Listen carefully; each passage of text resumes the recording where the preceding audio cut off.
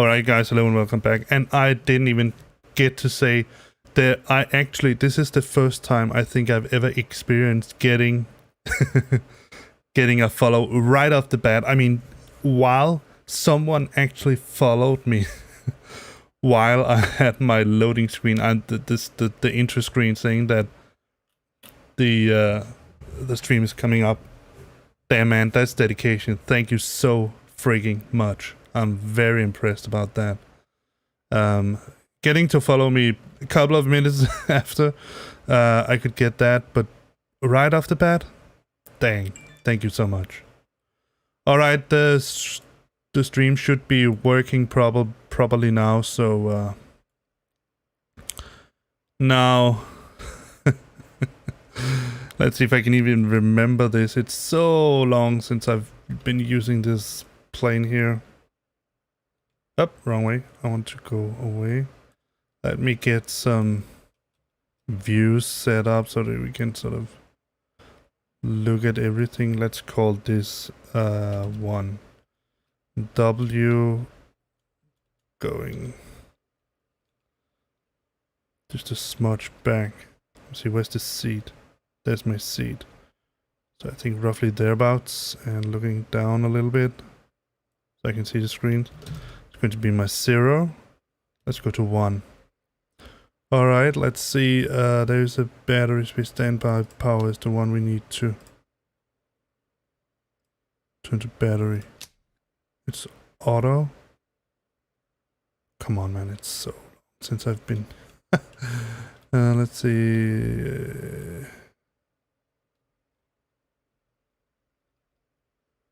There's emergency.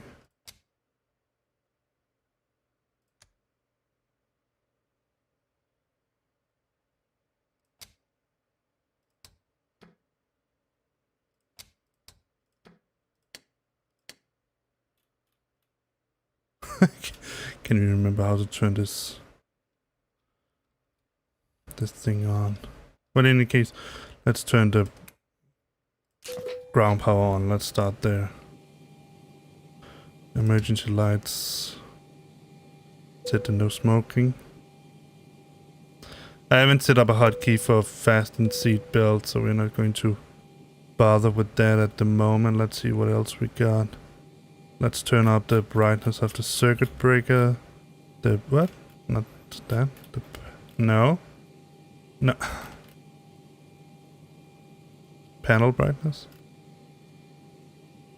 Though we are probably not going to have much of that right now. Let's see. Let's check this. Nothing there yet. Turn that to on. Dome, let's turn that to bright. I don't think it's going to make huge difference right now.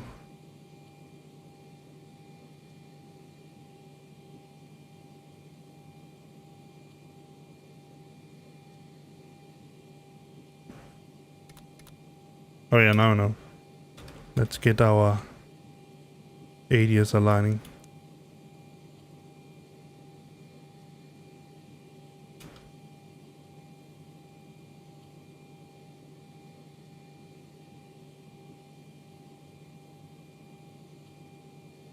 We'll check the batteries. I think there's a battery test up here somewhere.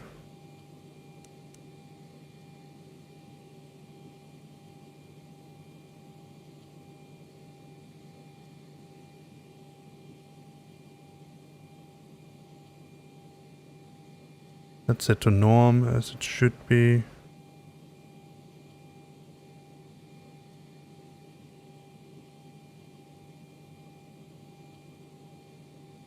That's for generators. We don't have any generators right now.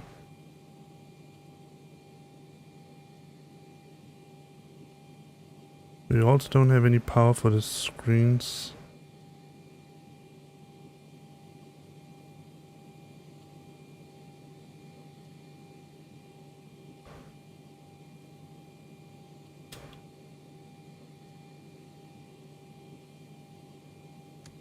That's on. Let's see. Ah, there. That was what I was missing.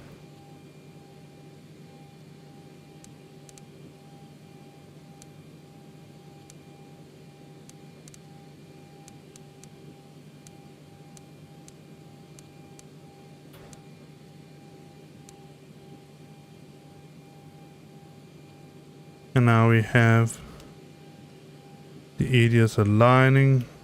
I think we can...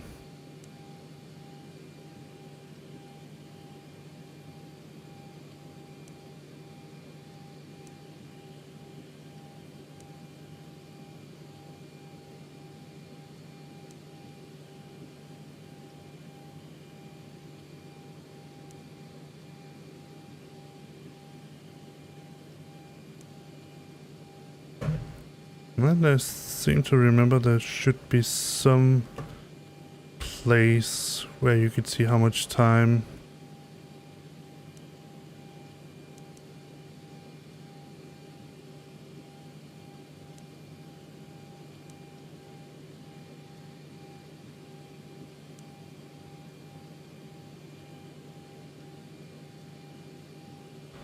This is the test one, I think.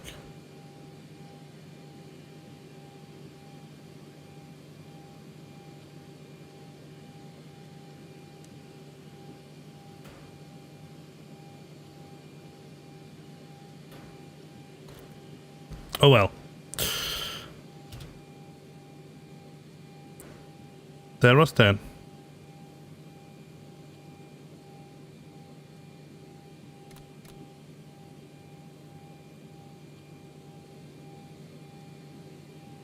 So we even have the AV tab in here. I think it's so cool. So let's see. Map. Yeah, that's about AV tab. Airport. ENGM. Should be Gardemoen. Yes, Oslo. Yeah, Gardemoen. Yeah, not ENGM. Gardemoen. Let's see. Well, let's get the passengers going. So I'm going to go back to home. Start flight lag. No, stop that. I don't want to have that noise in here, but let's see. Ground services. We even have better pushback in here. That's so cool. Cabin lighting. White bright. It's perfect. Doors. Open. And forward and aft cargo. Let's open that as well.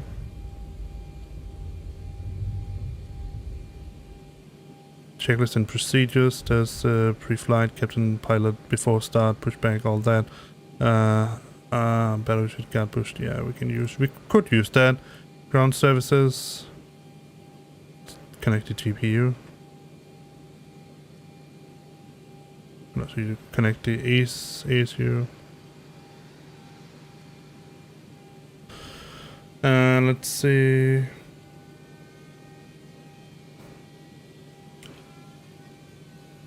Now that I've done that, let's get the pack started. Now I have to use the 747 profile because I haven't made a new profile for this particular mod here. You can see here we can go into our weight, fuel and balance, and we can go for payload. And we can even select, we have the 189, we can select 160, but that's what I have right now.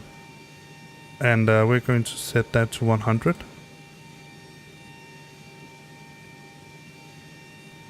Why can't I do that?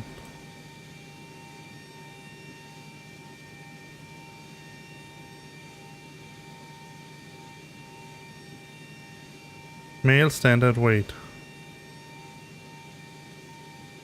10? No?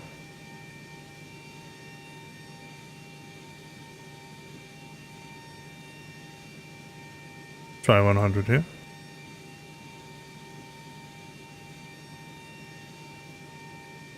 Entry.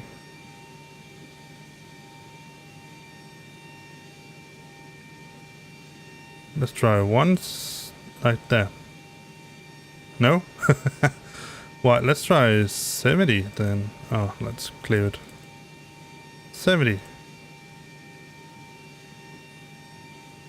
That it can do, but it cannot go for 90. Yeah, I can. Then why can't I go for 100? Oh, 99 then. That's close enough. 99.9.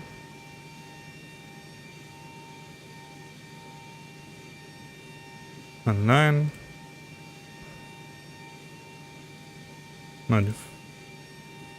95. Alright, 95 it's going to be. 95. Kid standard weight is going to be 95 as well. That's because that's the closest I have compared to the numbers that we have now. So let's put people in. Let's put 20 males and 20 females and I don't know, 20 males, 20 females, and 7 kids.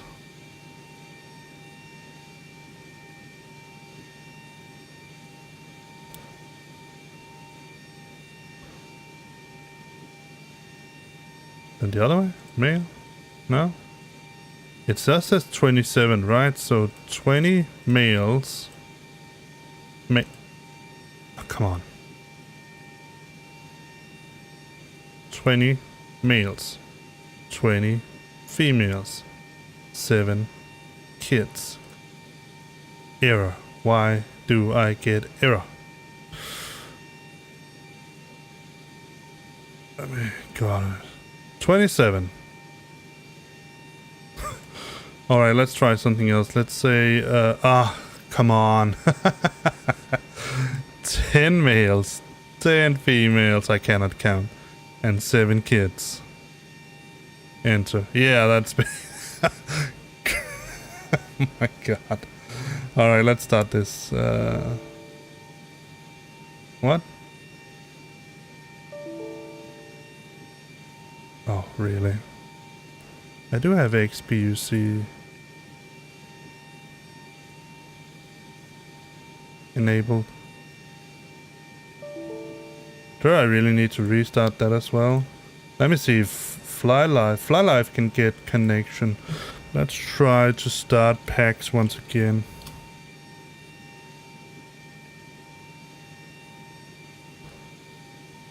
Otherwise we're just going to use the old profile.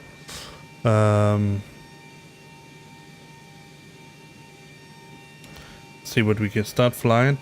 Fly career. Next. It was Gardemoen, not ENGM. I don't know what I want to call it, ENGM. To LMML.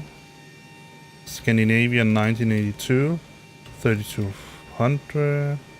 4 hours and 10 minutes and about 45 minutes. Take the 737 900. It can take 175 passengers. I suppose that's close enough. The numbers are not going to be exactly precise, but we're going to have leveler, Wi-Fi, i5. Start. Still cannot. Why the heck not?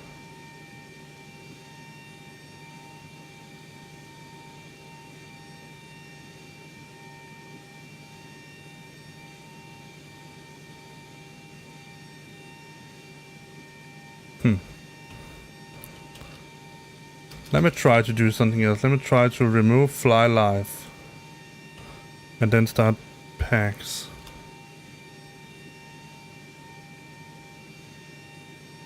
See if it will now. Fly with career. Yes. Next. ENGM. LMML.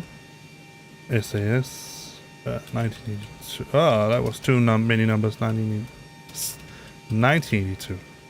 3200. 4 hours, 10 minutes. 45 minutes. Let's take the right aircraft this time. 737-800. All passengers. Next. Yes, yes. Start. No. So what should we do? Restart. The thing is that XUPC is running. There's no clients connected.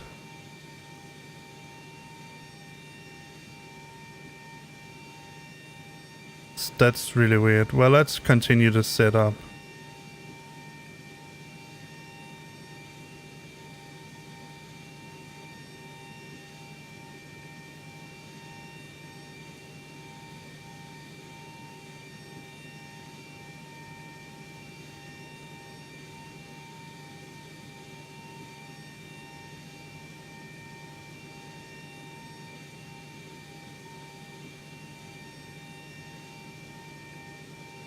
Network port is 9,000.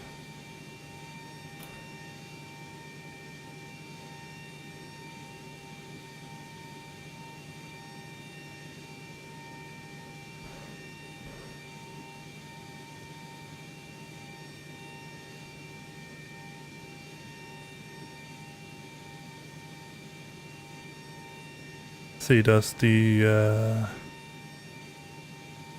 XUPC say anything here? Performance setting.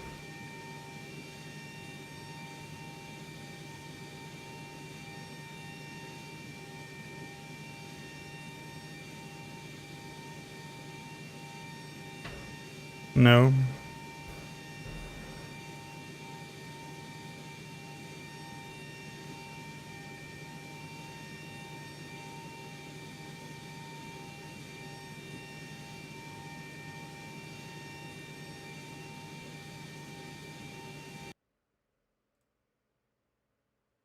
ENGM. ENGM.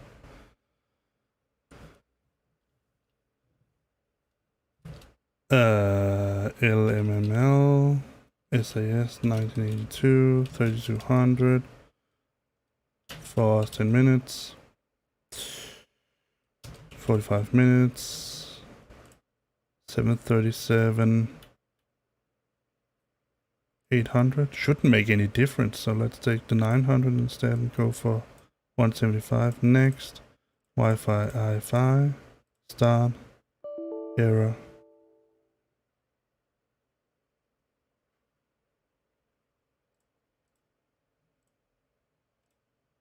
I'm going to try to try to restart explain and see if that helps. I don't know why the heck it just suddenly decided to do this. It's a little bit weird. So let's try again. I don't know if it's a problem when I'm running shouldn't be a problem with try to say X P U U Y P C port.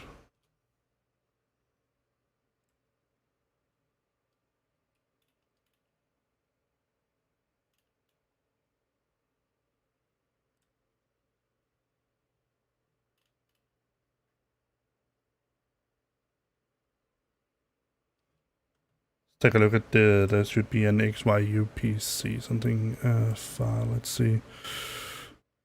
It might have changed when I ran. No, shouldn't be that. Let's see. Explain. Let's just resume last flight.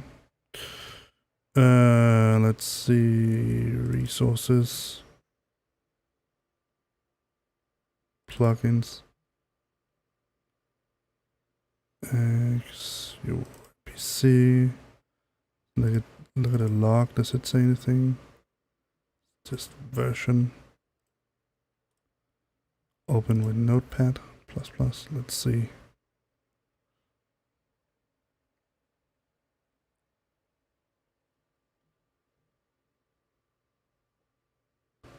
Does it say anything about a port here?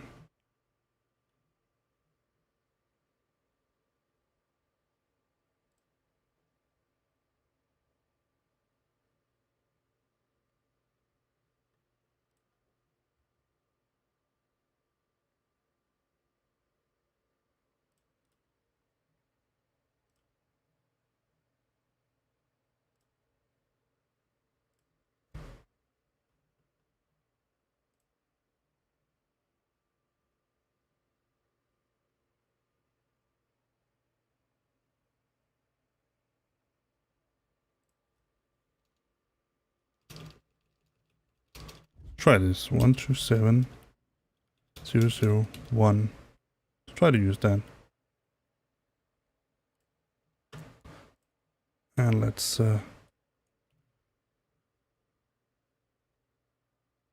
see if it will now before I try to restart it once again. Packs. No, not that. PA, yes.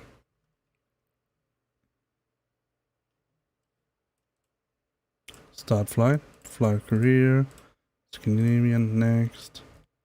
ENGM, LMML, SAS, 1982, 3200. I'm terribly sorry about this, all these problems. 45, but I really want to get the let's see.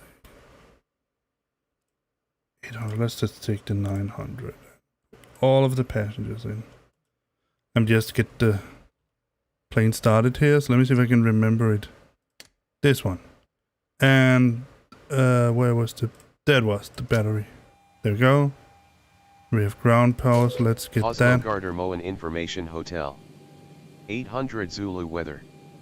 Oh, Wind thank you. 220 at 5, visibility more than 10. Sky clear, temperature 13, dew point -25. Area QNH1013. Arriving runway 19 right, departing runways 19 right, 19 left. Advise on initial contact you have hotel. Turn up the brightness of the main panel. Let's see. Should probably be a brightness button down here somewhere as well. Oslo Gardemoen Information Hotel. 800 Zulu weather. Wind light and variable, visibility more than 10. Please shut Sky up. clear, temperature 13, dew point -25. How the Area heck? QNH1013. Arriving runway 19 right, departing runways 19 right, 19 left. Advise on initial contact you have hotel.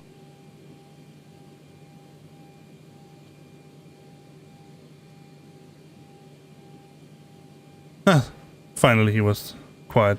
Alright, we've turned on the plane. Let's try to open the Oslo door. Gardemoen No, Information he did. Hotel. 800 Zulu weather. Wind light and variable, visibility more than 10. Sky clear, temperature 13, dew point -25. Area QNH1013.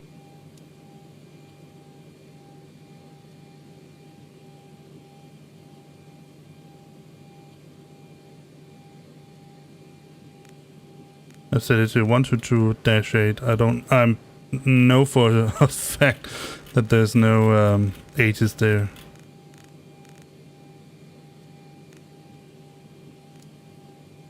Try now.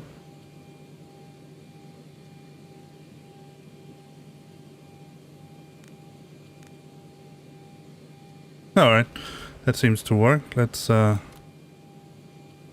open some doors. Wait and fuel. No, that's not it. Ground services doors. Open that. Open the forward cargo and back cargo. Let me get ground handling.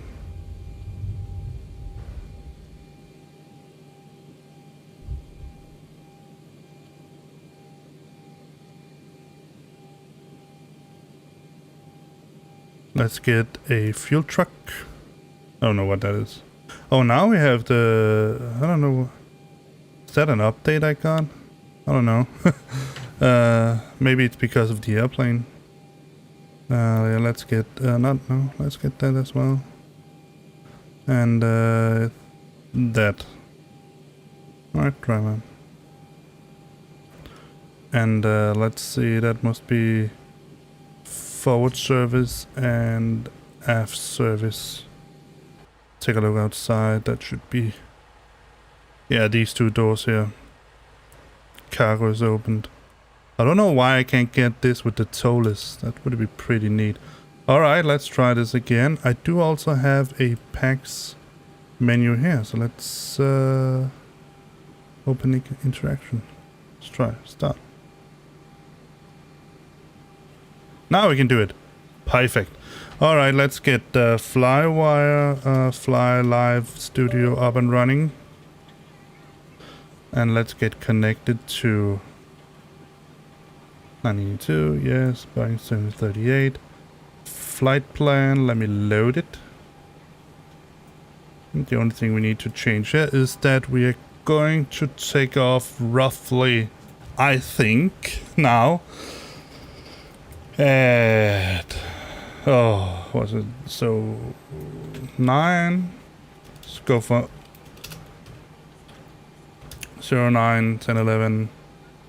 No, maybe we're going to say 9:45 and 6 fuel.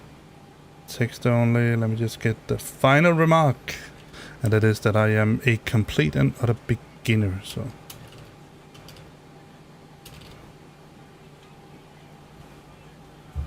And file it.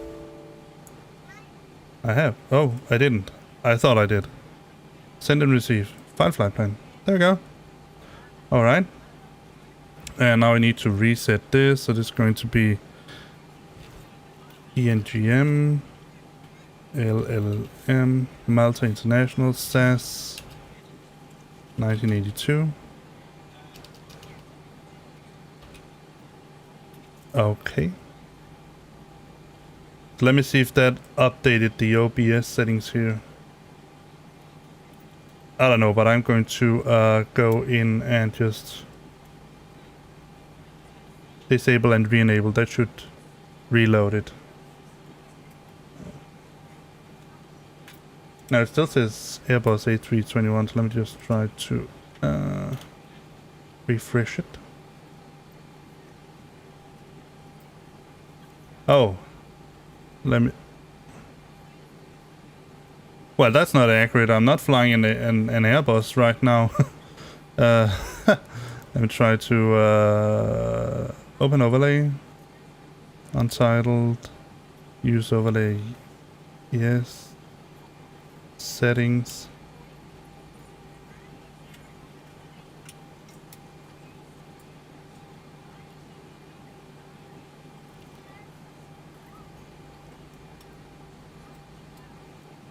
Well, it does say that it's connected, but, well, it is not an Airbus A321. And I have absolutely no idea why it thinks that. Fly Live Studio thing. It's an Boeing. Alright, let's see. Oh,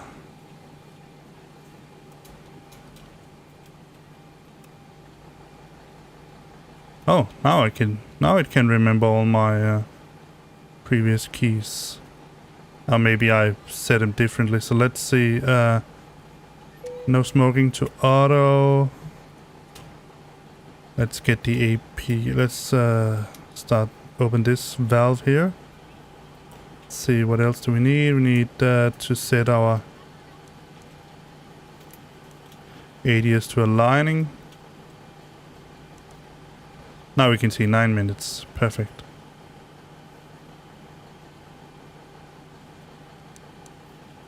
Check the batteries. They work perfectly. Let's see. Turn the voice recorder on. Set it to bright.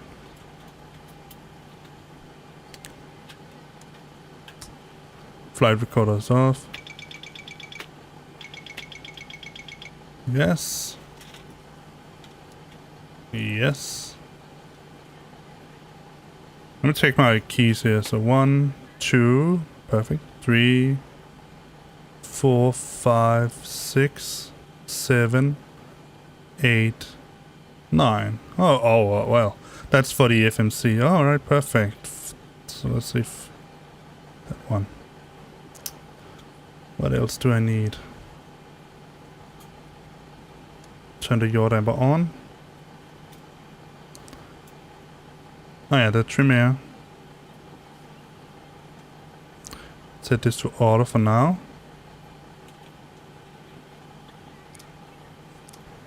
And start the electrics.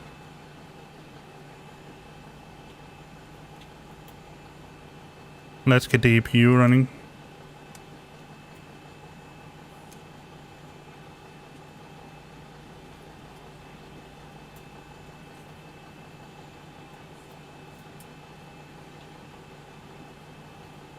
Start the logo light.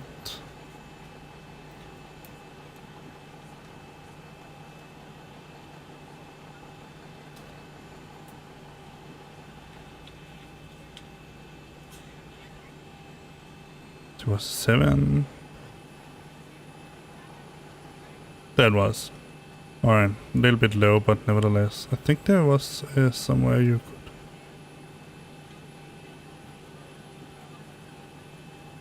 Oh yeah. Oh well. Home. Let's see, weight, fuel and balance. Payload. So let's try this again. We're just going to go full house. So we're going to say 10, 10, 7. Check the weights here. 99. 90. 95. 95. These are heavy kits. I'm going to trim it out with something else down the road, but let's just get it like it is right now. So we can have 20, 22. No, not 8.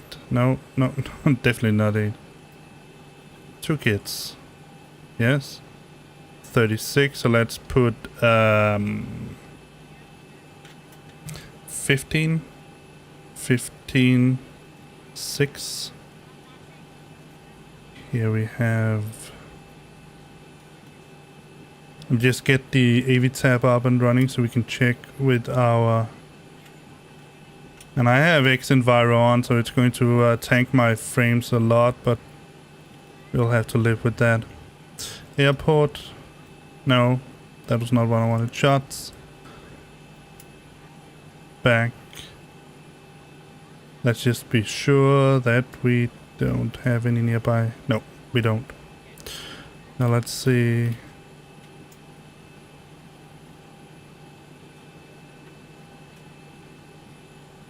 Output. FMS.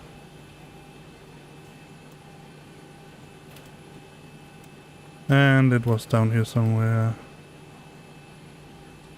There.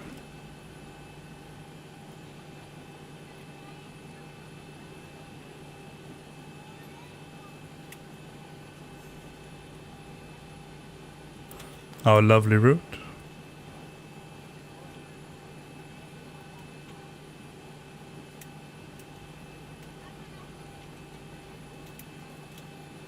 It's been so long since I tried to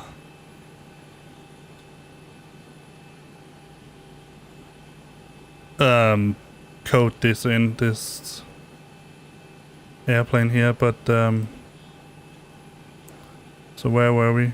42. I mean, we have, according to the plan, right, 19 kits. And rest is, so let's see what we actually have. We have 726. So that is 13, 16. So we need 3 more kits. Let's try here. We put 20 male. 19 female, and then we should be able to have 3 kids. Yeah. I mean, the weights are probably going to be a little bit off, but I mean, that's the way it has to be. So here we can put 20 males and 22 females. That should fill it up. Yeah, that should be it. So 7 plus 2, that's 9. Plus 6, that's 15, 17, 18, 19. Yeah, that works. And I didn't put any cargo in, so our payload total is 7959. Let's try to go back here. Zero fuel is 6166. Let's get the AV tab up again. Estimated should be 60... 13, 60, so that's a little bit higher. I don't like that. Let's no, I don't want to do that stuff. Where did my tablet go?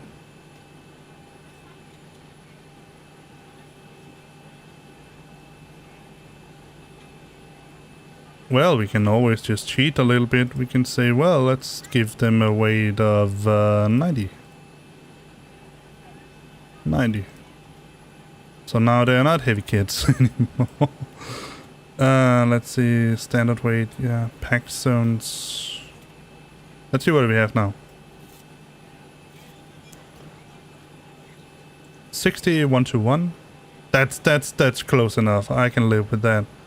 And our total fuel should be required fuel on board is 732. There we go. And let's go home. Let's see. Ground. GPU connect. That.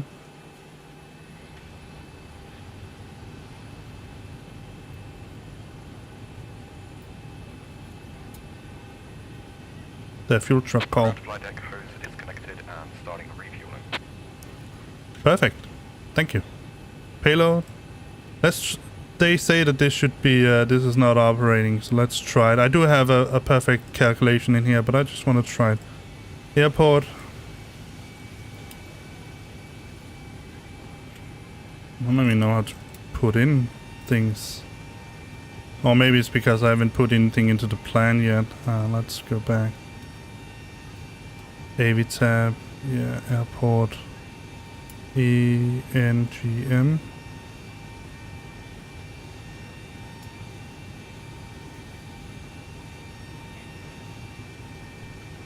Let's see if I can.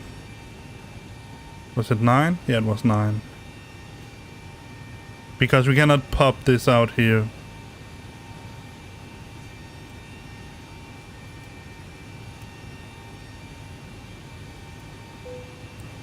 Enter IRAS position. Alright, so let's go to pause init. And there is somewhere we should be able to...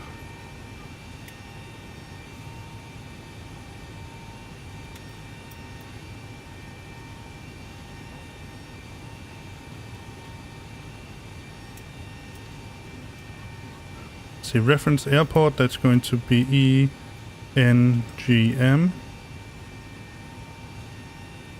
Yep. Gate, that was 68.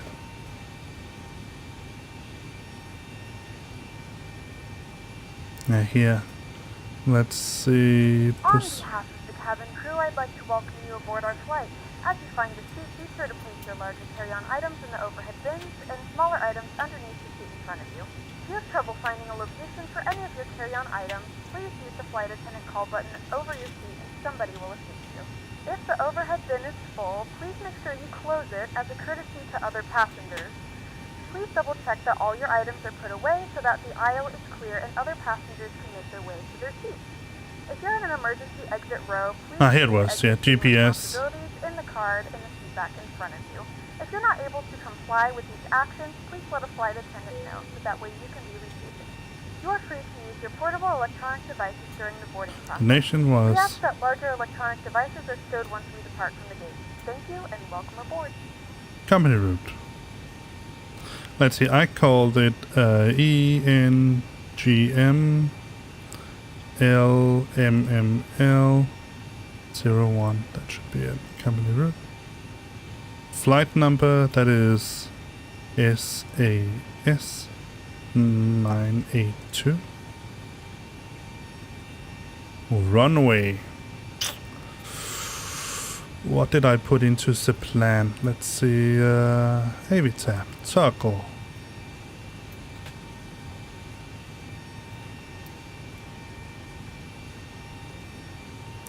Where's my menu?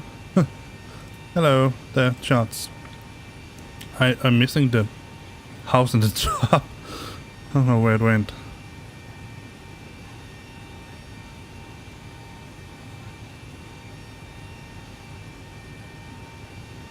$19R. 19R. Activate. Execute. Performance initialization. Alright, we need to get that from the tablet, so go home. We have a PA, we can say all kinds of crazy stuff. Let's see, weight, fuel and balance. Payload.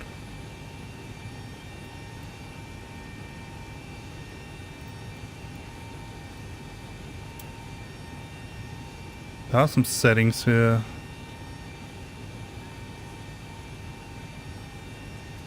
Stereo. Winlet blended. None. Air stats, yes. Satcom. Put a rear one on. Landing lights, LEDs. Landing pulse light, no. No, I don't want to do that. Systems. HUD for captain. Yes. No. No.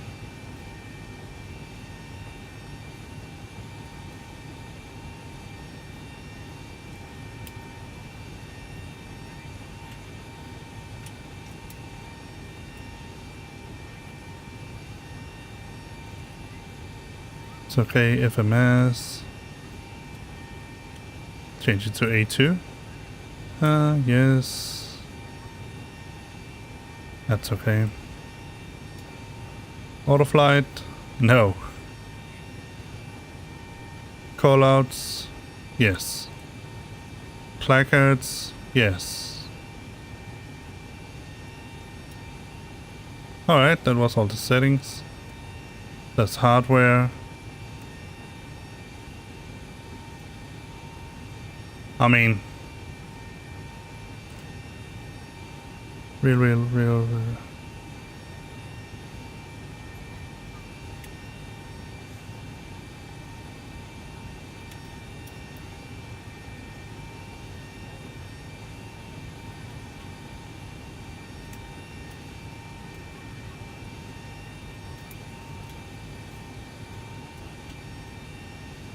I mean, you can do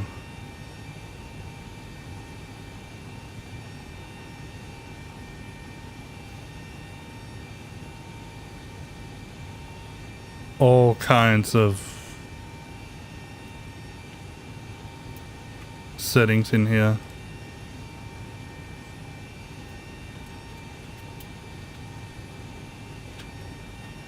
But we're waiting for the fuel to get on board.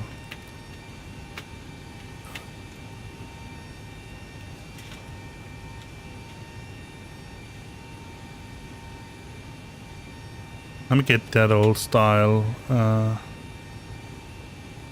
What's it in here?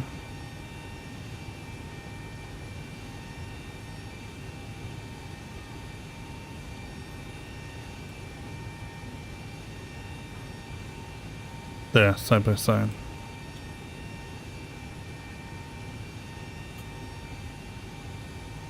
ENGM, now we can do it. And it was 19, right, I think? Condition dry. Optimum, max. Wind.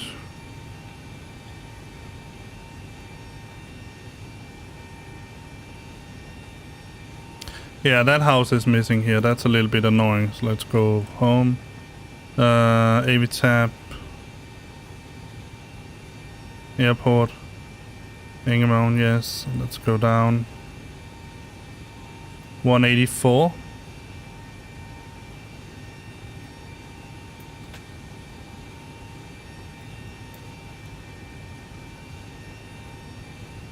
Four knots. That must be 180 dash 04.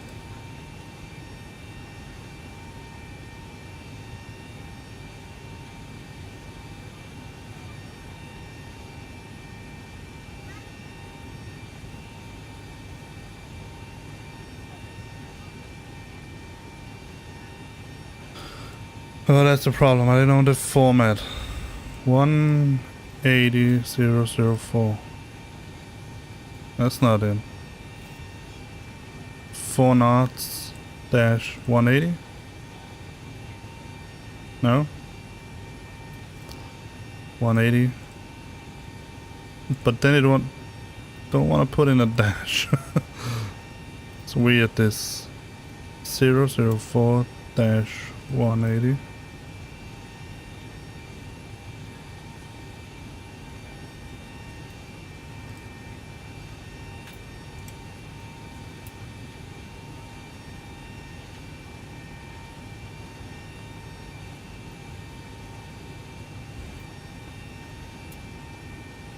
Try it again. 180 dash 004. There we go. I don't know why I did that. Let's see. Blah blah blah blah blah. AV tab. Airport. That was temperature. Temperature is 13, and QNH is 1013.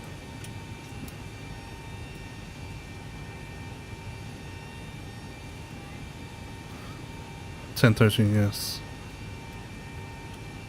Take off weight.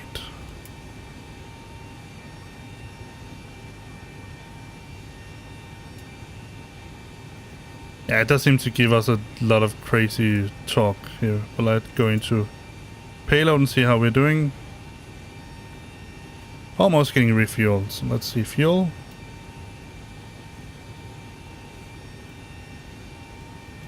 Payload. 61 to 1. It works.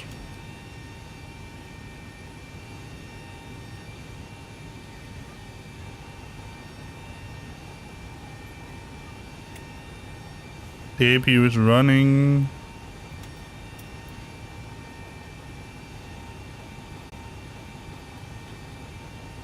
$3,200, that's accurate.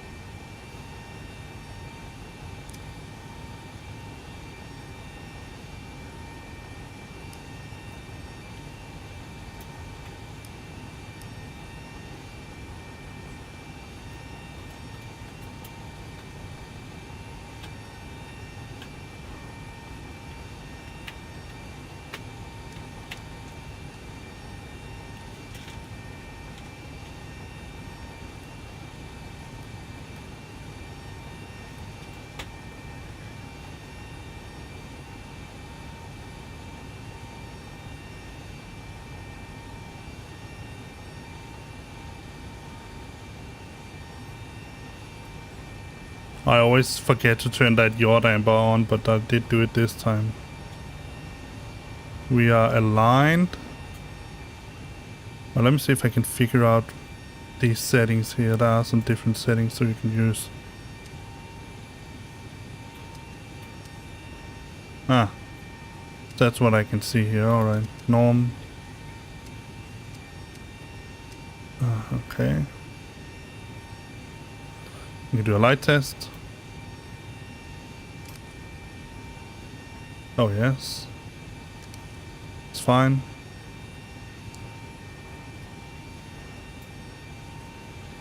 Oh. Does that even work? I'm not sure.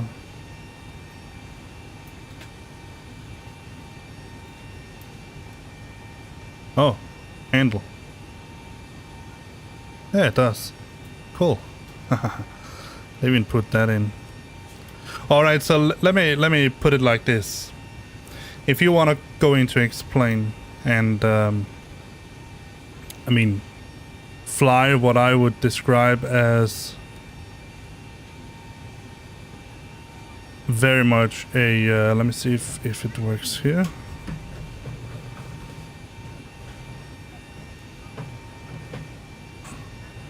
My pedal works. Let me see. Home. Let's see. Let's go back to settings. I'm trying to figure out a way to get the tiller working. Let's see. Hardware. Put it to yours if that works. No. Roll. No.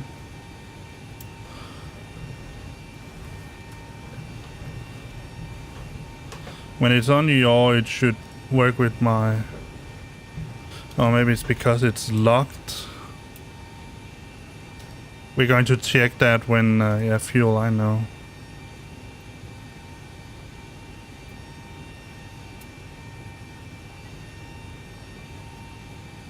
I know we have low pressures in the engine, obviously, because... Let me see, did this work?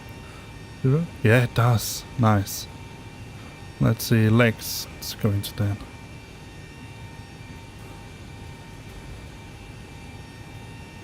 Stop. Home, fuel, payload. Almost there. So this is one of the other cool things that Zibo mod has done here. This is so accurate. It actually takes time to refuel the airplane. I guess I can understand why some people might find that annoying to wait for, but I find it that it immerses me into the flight, so that's really interesting for me. All right, perfect. Good morning, ladies and gentlemen, and welcome aboard flight 1982. Our flight time will be roughly 4 hours and 10 minutes. Please note the cabin door is now closed. We ask that you make sure that all devices are in airplane mode and your larger devices are now shut down and stowed. If you have not already, please fasten your seatbelt and verify it is low and tight across your lap. Your tray tables and seatbacks must be in the full upright and locked position for departure. Cabin crew, secure doors for departure.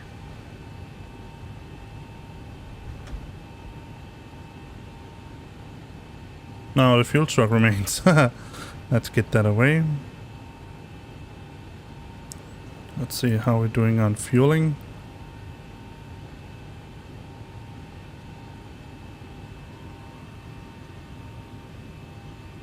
Ground to flight deck, fuel is all loaded up and you are good to go. Perfect. Then we can get rid of that fuel truck as well. Ground handling, show. Go away. Alright.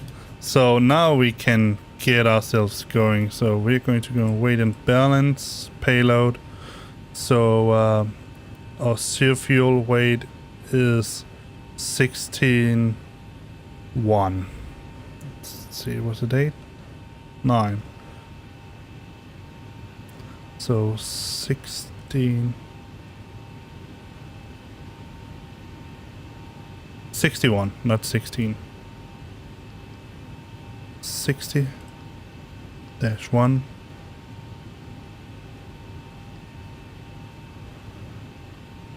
And that's ground weight. All right, let me just see.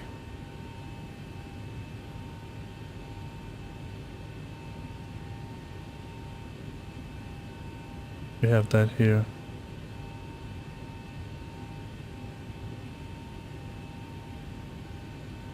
Oh, wait a second. I should be able to do something. Let me just try something else.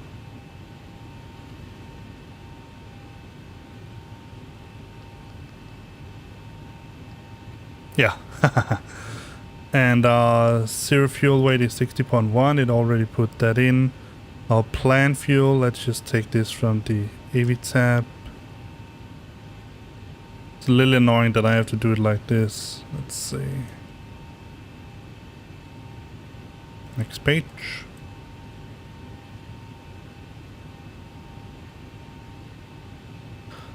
Sixteen 6.8. How much did we get on board?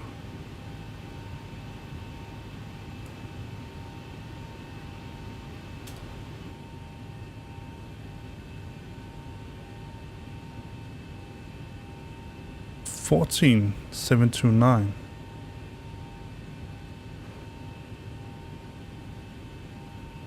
Six.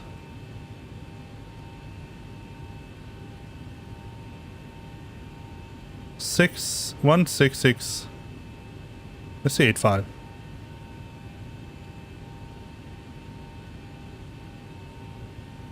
Ground to flight deck hose is connected and starting refueling. Try to do that because I want to get all the fuel that we need. I probably put that in instead. That's the required. We need the total fuel. Sorry. This is not going very well.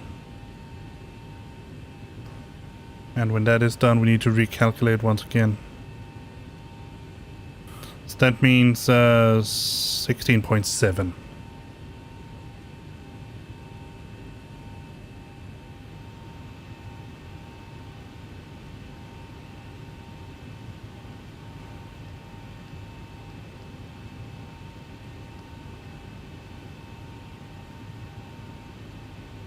flight level, cruise altitude, flight level 320. Cruise wind. Cannot put that in, but I should be able to get it from the plan.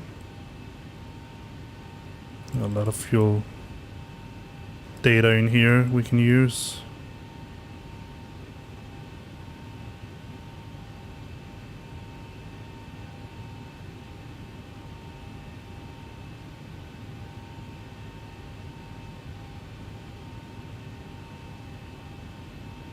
Can also use the average that is up here somewhere.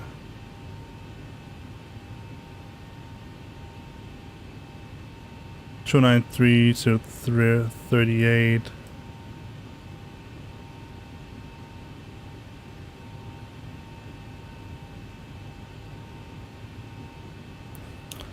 Yeah, let's use that. 398 to 38.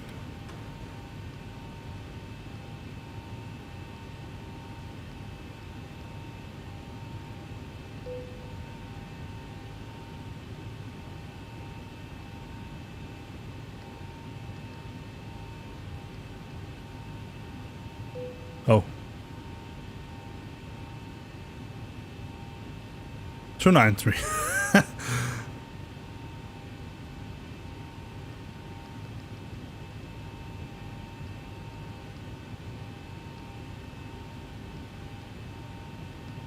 That's more like it.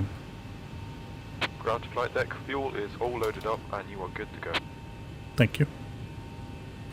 So now we can recalculate it once again. Already did that. Transition, it's probably right. Reserve. Let's just put that. I think it's the final reserve.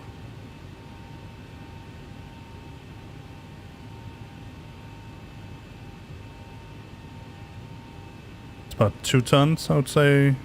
2.1.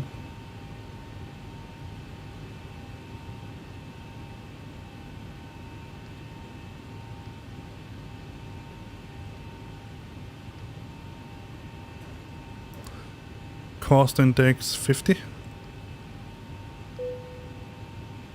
Execute.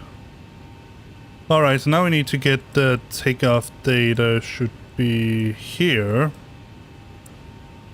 under N1. So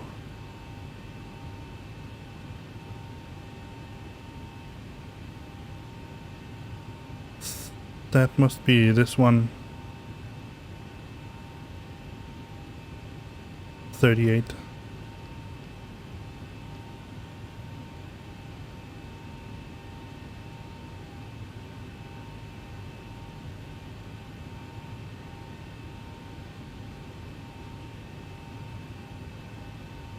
D-rated takeoff. Let's just take D-rated takeoff.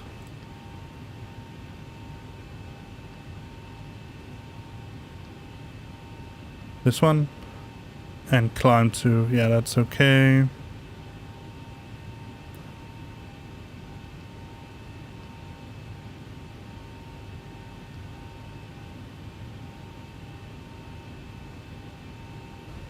D-rated takeoff, yes. Takeoff, flaps. 1. Up. CG. That's what we got up. That's what we got from the tablet here.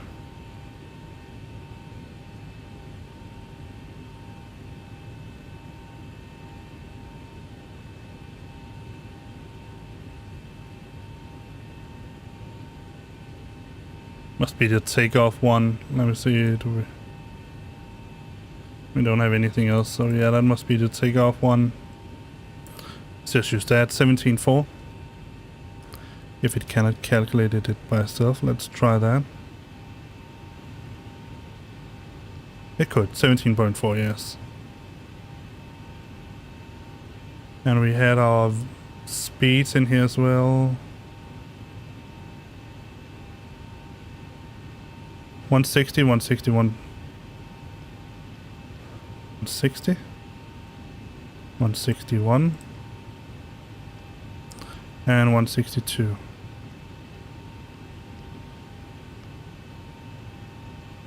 Yes. Let's check the other page. Runway wind, can we put that in? 180.05.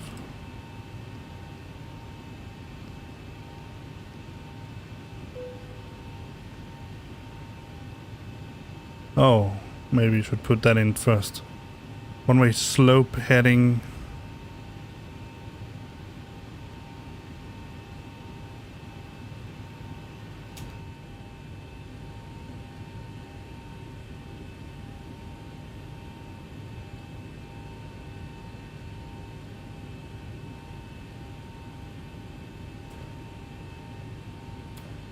It was 19, right?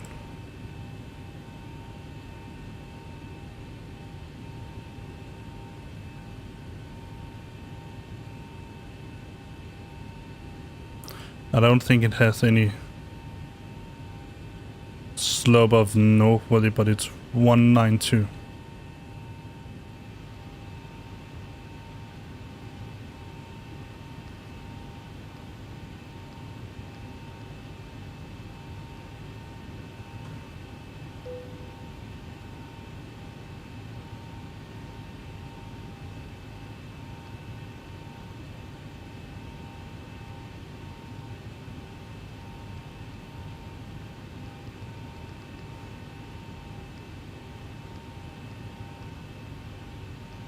There we go. Can I put 0 in? 0.0? No, apparently not. Alright, I don't think there's anything we need to do here now. It's dry, so let's go back. It was 160.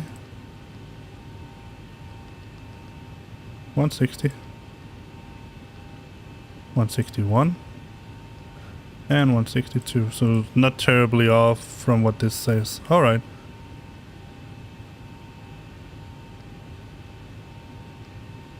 Let's put in departure. Let's get the plan back up. AV tab.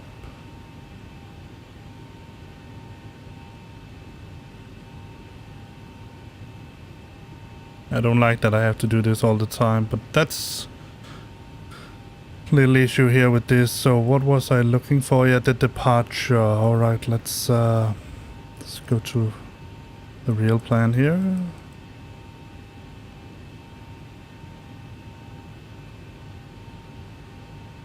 Gardemoen. Let's see.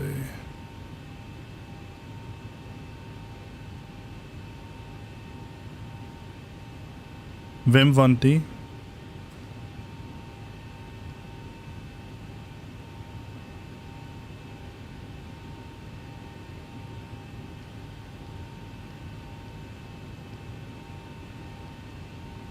Der.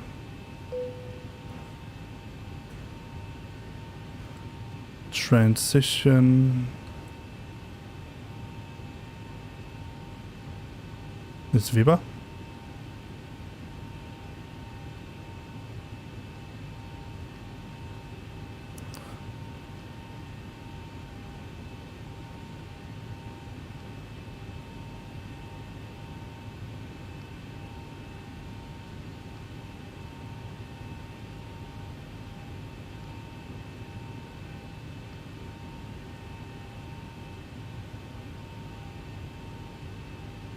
See what we have. Hold. We can even make a hold. That's so nice. Legs. FCC com. Flight plan. We can do all that. Fix. There's a lot of stuff that really works in here. Also traffic, good day. Wiederhole 583 is on the ILS runway 19er left 9er miles out.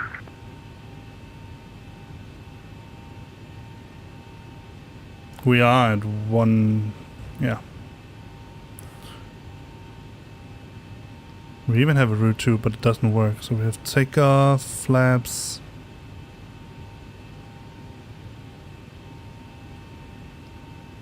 Progress.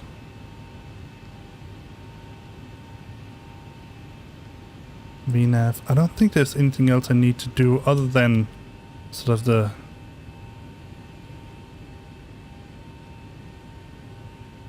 see, where do I put it in? Did I put it in anywhere? No. I think it was where I had one. Let's see. 182. Wasn't it? Let me see. It was init N1 takeoff 192. All right.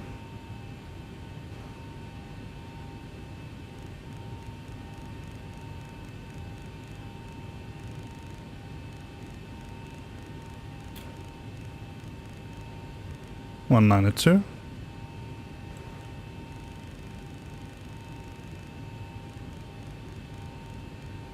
Oslo traffic, Widerøe 583 on short final runway 19 left. Putting heading as well. Too much. Set it to, I think the max is usually 250 around here.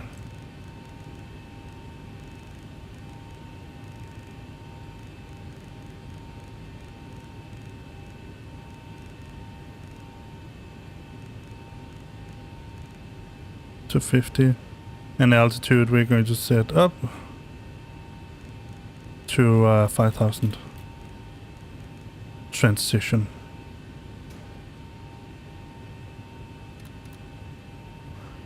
All right, I don't think there's anything else we need to do. That's still connected.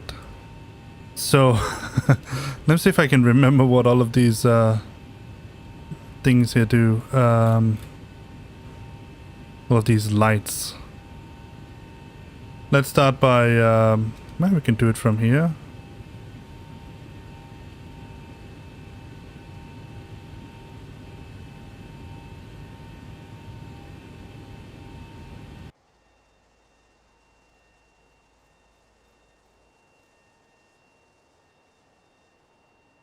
Let me just escape it. Let me just get the AV tab. Let's see exactly where we are.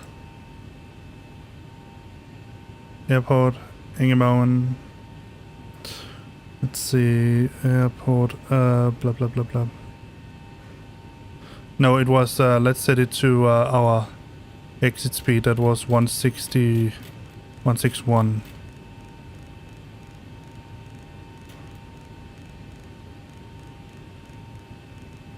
There we go.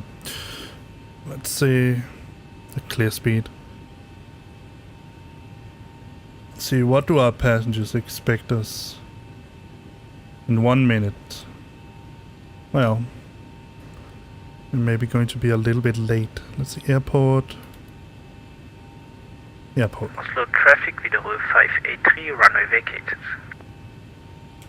We're going to take 19 right, that's this one. So we are here. So it would make more sense to do it like face us in the northern area, northern direction. All right, let's do that. Which was also what I was preparing to do.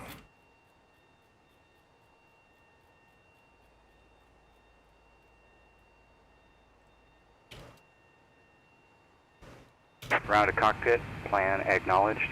Call me through the menu when you are ready. Alright, let's check it over once again. Let me see, are there anything I'm missing here? Yeah, I could turn on the APU gen, turn off ground power. That would probably be a good idea. Let's turn off all the fuel pumps, turn them all on.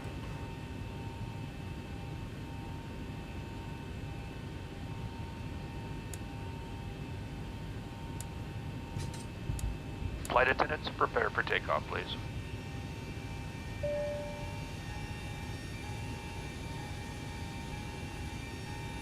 Okay, the cabin is secured. Have a good flight. Nice. Alright, let's ask him to come and give us a pushback. Ground to cockpit, tow is driving up.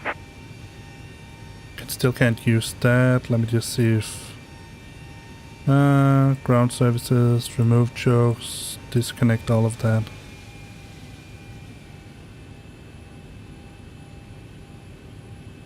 Let's see if I can do it now. Now I can. Yes. Nice.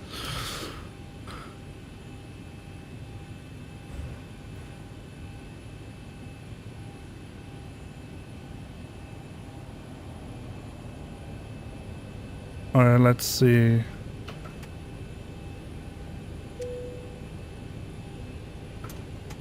That changes something. I don't like that.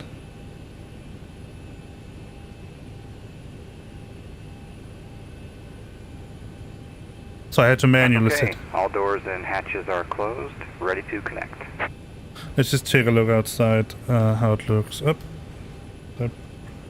Oh.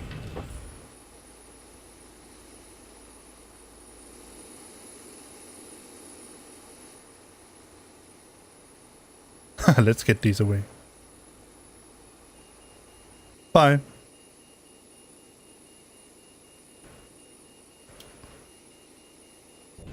And I also don't have the parking brake enabled somewhere, but it's down here. I know that. Just see. Oh, it's reversed. Oh. So connected and bypass pin inserted. Release parking brake. Hardware.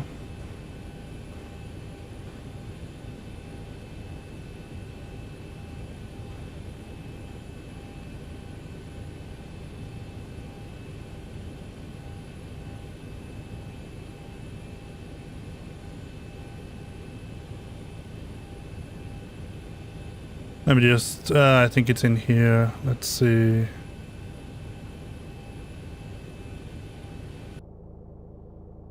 Joystick. The throttle.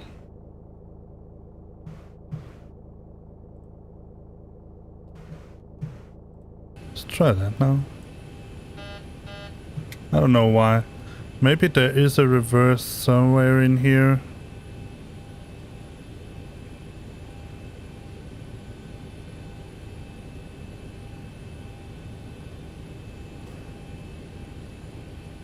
I really don't know that. Hardware realism, calibration.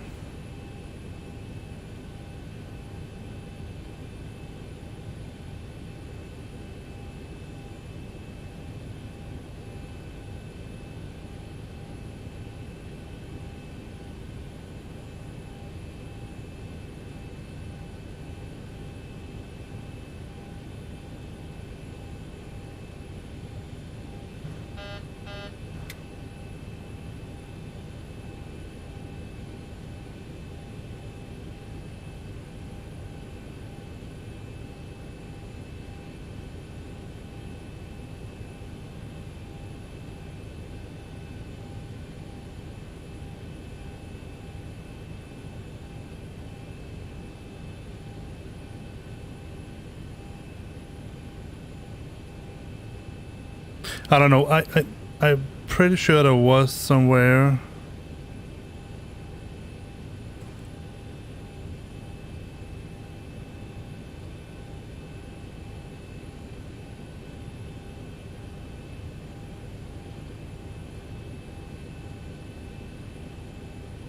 I don't know. But I'll remember to reverse it when we get back. Alright, we are Scandinavian 1982, pushback and engine start. And we are at, let me just check my radio on X-Pilot.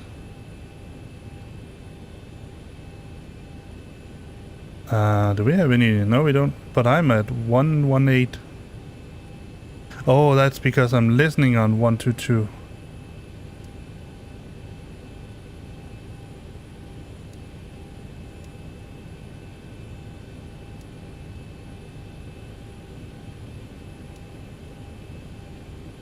See where I can't even remember where I changed the active ones. I'm still transmitting there. So let's set this to 1228.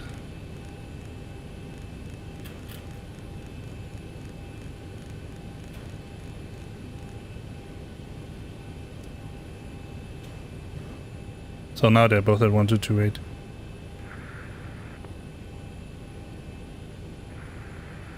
That's because I can hear myself. Haha.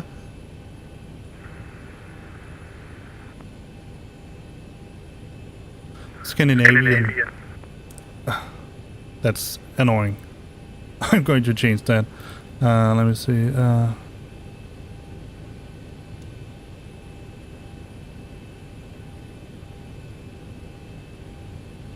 To something else like that. Nope.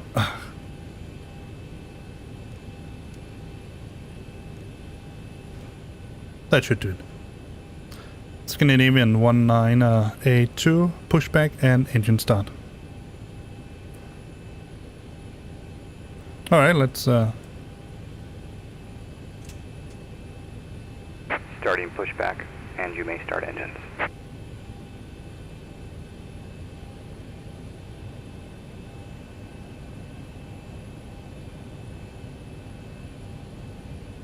Alright, let's do that. We have enabled all the...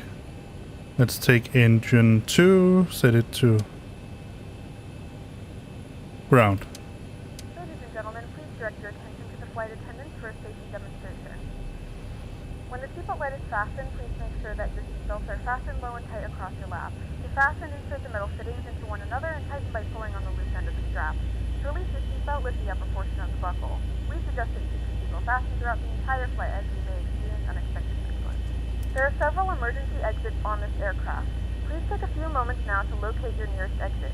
In some cases, your nearest exit may be behind you. If we need to evacuate the aircraft, floor-level lighting will guide you towards the exit. In the event of a decompression, an oxygen mask will drop in front of you. To start the flow of oxygen, pull the mask towards you. Place it firmly over your nose and mouth, secure the elastic band behind your head, tighten the straps if necessary, and breathe normally.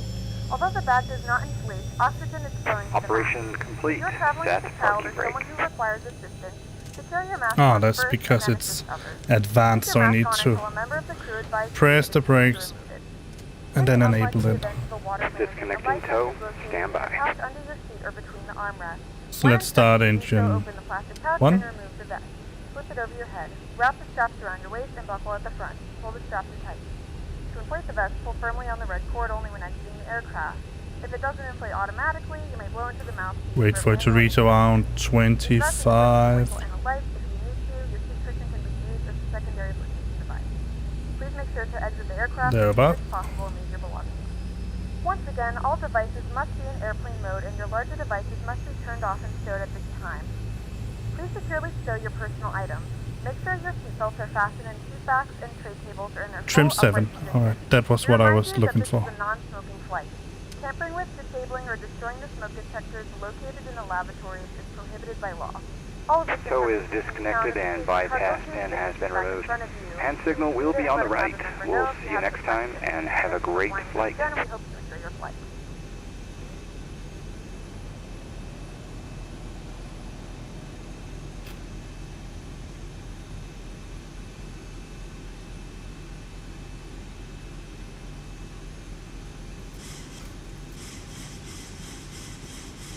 Thereabout. It's trim 7. Alright, let's set our flaps now that we're here. Let me see, did I?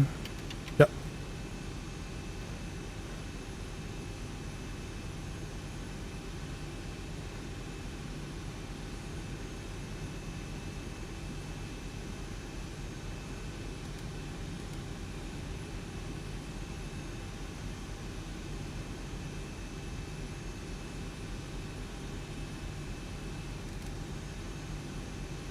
Cannot remember if there's any particular way to arm it. Let's get this stuff going again. Let's see.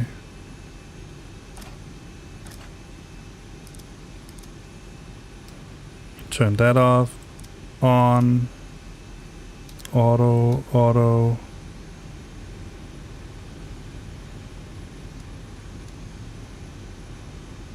That should be an auto also.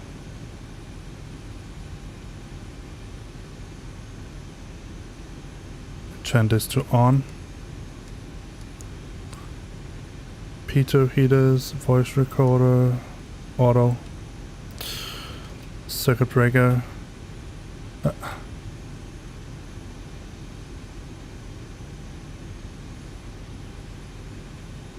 Panel brightness. There we go.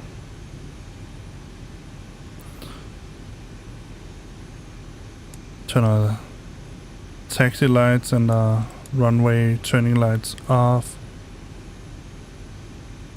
Set that to both.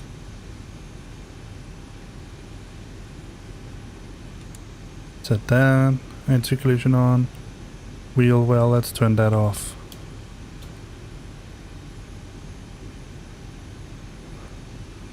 Alright, we should be pretty much set to go. At least I think so. I don't know if there's any way you can arm the spoilers. I don't know if there's an arming spoiler thing here. Yeah. It's been so long since I've been in this plane, so it's actually pretty horrible. Alright, let's taxi to runway 19 right. At least that's what I think we said we wanted to do. Let's just take a... I don't even know if there's a page where I can check the... Let's see, we set this to auto brakes to reject. Let's see, system.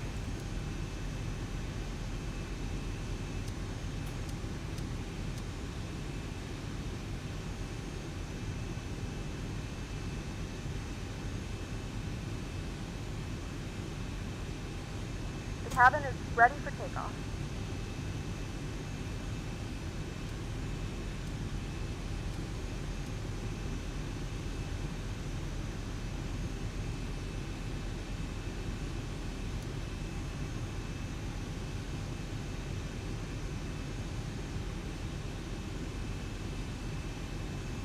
Ah, there.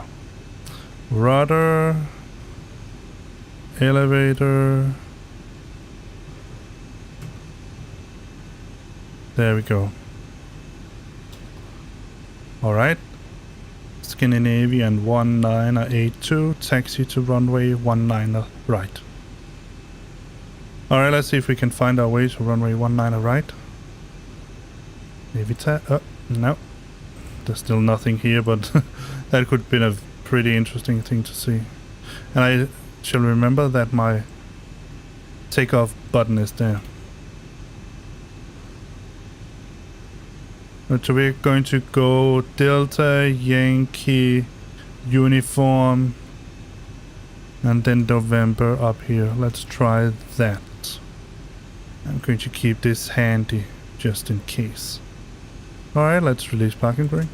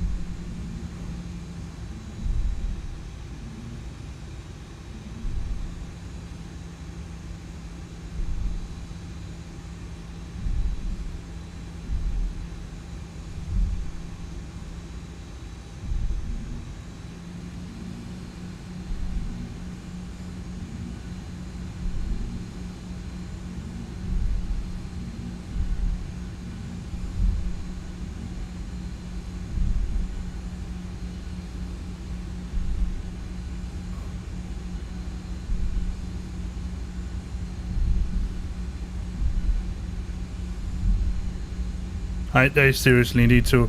I watched a video a little while ago how to start this bird here from Cold and Dark, but I forgot everything.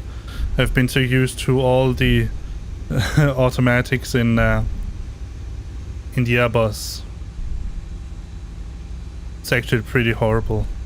Alright, let's see. Contact ATC, we did that. Position, left right landing lights. Well, that's before takeoff. We're not taking off yet. Let's try to get that down. That would be...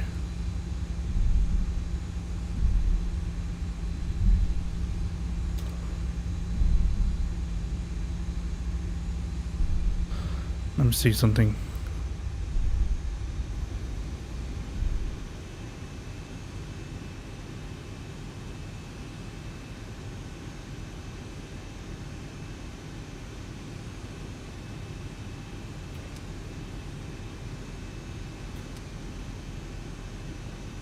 See, we need to set our barometer. Let me just get the meta for here. ENGM,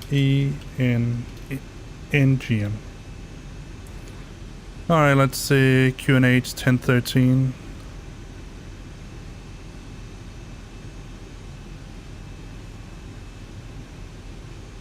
That's set to 1013, alright.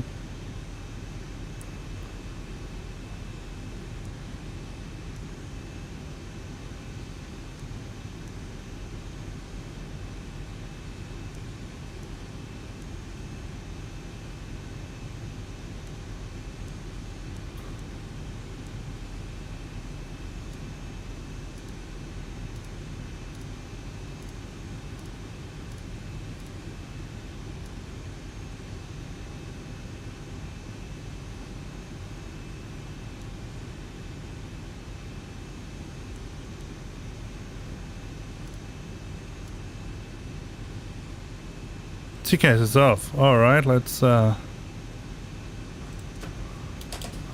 figure out where the heck I'm doing that.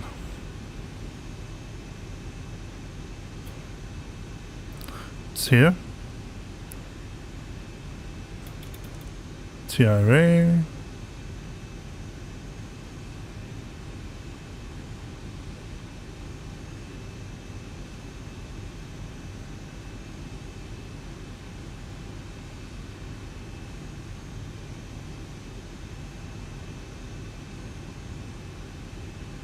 I don't think there's anything else I can... it's down here. I select the mic. Yes, that's why I selected transmission. Alright, fair enough. And here I can select what I want to listen to. Yes, and I can even turn the volume up or down. Alright, so now TCAS is on. That's at least something. See, did I map this? No.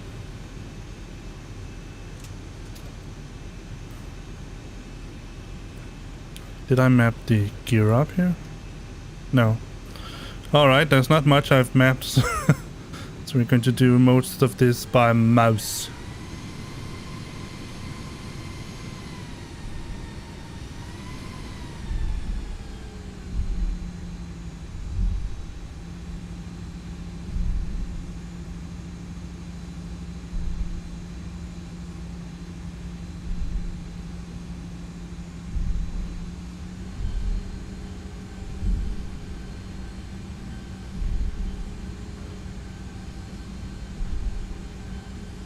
I need to turn on the flight director for both pilots.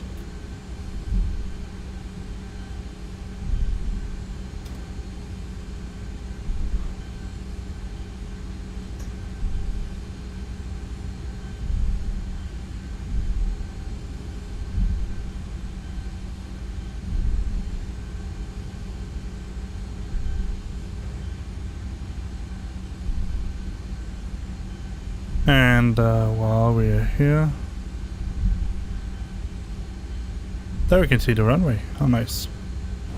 But at least we can see one runway. A runway. But I'm pretty sure that's our runway. Let me turn VNAV, LNAV on.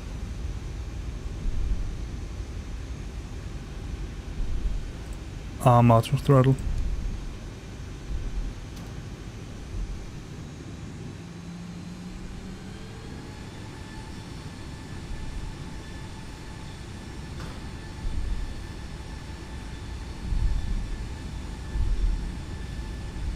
Yeah, we are on the right path.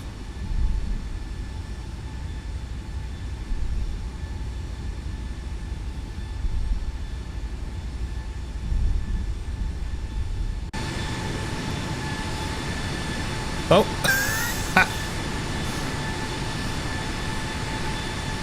That's not good.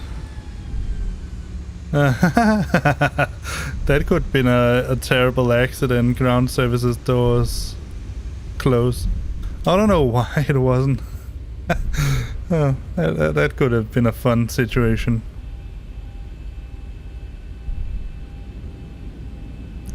Well, at least we got a little bit of air conditioning inside.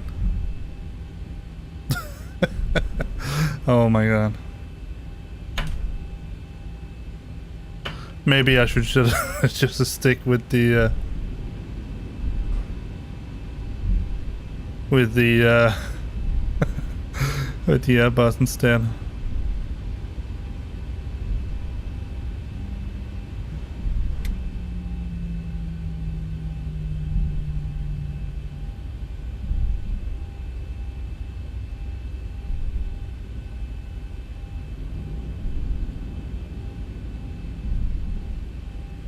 We have a lot of Iceland air here. ICE.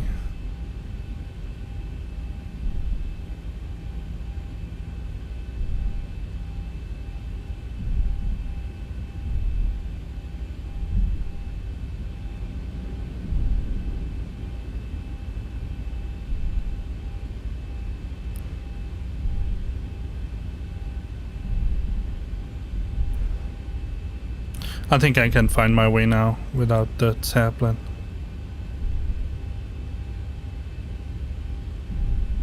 And the autopilot is here. That's the approach.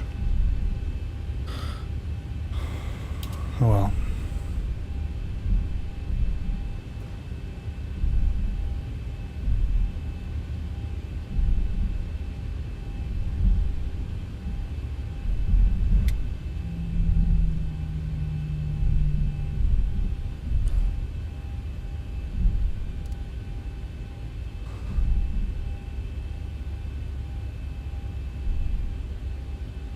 See if there's anyone coming.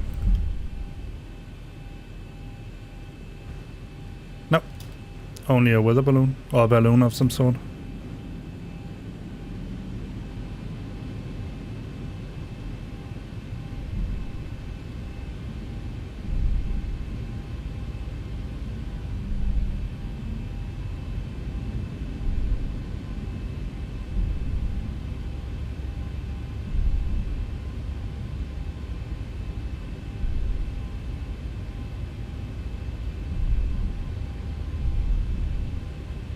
Well, the wind changed a little bit. Now it's 165 knots, but we're still going to use this runway here.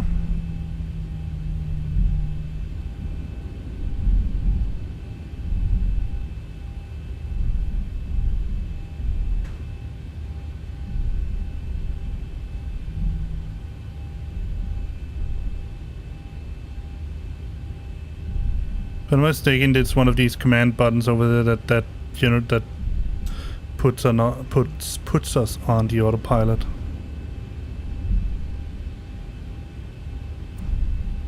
But we're going to take a thorough run through of everything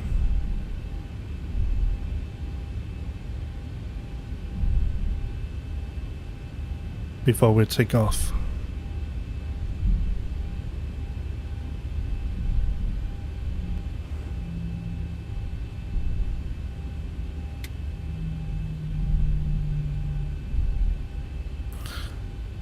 Let me see if we're here yet.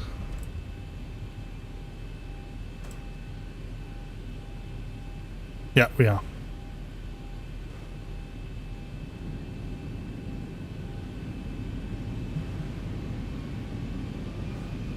We're certainly heavy.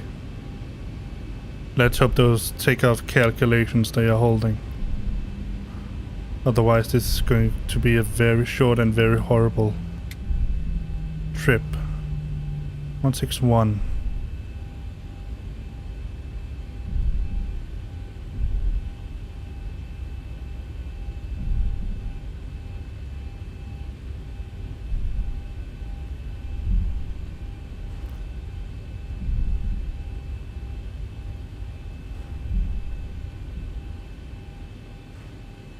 Scandinavian 1982, holding short, runway 19 right.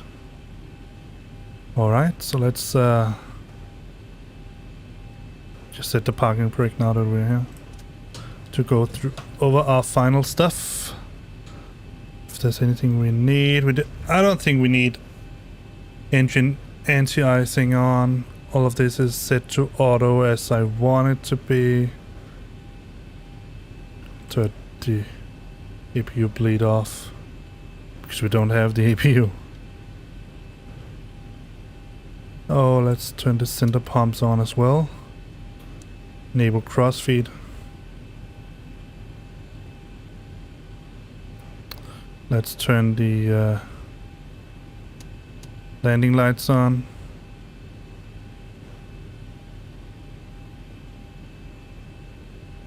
Let's take a look outside.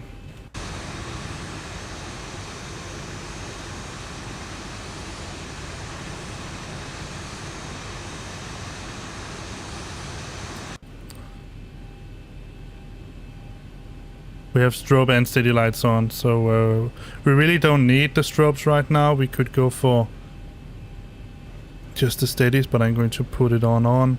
There's nothing that seems to be alarming here, no unnerving lights. All is set down here if I'm not mistaken. The only thing is getting all the way over here to enable the autopilot. I think it's the command A to enable the autopilot. We have VNAV, LNAV on. Let's try it. I mean, the worst that can happen is that we die a horrible death and this stream ends very, very quickly. Alright. Scandinavian 1982, lining up runway 19 right.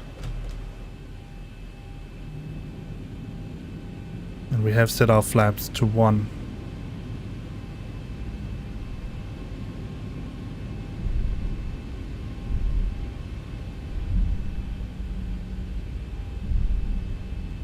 Just going to do a rolling.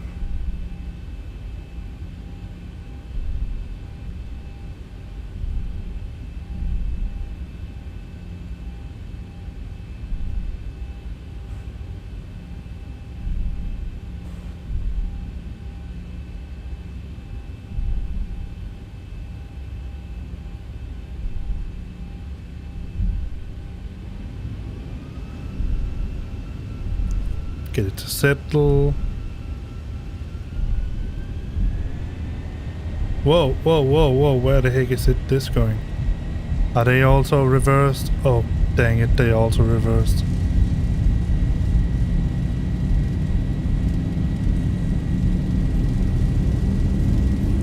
$80 knots.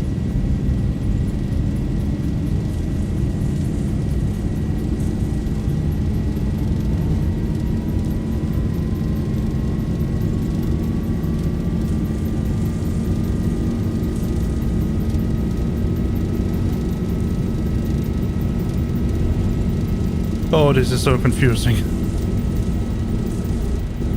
Reversed rudder pedals. E1, rotate. Rotate.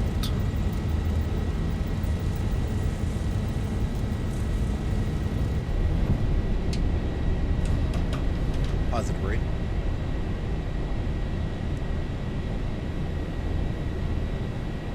Yeah, now I need to change my hand.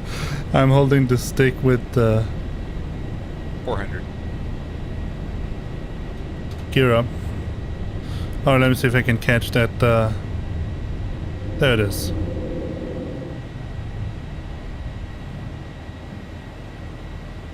$1,000.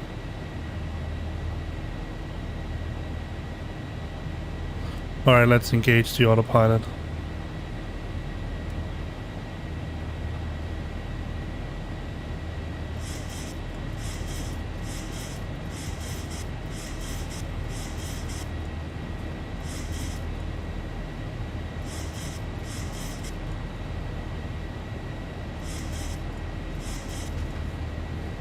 Alright.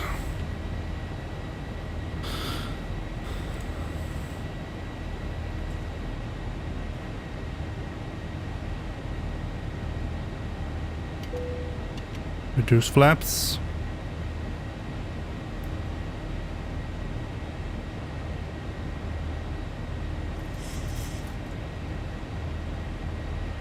You can turn the predicted takeoff off.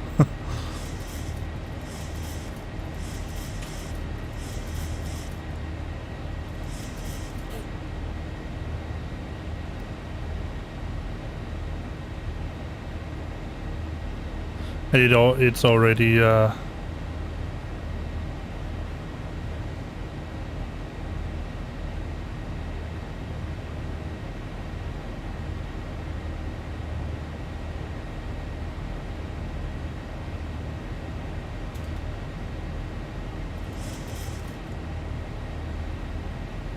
Thousand to go.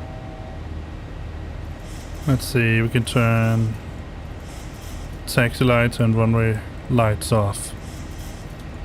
Certainly don't need that. Hello guys, we are airborne. What do you say to that, huh? That's something. Look at these clouds. This is why I've gotten X Enviro.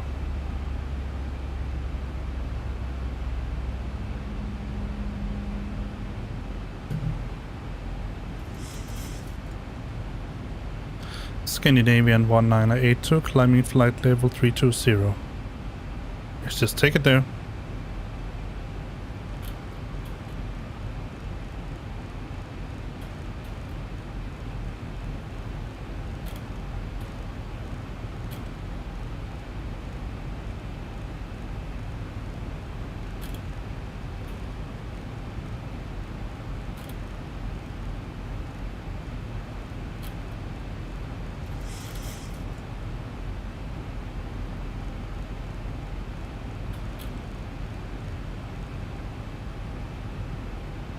Now that's set. Let's go to standard. Thank you, Rusty. I'm trying my best. I have to say, you really get spoiled with the Airbus.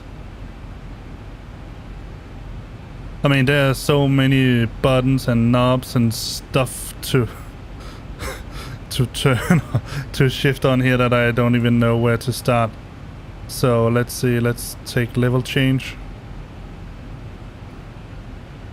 Yeah, 250, that's okay. Let it go to 240.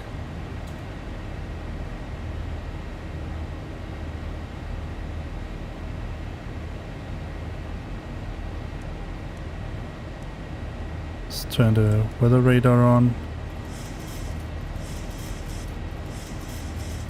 If I'm not mistaken, data should be constrained on my, yeah.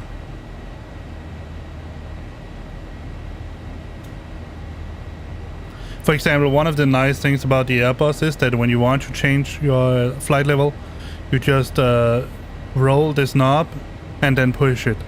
And then the flight control system will take care of everything else.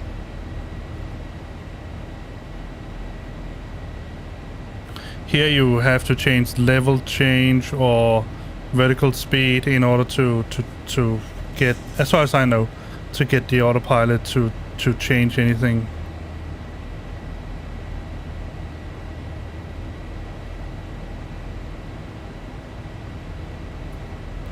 I then don't know, obviously, if the if I had kept it at VNAV, then it would just sort of have chosen the levels that should be in the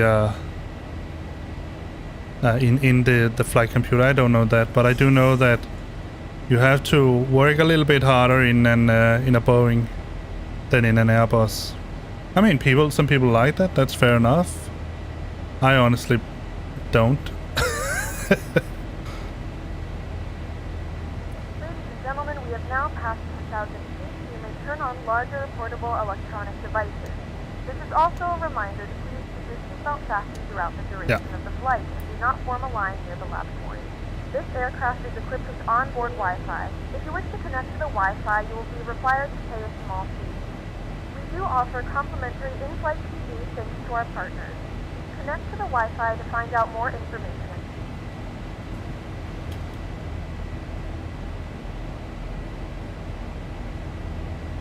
The flight crew has turned off the fasten seatbelt sign. You can now get up and move about the cabin. However, we ask that you keep your seatbelt fastened when needed in case of unexpected turbulence.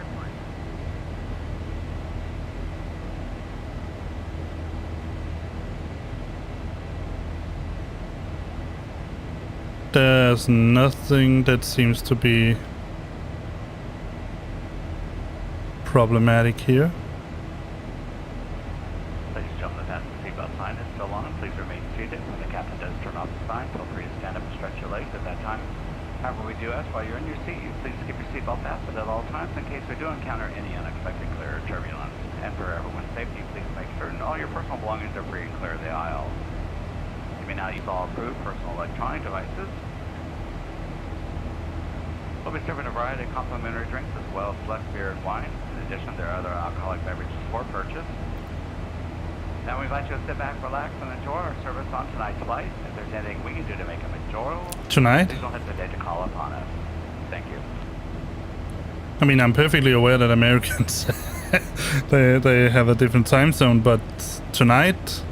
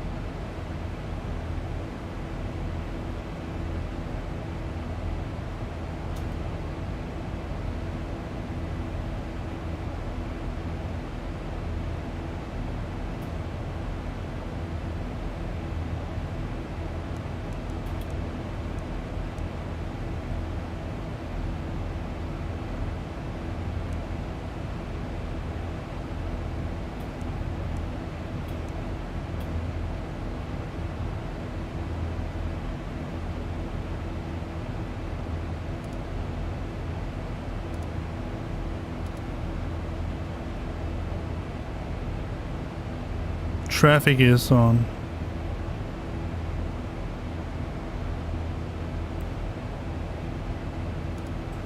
Yep.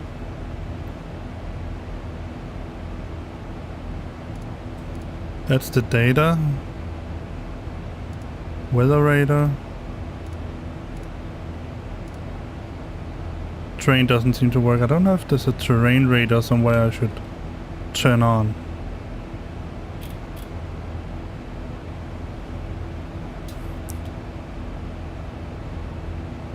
Let's see, there was a cabin there, dome line. Turn that off.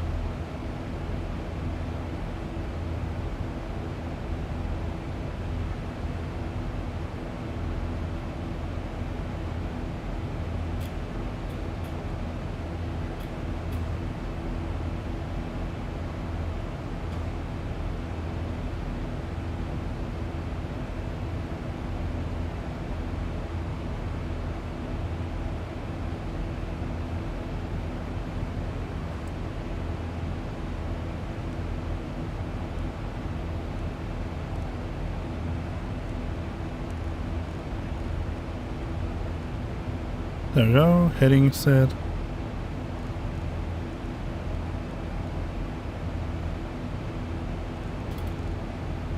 I really loved it if these two were synchronized. Fortunately, they are not.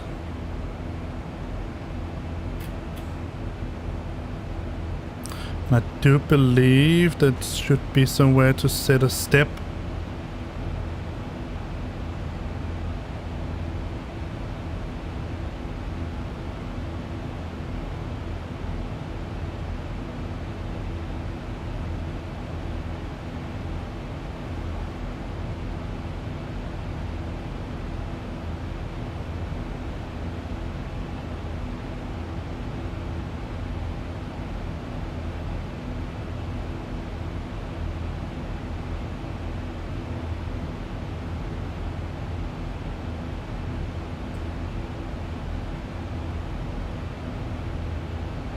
But I believe it's a little bit more manual than in the Airbus. Let's get this chart up once again.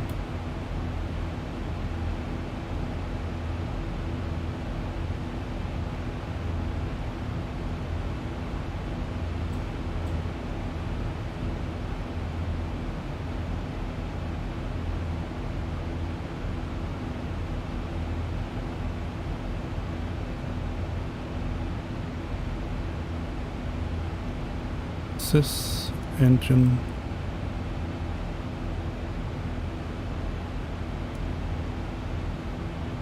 Engine data. Sys.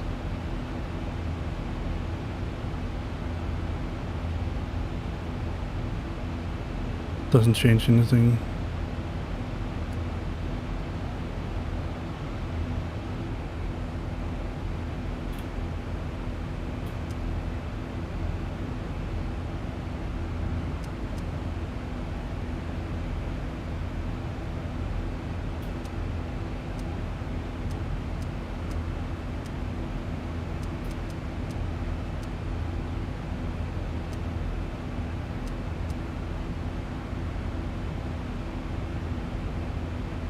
Oh, something like that. Let's...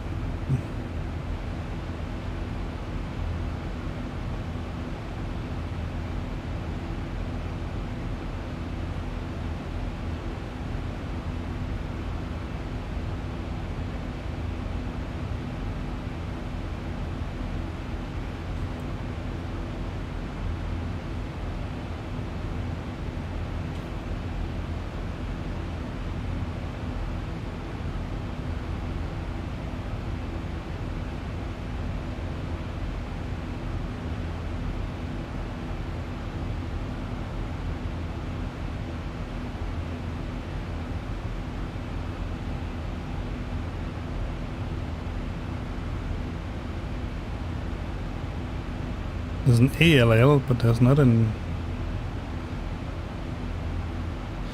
ALS.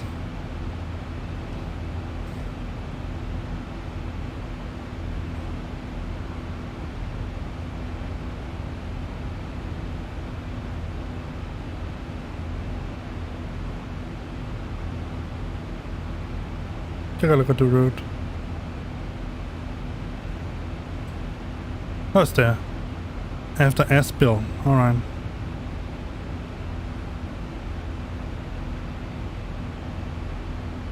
There, yeah.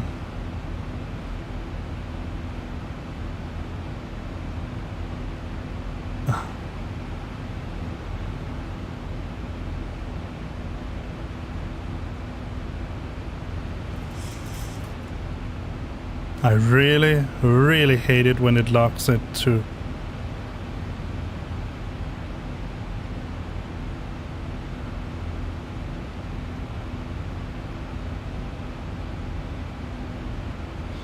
So that's 461 knots. Probably just the same speed.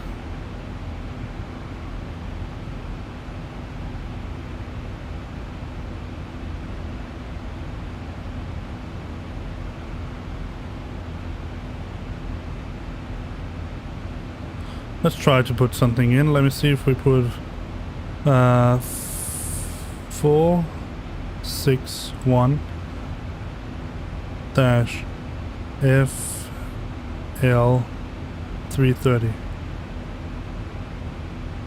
Add that one.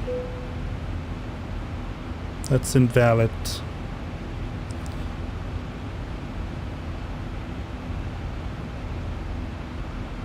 Let's just say 0792 dash FL 330. See if we want to do it this time. Nope. Still.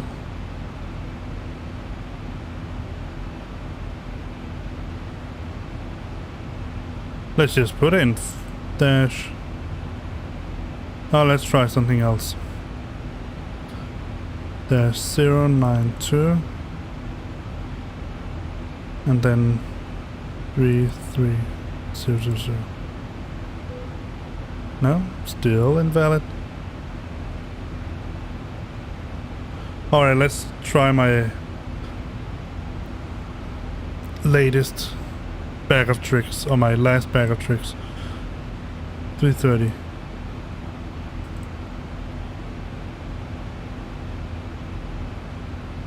Yes, that was what I want to execute.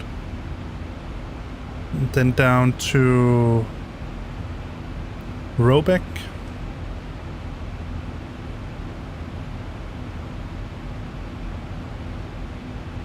No Robeck?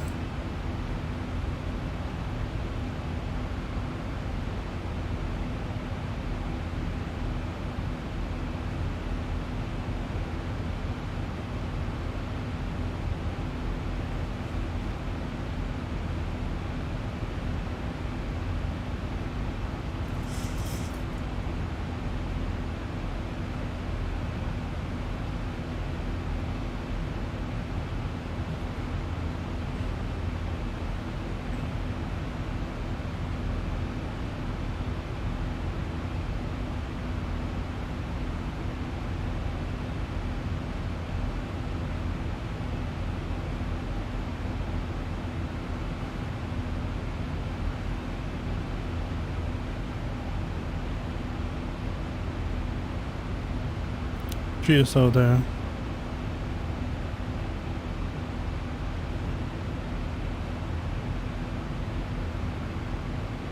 Alright, let's try to find the normal plan.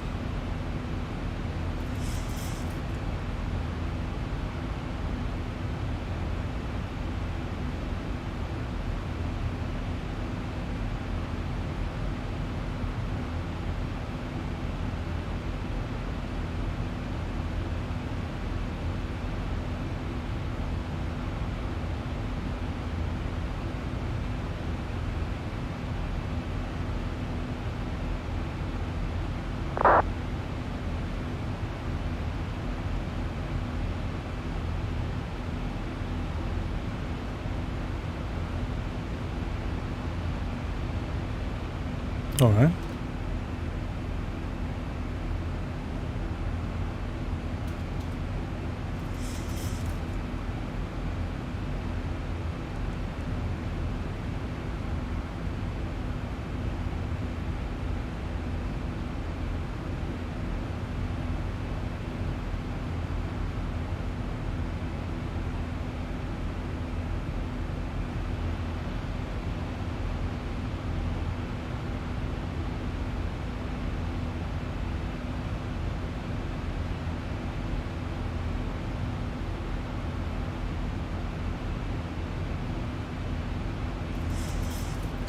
That should be part of N850.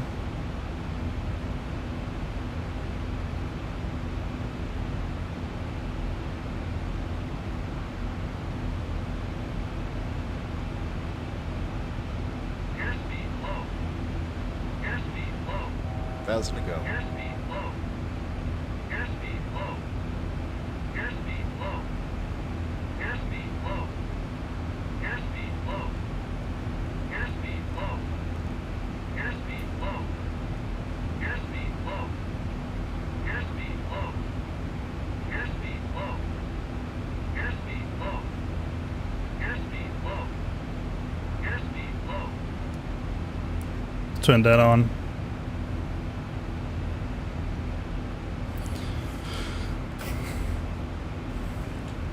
That's okay. Let's just keep it here. I mean, we can always change it to flight level 350.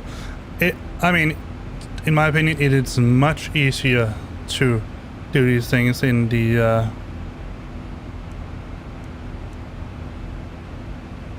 Airbus. I just have to say that. There's a little bit of. Let's take a flyby of it.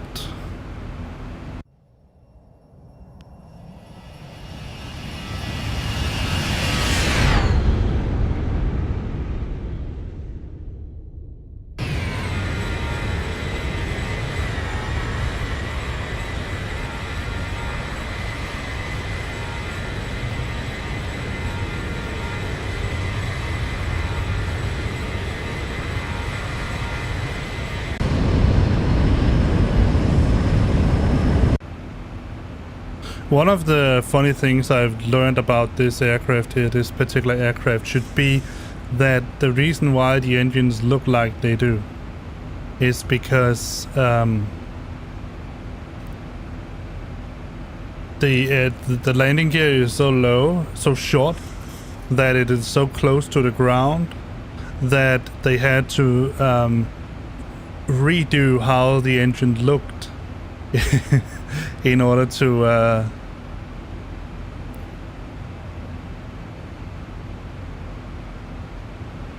all right, let's do that in order to make it viable. So that's why the engines, they look like they have sort of a an oval shape. Please look in your seat back for our menu, and one of our crew members will stop by shortly for your order. If you would like to order additional menu items, please hit the flight attendant call button at any time, and we'll be over shortly to assist.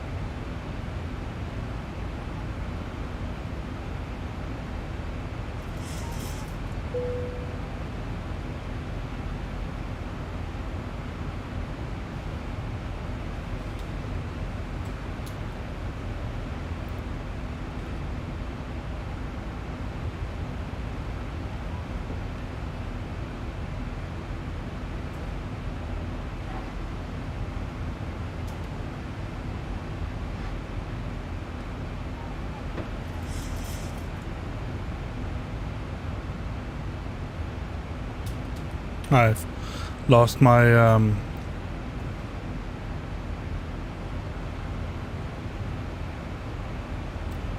keys again. Let me just check. What did I change in here? Audio. Let's turn that off. No, it doesn't make any difference.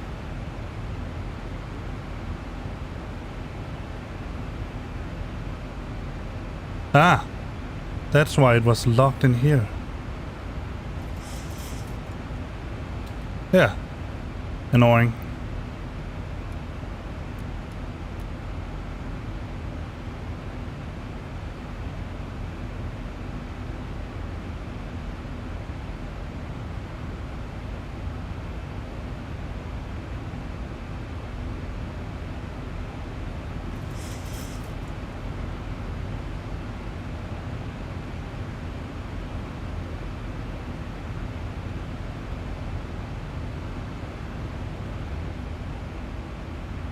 Alright, now that we are at our initial cruise speed, let's take a look around inside the...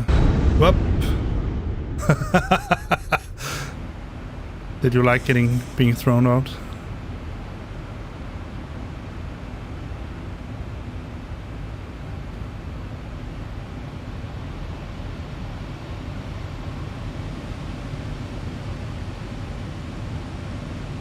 Look at these animations here. You can even open the door from in here if you want to.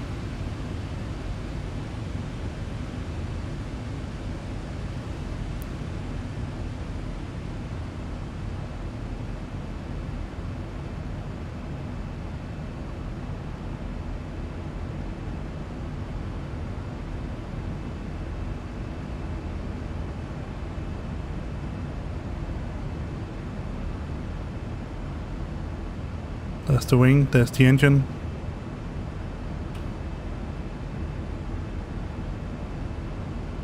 I can't even... That's pretty neat. I can't even go out through the window. Alright, so we have EDDH. Let me just get the Vetspire.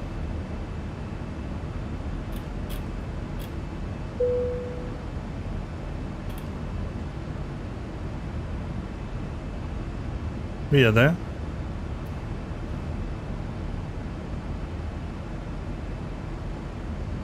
So like I told you, the engines, you can even see it, they have sort of a, they're not entirely round, they sort of have a round top and then a more flat bottom. Obviously the spinners inside and the fans and all that, they are completely round, but they had to sort of flatten the intake here, otherwise it would scrape along the bottom, especially when you landed the airplane.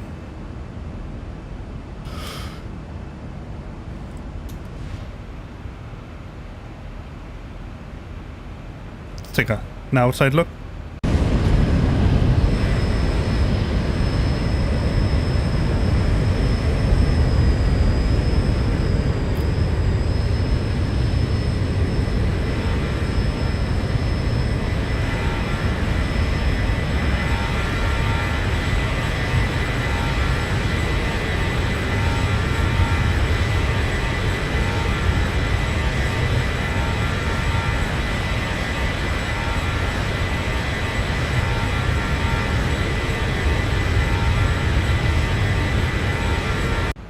It is definitely a beautiful airplane. And I want to say the coolest thing about all of this is that what makes this plane so incredible special, really, really special, is that it is a standard plane for X-planes. So it's one of the planes that come along with X-plane, but the Zibo mod that I'm using right now,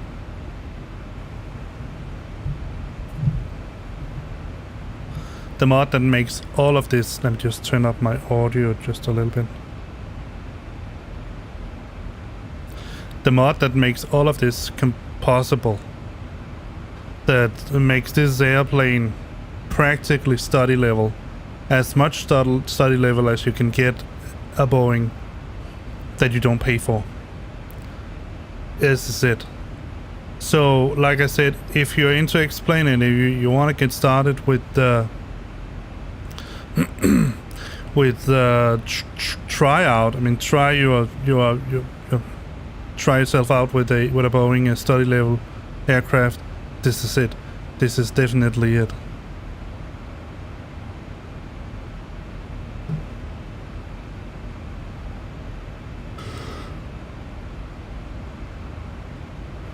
And the best thing about it, the very, very best thing about this, is that it's free. It's completely free. I mean, obviously you have to pay for X-plane, that's, I mean, hopefully goes without saying. But the plane in itself and the mod is free.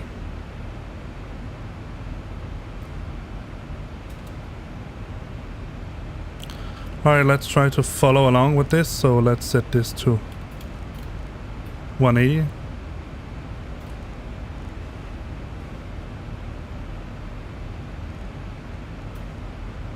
So one of the things, and I'm going, let me just check the settings here once more in the tablet, but I don't think there is one. See, it's the bandit. We could also choose the split, no air stairs. We do have air stairs, sorry. Satcom rear. Yeah.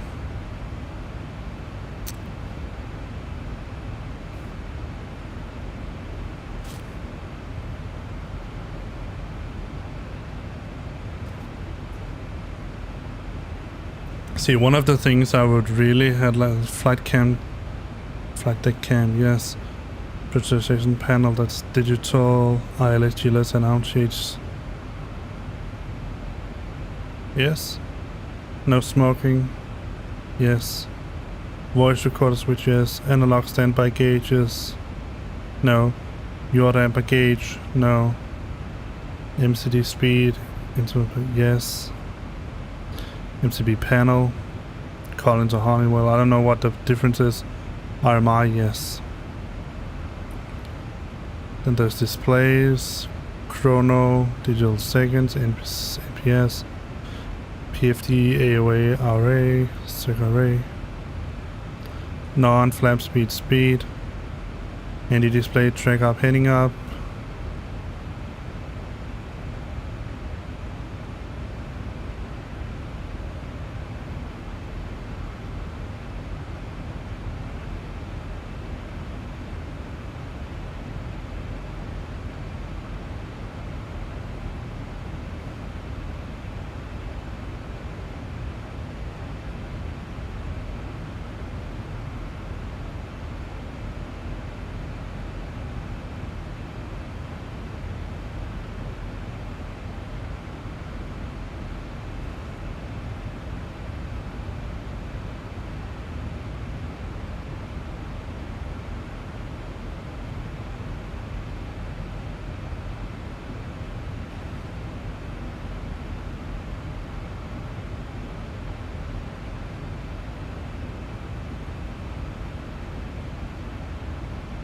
Yeah, it doesn't seem that it have it. One of the things I actually would like for them to do, and it is one of the things that really annoys me about this airplane here, is that, let's see, what's our course? 177, alright.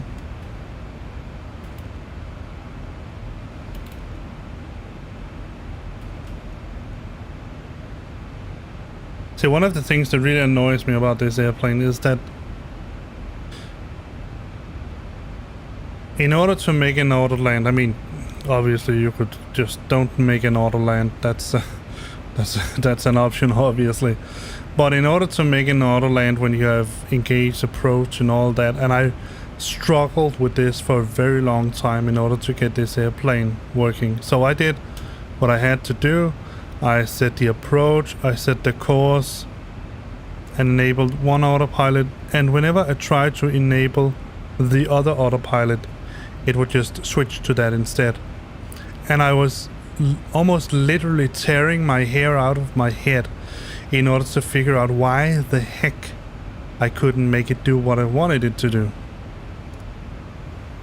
The answer is that these two course knobs here, they have to be synchronized in order for it to work. Now, I'm not sure even if here we have standard. No, see, they are not synchronized here, so I need to press standard here as well. And that's one of the things I would like that they had done.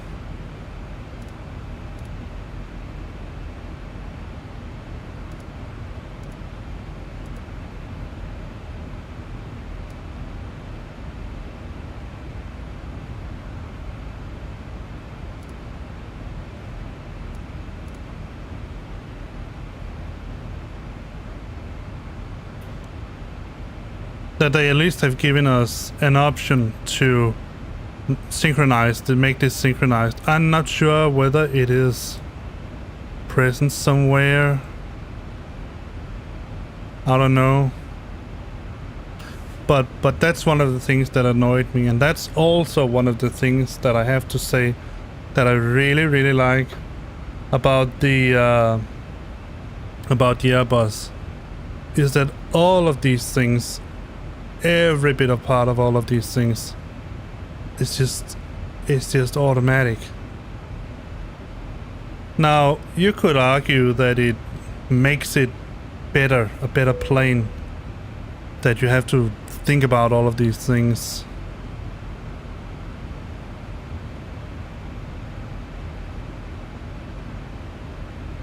I honestly have to admit, I am not sure I would agree with that.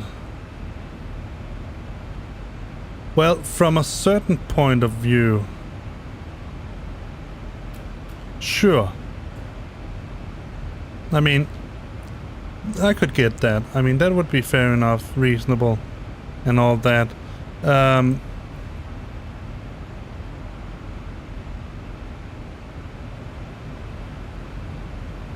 So actually flying in over Denmark now. KLM 131.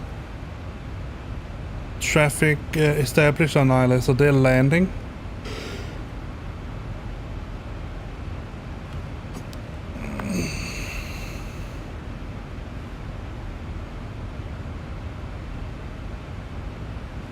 So that's an option I would have loved for Zibo mod to put in here. If it's in here somewhere, then please let me know where the heck I can change this, because it really bugs the heck out of me.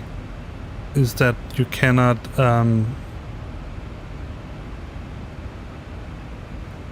seem to change the realism, perhaps. Let's see.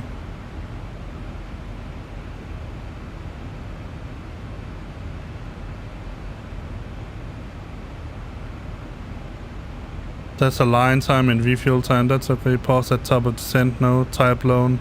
Advanced. Yes. Yoke movement. Disco app. I'm not sure what that is. Parking set. That's real. Simply that's where you can just turn it off and on. FMC input lag. Put on. AP yoke. Neutral tolerance. Real. Nothing here. That's realism. Visuals. All of this is on. Yeah, let's keep it on. Let's tie them. Strobe effects in cockpit, yes. Flight director, helper. On. What is that? Let me just see. Stop.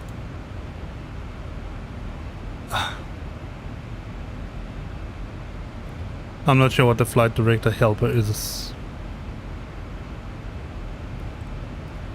Manipulate yoke, show, throttle, blah blah blah. It's all of that.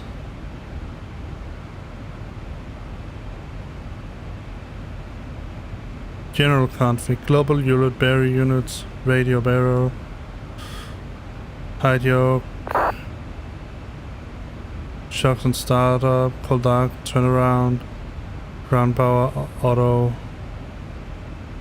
FMX or FMS, checklist, sync pilot, there we are, captain, standard barometer, yes, standby, high cockpit seats, no, create custom nav, that's more like it. But I don't think are the courses. No, the courses are not synced.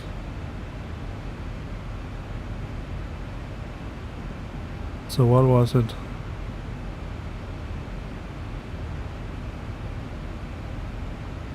It's a QNH minimum and standby. Alright.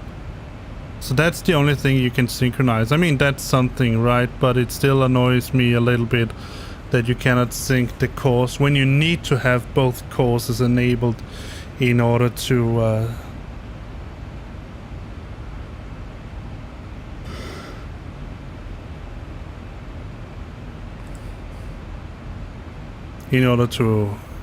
engage the autopilot.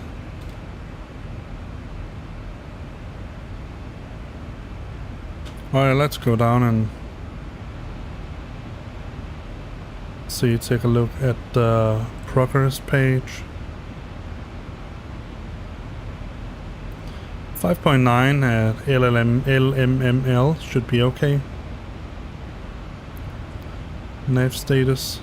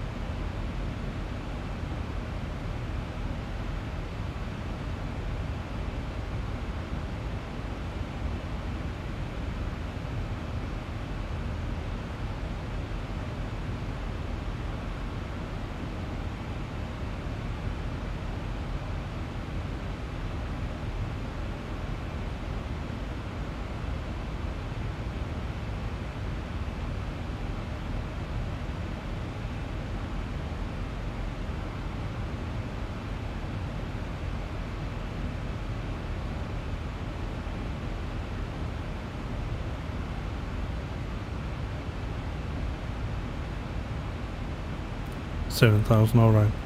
I thought it was something else.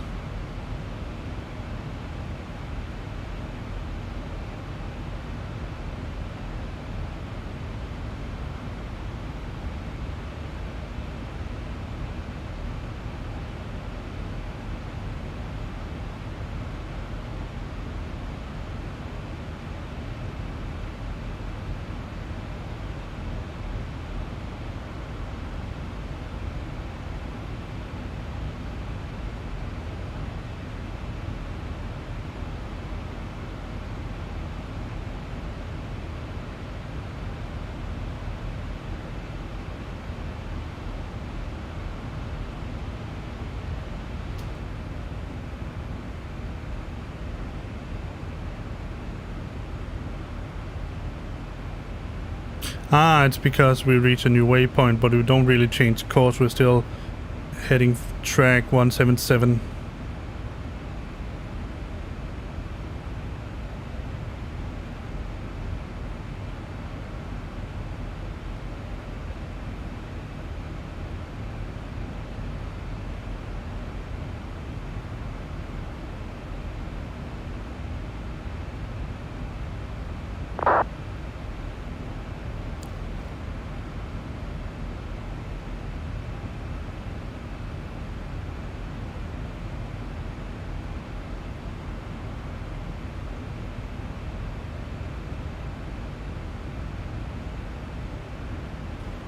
Alright, I need to try something, so I'm terribly sorry if you get to hear some sound here from my Twitch.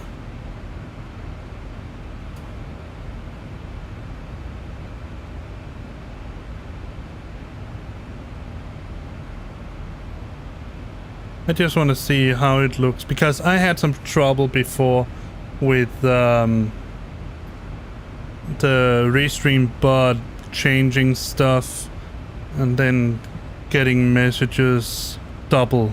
So I have both my accounts enabled for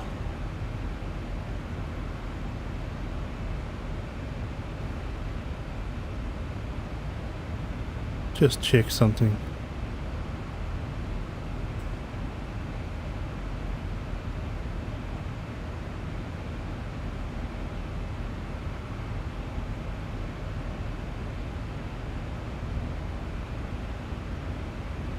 Let's get a route shot.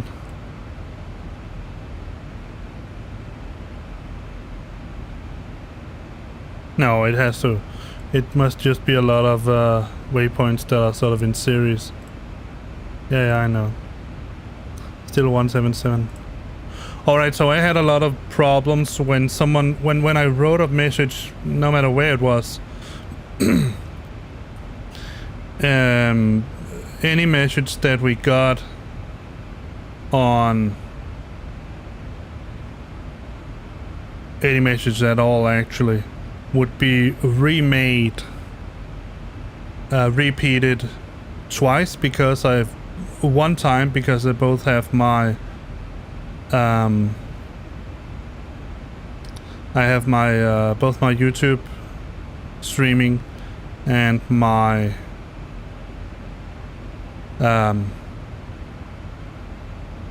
my Twitch streaming set to Streamlabs, but I also had to redo it with the restream bot, so it came double. I just want to see if we can see both Twitch and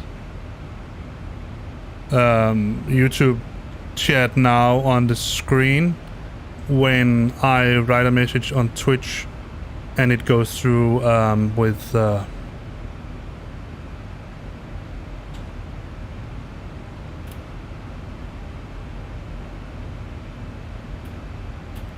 see if we can see him out here. Oh, he's too far away. When it goes to the restream bot. Not the restream bot, but... see if we can see him now.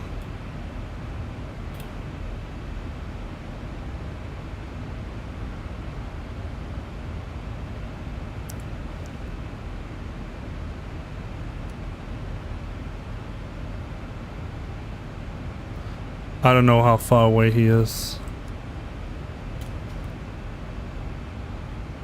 but he should be closer than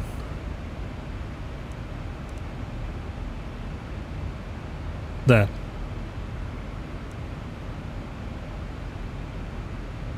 Alright, let's test it. So I'm just going to write test.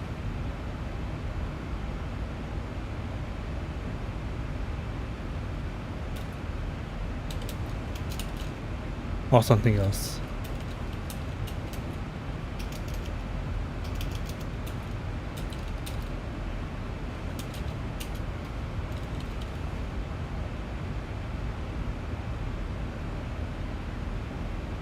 It does. Perfect. So that's what I wanted, and I can see here I have my restream chat here, so I can see both messages coming up, both from YouTube and from Twitch. And I can see that it's YouTube and Twitch here. You cannot, and it doesn't matter. At least it doesn't matter to me. Let's check again.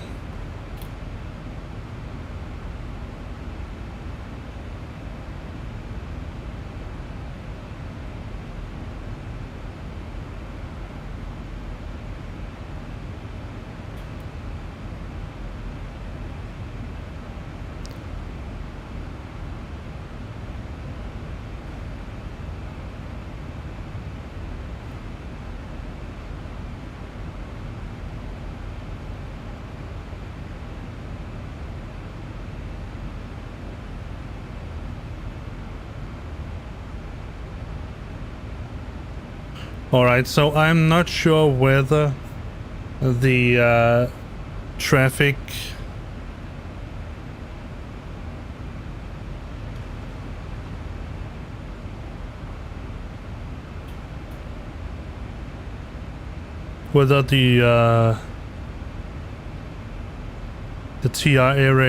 TARA will actually show us airplanes unless they are troublesome. I mean, unless they are close enough, problematic, whatever. But usually you should be able to see them down here on the radar, and you can set it to that on the Airbus. I know that. All right, so let's see. Now we are flying, heading 186.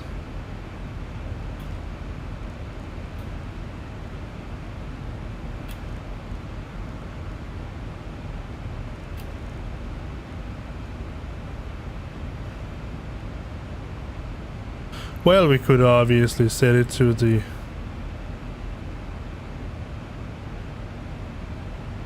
runway that we're going to use, but we honestly don't know.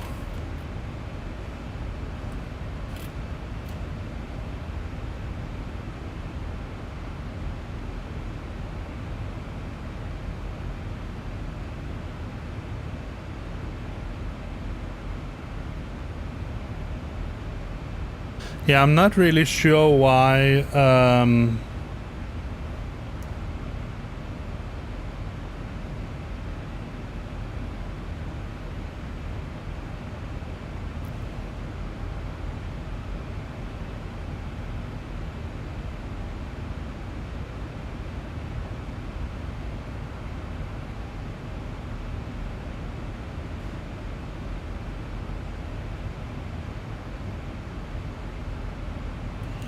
not sure why the overlay has given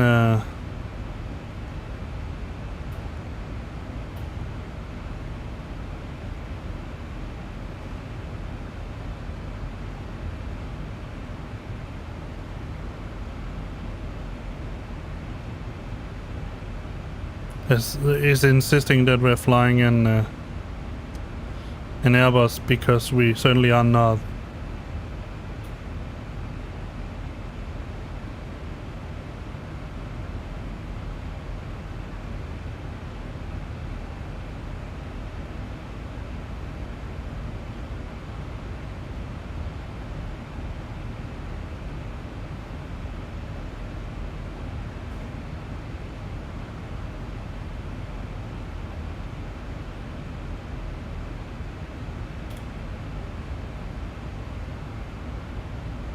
Alright, so in a little while we are going to fly in over Hamburg. Remember that if you want to, you can always follow. There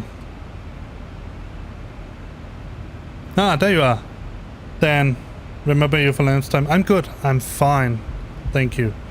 I'm a little bit hungry, so I think I'm going to put on the be right back sign in a little bit and then make something to eat. But other than that, I'm perfectly fine. So let me give you the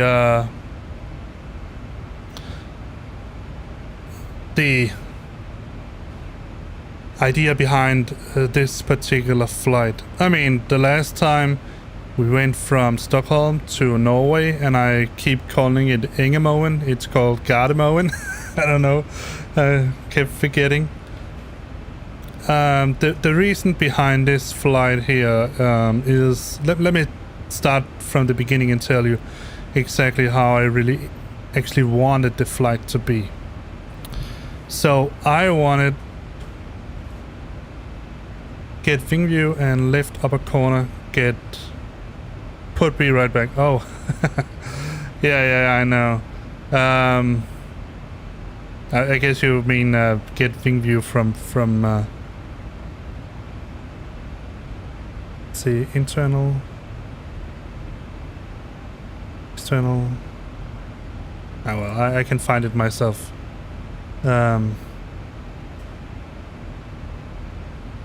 Still 187. Yeah. Yes, I fly in VATSIM, so you can join me if you will, or you can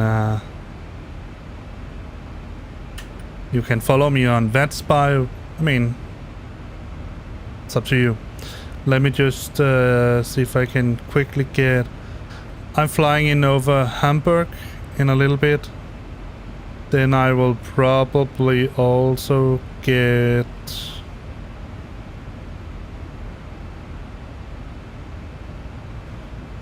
relatively close to Paderborn, Lippstadt, or Stuttgart if you want to take off from there. There's a Worms, there's a lot of different Hahn, Strasbourg, Ensheim.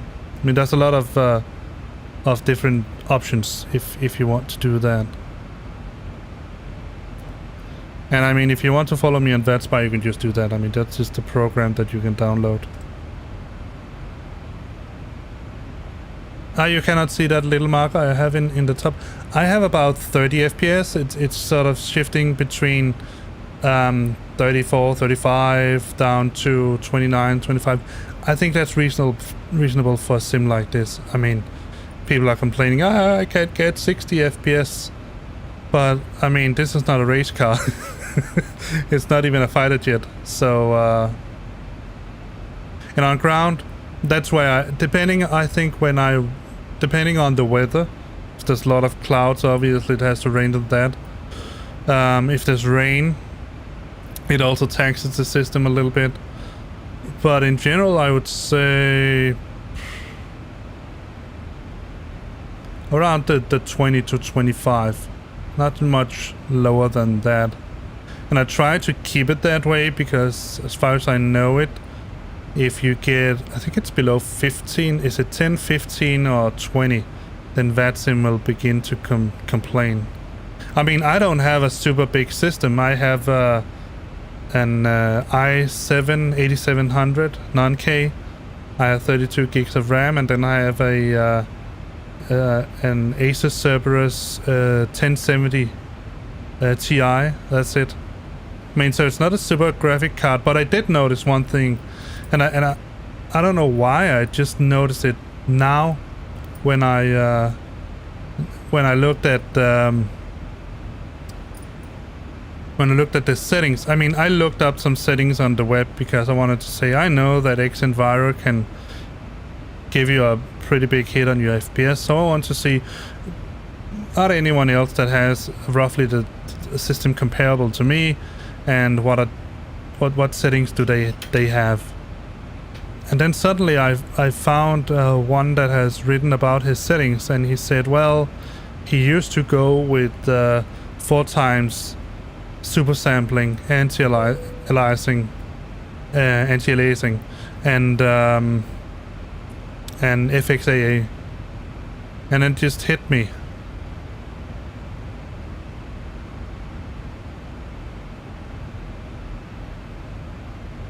Then it just hit me. I'm running 4 times super sampling.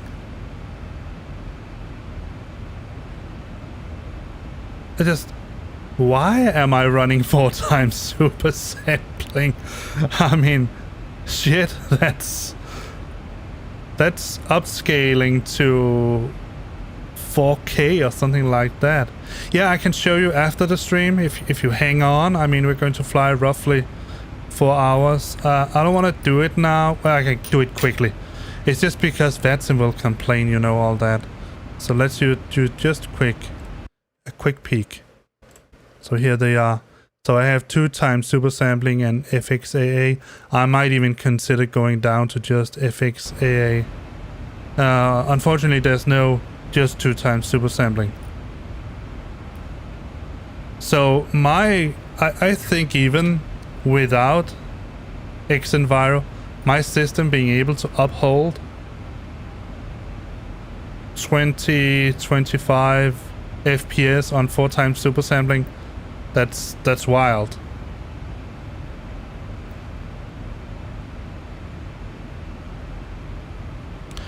Do you mean if I downscale it from 4 times to 2 times? Yes, definitely. You have to think about that super sampling anti-aliasing is just multiplying. So what the system is doing behind the screen, I mean, if you're running a 4K monitor, then it's even worse actually. But if you're running a 1440, then it's also terrible. But I'm running 1080. So when you're running 4 times super sampling, let me just get my phone, and let's say you have a let me just get the specs for a 1440 because I can't remember that.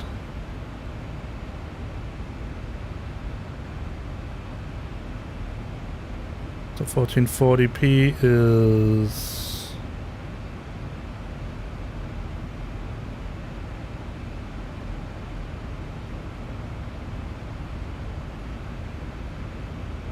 yeah, I am on Discord. I can you can write !Discord, and then the bot should give you the address if you want to talk with me there.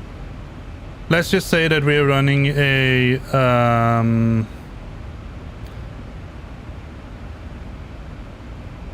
2560 times 1440. So when you're running 4 times super sampling, your graphic card is actually rendering, let's say it was 20. Cool. I'm not on Discord right now. Let me just, I can start it up. Let's hope it doesn't break my system. It would be just a drop that make it completely go haywire. Let's see, let me go to my channel. I haven't really set up all things at the moment. Because yeah, I don't think I have an explain channel. I haven't made that yet. There's an you already made something for me. Cool. I mean, you put it in the MS flight sim, but who cares? It's nice. That's DHL. Yeah, and I can see that that is explained. Cool. Thank you. Perfect. All right, so let me get back to my rambling about graphics. So if you're running 1440p 2550 times 1440, and you're setting your graphics to 4 times super sampling. So what super sampling is basically doing is that is taking whichever image the graphic card is rendering, and then it's upscaling it. In the case of 4 times super sampling, it's upscaling it 4 times, rendering it. Sorry, it's rendering it at 4 times your resolution, and then downscaling it to what resolution you would have. So in a case of a 1440, you would actually render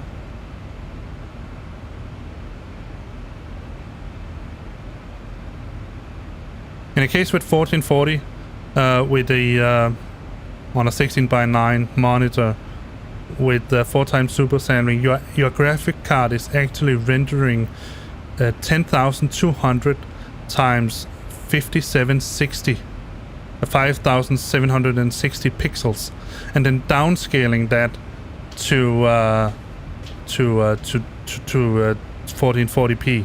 In my case, it's 1920 and 1080. That is 6,680 times 4,320 pixels, and then downscaling that to 1080p. I mean, so when I just thought about it when I saw those settings, then heck, I'm getting low frames per second.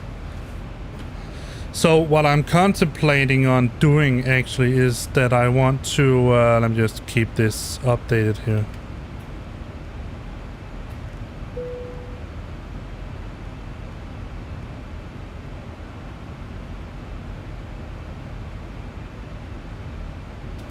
What I'm contemplating on doing actually is to turn off all the anti-aliasing and the what's it the other called, anisotropic filtering. Turn that off completely. And then let my NVIDIA settings handle that, because I'm pretty sure I can just set normal 2 times super sampling if I want that, and then set, I don't know, 4 times, maybe 8 times filtering. So that I don't have, because one of the problems running FXAA can be that your graphics begin to look a little smudged. I don't seem to have a problem with it, but it can be a problem. It seems to be a problem for some people that they're having that. So yeah, howdy. But I have to admit that even though this is not exactly, oh, what a nice little cloud. It actually looked like a giant snowflake. I have to admit that even though these clouds are not exactly FS 2020 quality, and if I bump it up to that, my frames will, plummet. Let's just try it. Let's see, Xenviro settings. I could set some minimum ceiling, minimum R&R, but I don't want to do that right now. Let's reduce. I want to reduce surface crosswind. So let's see. Let's put it up to about 30% blur.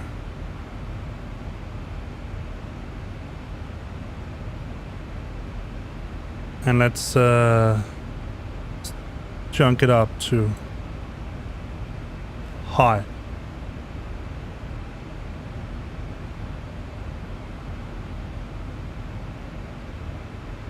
Let's see what happens.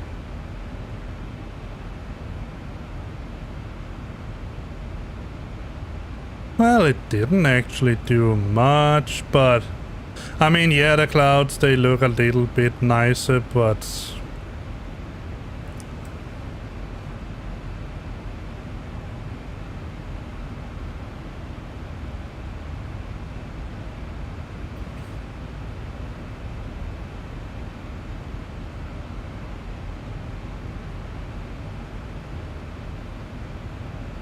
I'm trying to turn that off.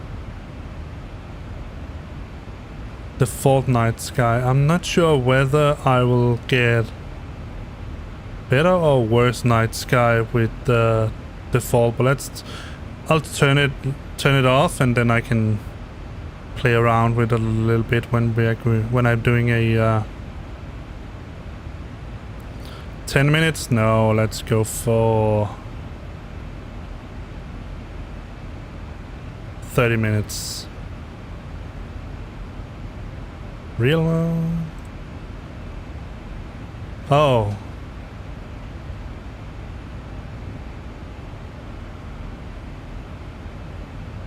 Yeah, let's just keep it maximum surface wind 200 knots.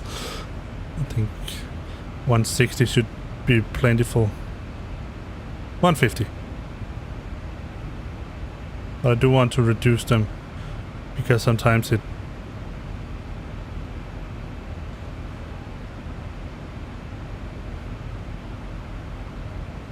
Let's try that. Let's see what I can get from that. Alright, let me find a nice Wing view.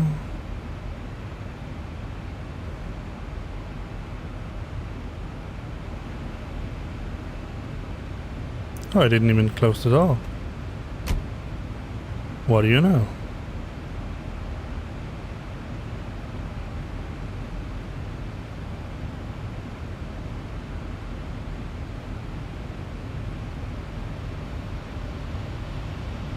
Ah!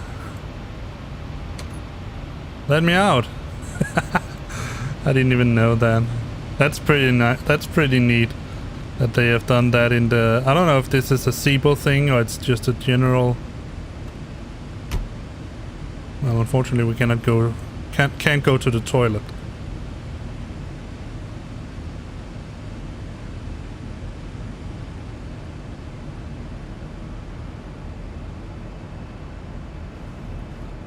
Let's see if we can find a nice thing view. Can we go through the seats? Or are they also...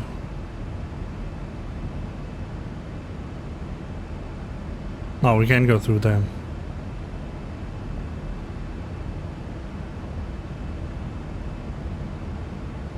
Yeah, I know, I can't remember which button I can speed it up with. I know there is a button. Shift doesn't work, so it's not that. And I don't want to try to just press random buttons and then suddenly just turn off the engines or some shit like that.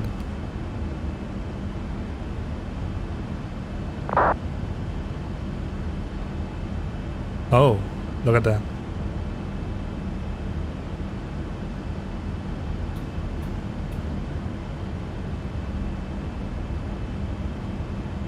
You won't change the future by staying at home. Well, that can certainly have some truth. Maybe is the other shift? No, shift doesn't seem to do anything.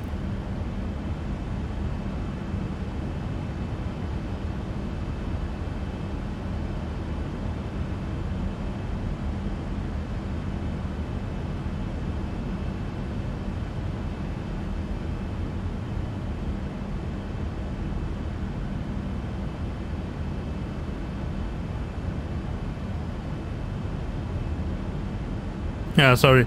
Streamlabs got got mad at you. Yeah.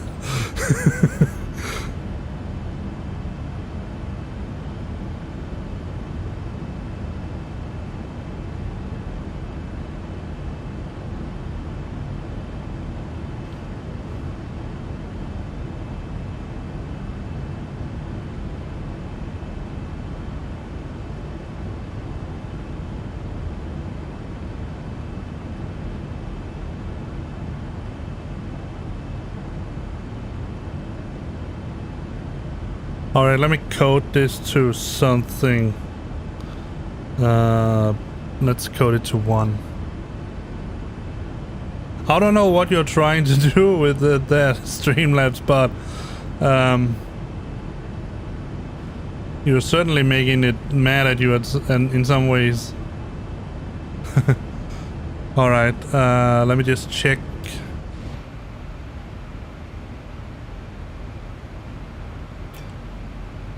The map here.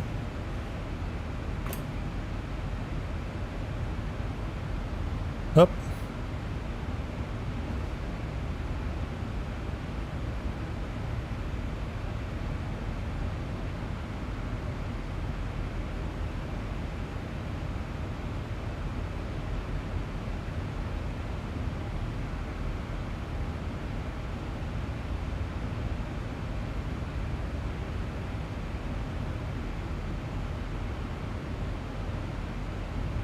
$186.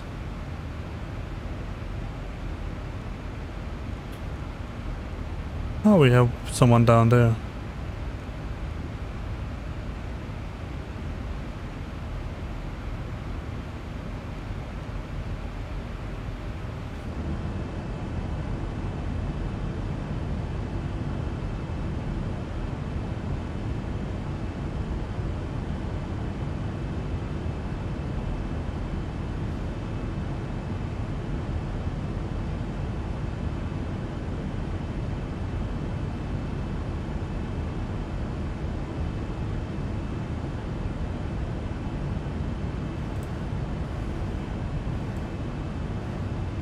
Alright, so I'll be taking a break. You just have the timer there. I should be back before that, but then it's just sort of final call out or whatever. Alright, see you in a little bit.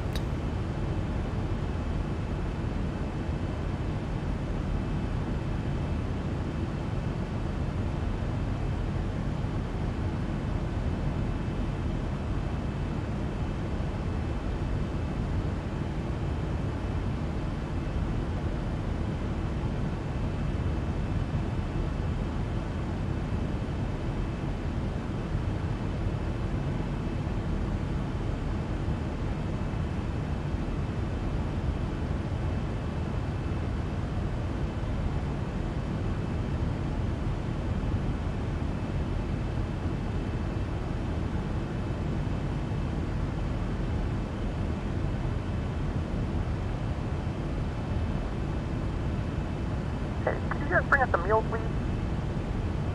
All right.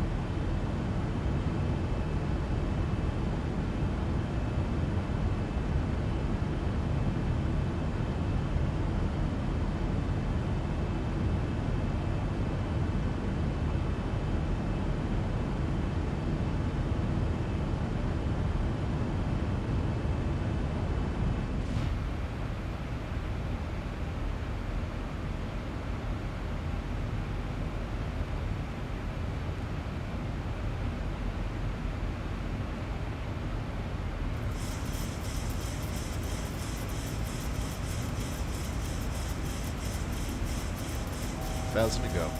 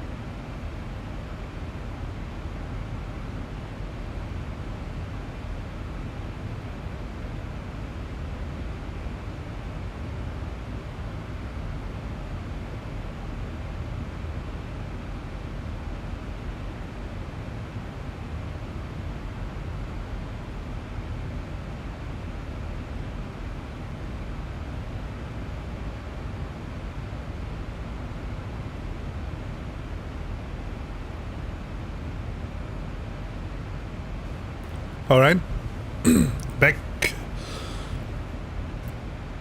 I just did some household thing here in the plane while I finished my drinking. Let's see.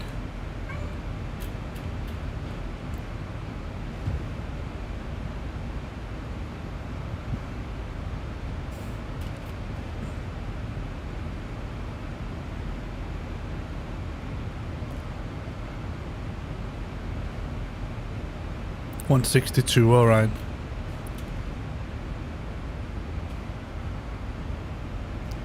So when that time comes, we have to land. We're going to go for a 162 speed.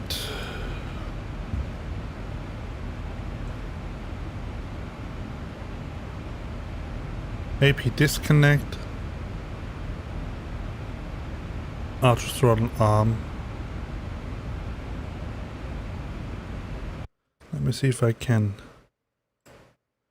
get that in before VATSIM begins to complain. I want it here on that 7, and it should be AP disconnect.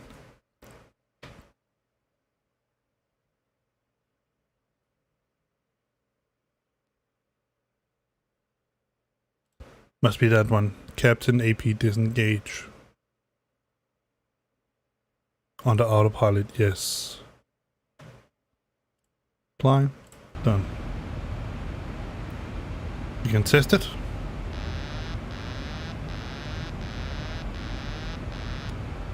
And it complains. Auto throttle is still armed.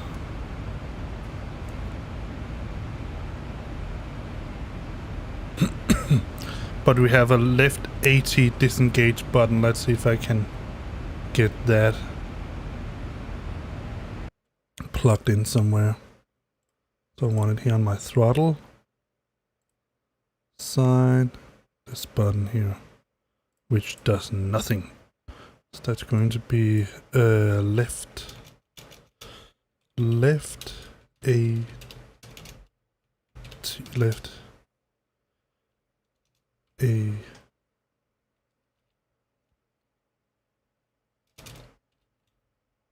left AT disengage, exactly. So now we have that.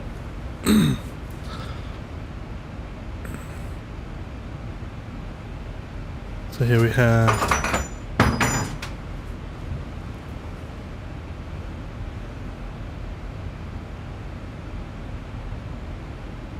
I think our cats are hunting something. I'll be right back.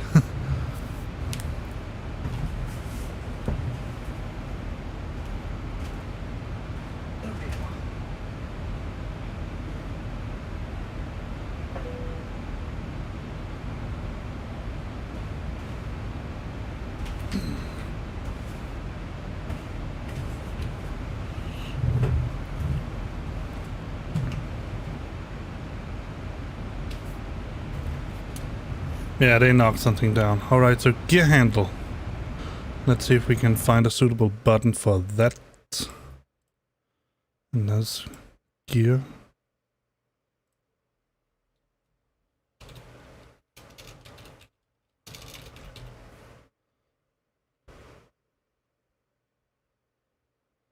Landing gear. That must be landing gear up. And then 8 is going to be landing gear down. Yes.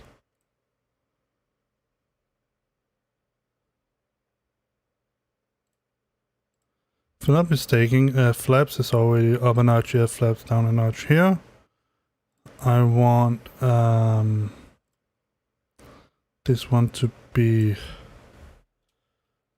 speed brake. Speed brake extend 1. And this one speed brake retract 1. Alright. Let's test that.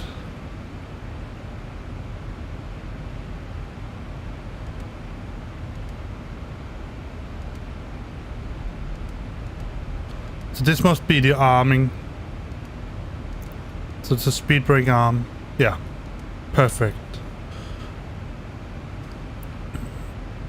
And I know flaps up and down here. I have gear down. I can disengage the auto throttle here.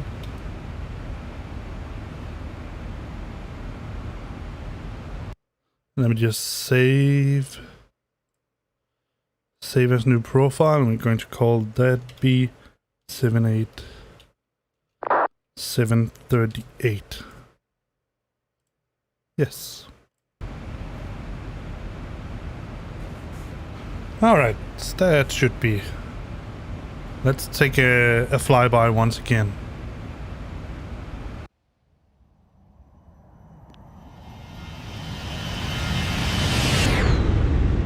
Whoa. That is really some crosswind. Let's take a look. Yeah, definitely. 54 knots. That's something. That's some crosswind. Let's see, what is our...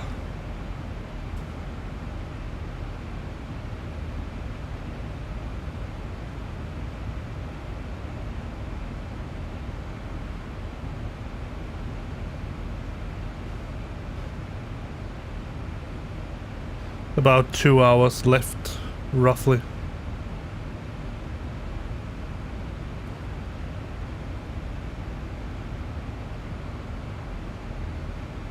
Yeah, still same heading.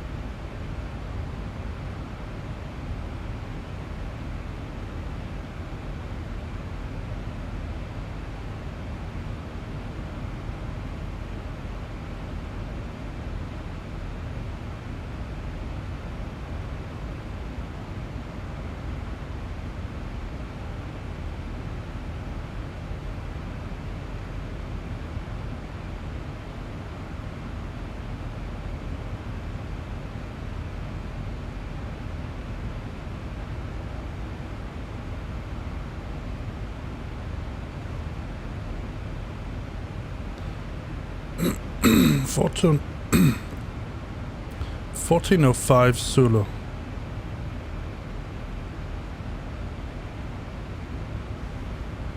All right.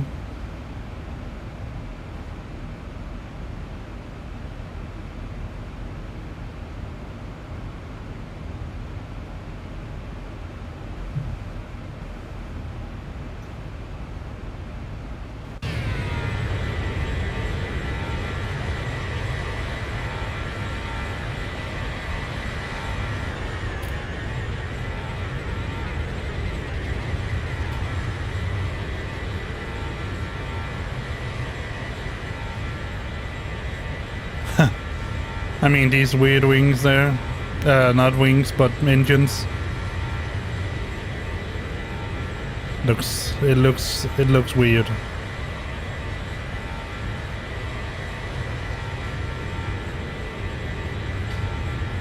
But then again, also actually a bit cool because they're very characteristic.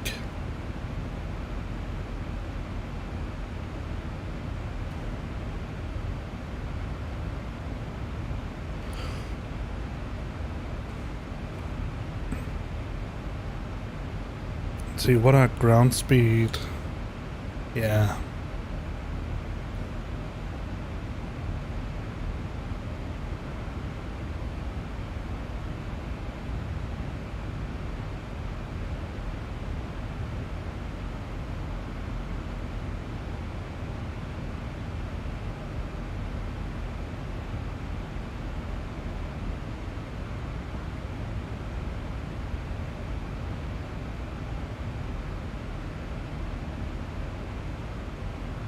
Ah, the night sky. Yes, let's just draw the default night sky. That's okay.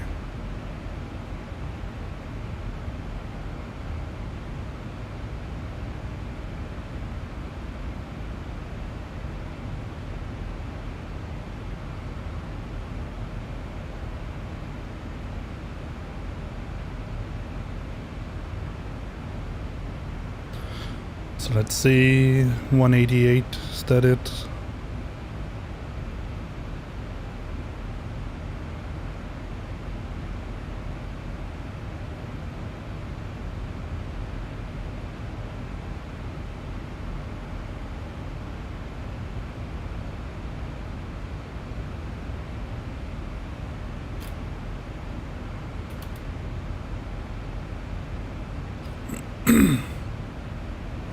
Scandinavian 1982 climbing to flight level 340.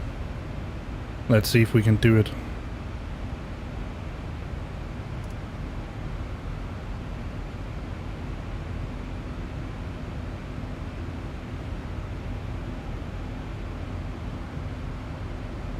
Sure we can.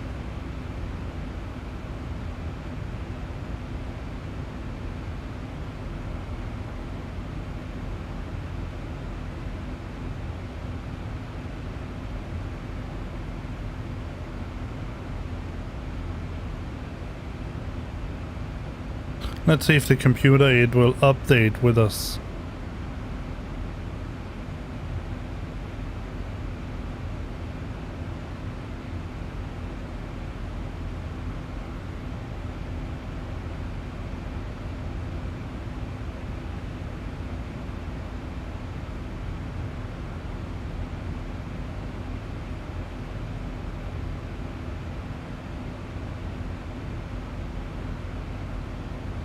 Thousand to go.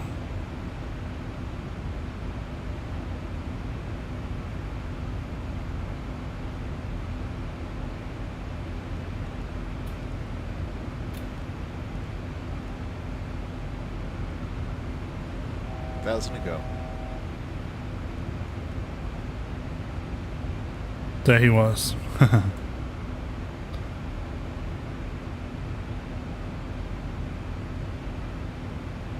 Full engine thrust.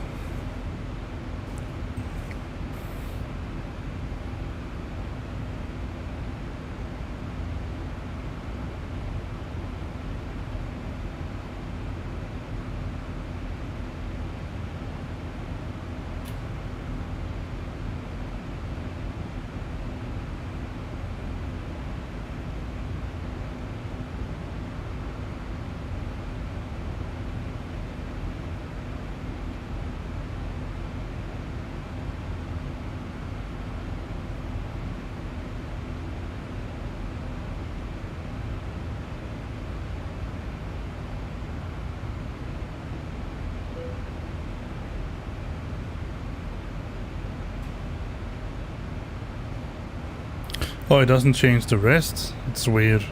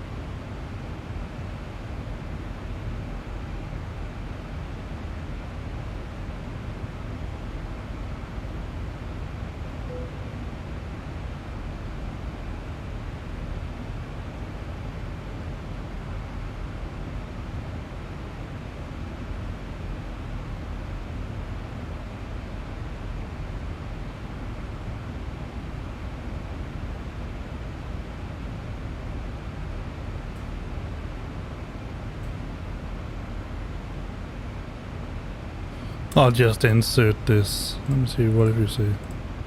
340.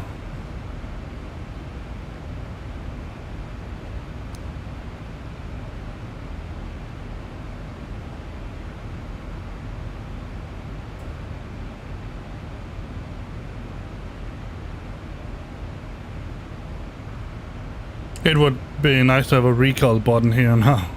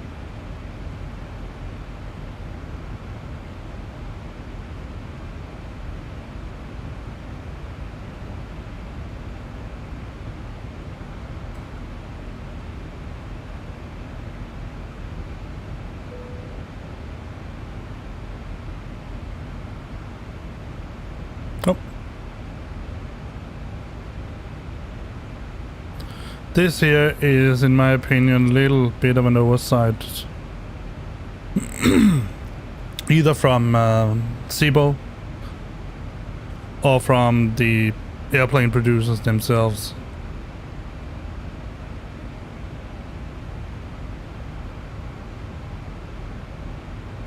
A little too many zeros.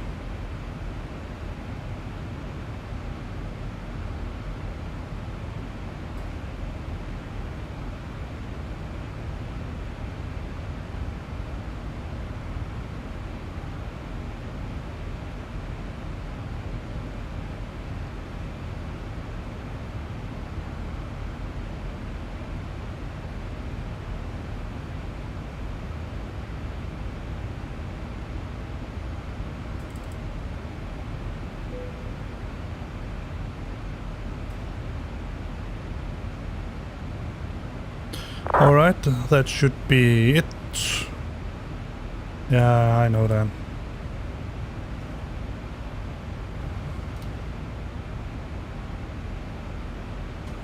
Back to VNav.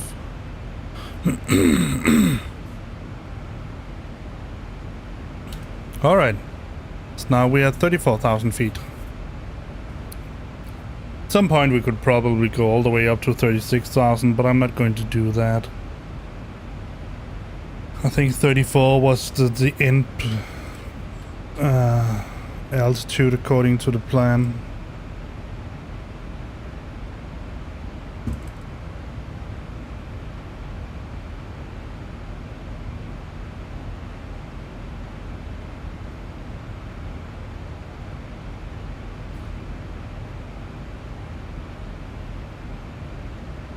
Follow this, you see here it was LS 330, 350. I don't know why you have given me that, but 340 is a good number also.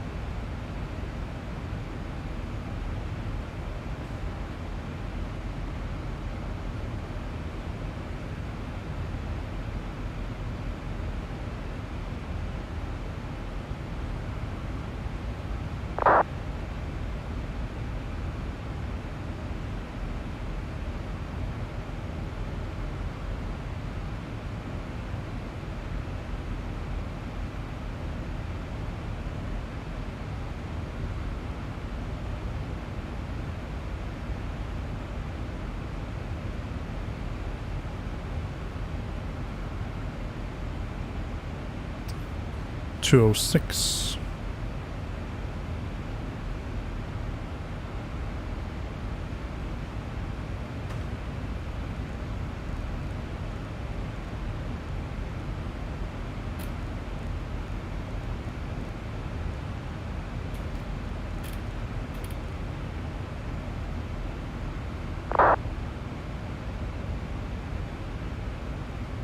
Well, let's just slowly begin to consider an airport. That's not an airport. A runway. So let's look at the meta for...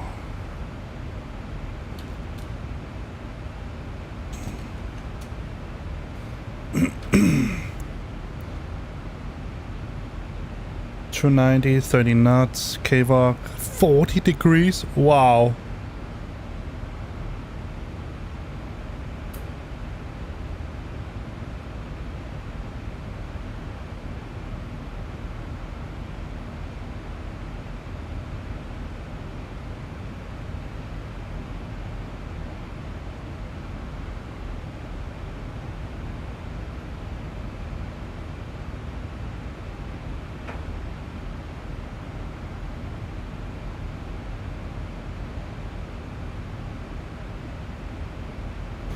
Alright, so I really didn't tell you the story about this flight here.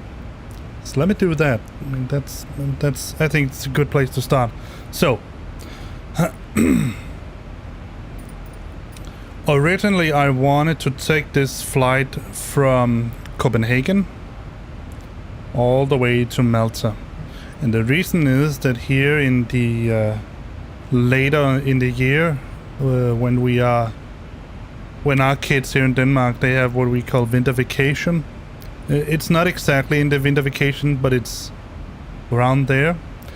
We are packing our bags and jumping into a plane and flying all the way to Malta. So I know it's probably going to be a little bit colder in autumn, but still, what do I say? Autumn in Malta, about 35 degrees or something like that. It's going to be nice. So the idea was that I wanted to try this trip here in the sim. Fly all the way from Kastrup to Malta But in this case, I chose since the last time we parted ways last stream, we landed in Gardemoen. I thought it would be reasonable that we took off from Gardemoen as well. All right, let's see what information we can get on. See what VetSpy has to say.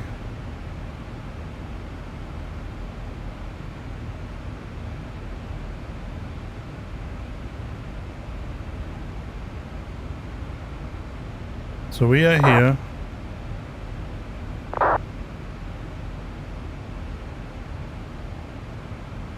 Zurich has an ATIS. Geneva has an ATIS.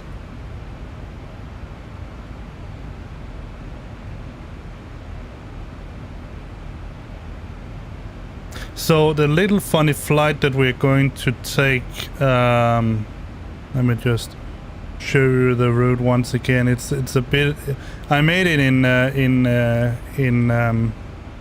PFPX. I'm not sure whether it's a reasonable route. It is compliant with the new Eric cycle. But let's open AVTab. I think it was 20 something. Yeah, here it is.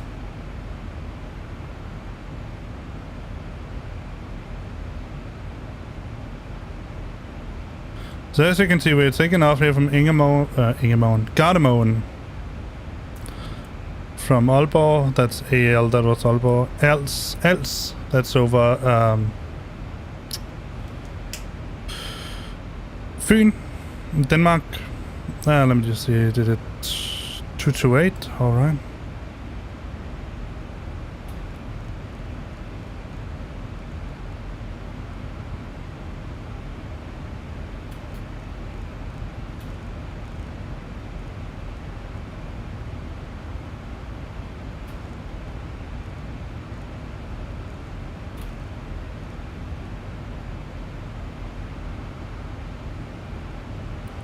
Just change this up here. There we go. So that we don't lose pressurization, anything like that. So we're going to fly all the way over part of Germany, all the way down here. I think that must be Austria or Switzerland or something like that. And then all the way down over here, the most western part of Italy, and then fly down here along these two islands here, all the way down to just saying hello to the most northern part on Africa, and then we're going to fly all the way out to Malta, which is here. And what I'm interested in getting in finding out, if I can, is whether we're going to take the same route or we're going to take another route. And that's why we are taking this flight now.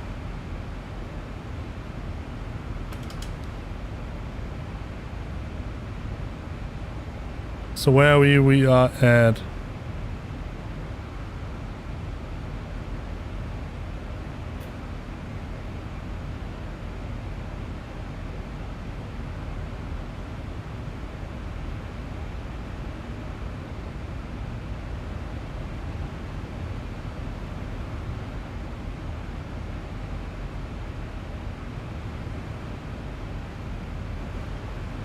I hate it when it does that. Stop it. So we are getting at Cocos right now. Interesting. The next one is GVA. That's here. Cocos, Venice.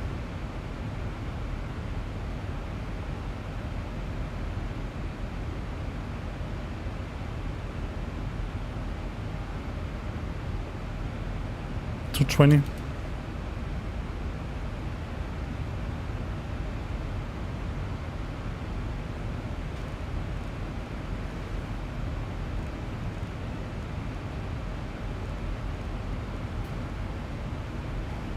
Alright, but let's start considering an airport, like I said. So the meta, let's just get it once more.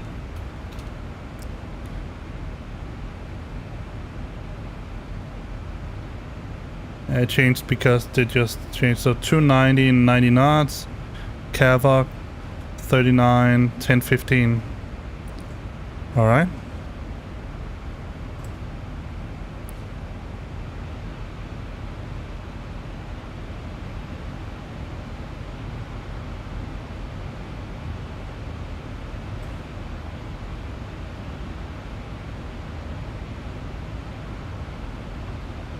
So 290.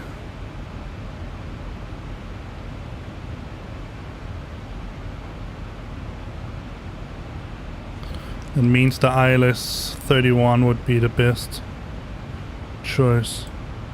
Nope. Cloud slope on.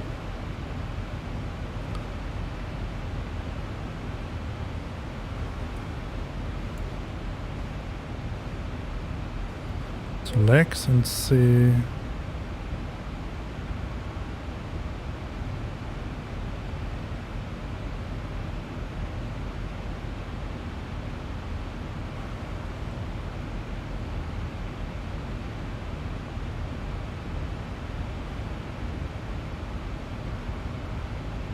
Let me see what it says, our plan says.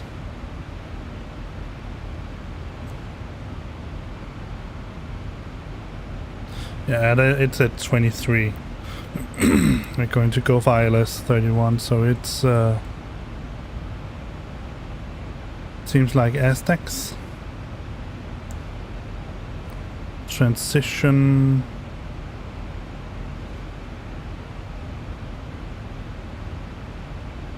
We don't seem to have a transition. We're going to end at Gozo.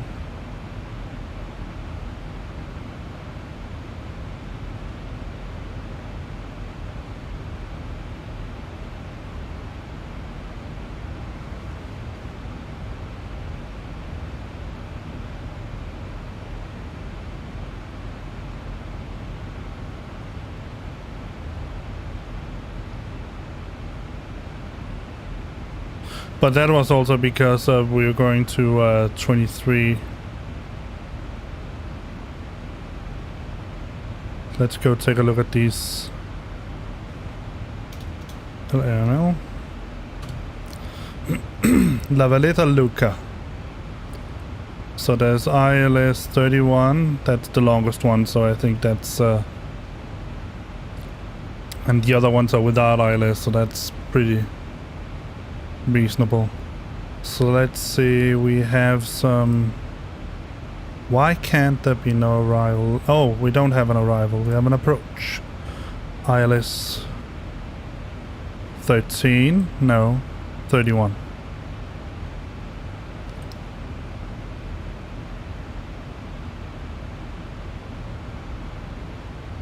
So we can come from Sofor, Kekor, or Tivor. And since we're coming from the north, I would say that Kekor is probably the best choice.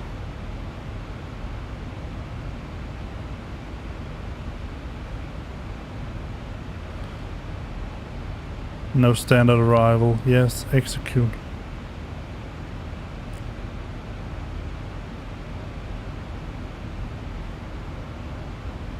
No offset, but we could do that if we wanted to. Let's take a look at the legs. So while we look at the legs,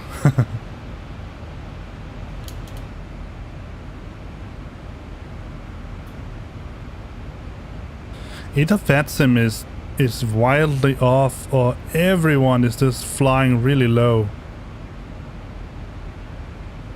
Oh, we're flying really high. I don't know. That's 219. Let's see. I'm going to go for barrel minimums.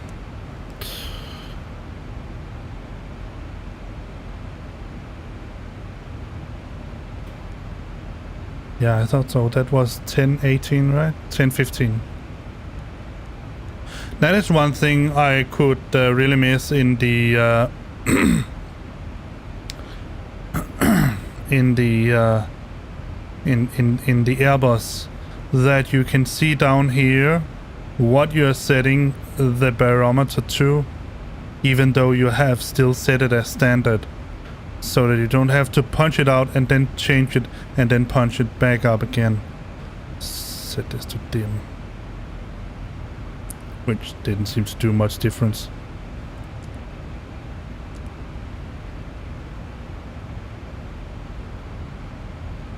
Alright, let's see, let's turn this down a notch, 80 knots, it's okay.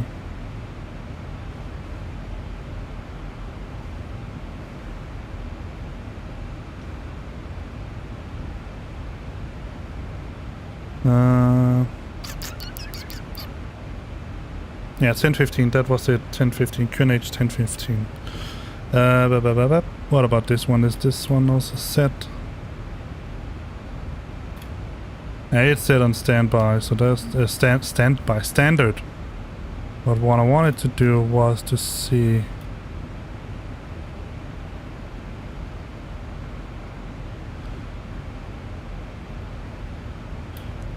Make this go to plan.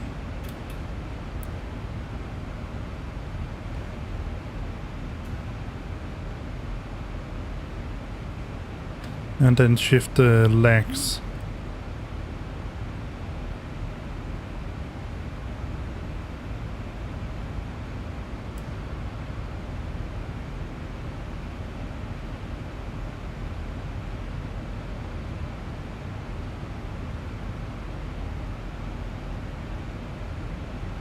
Oh, that's because we're changing pages. I need to press here to get steps.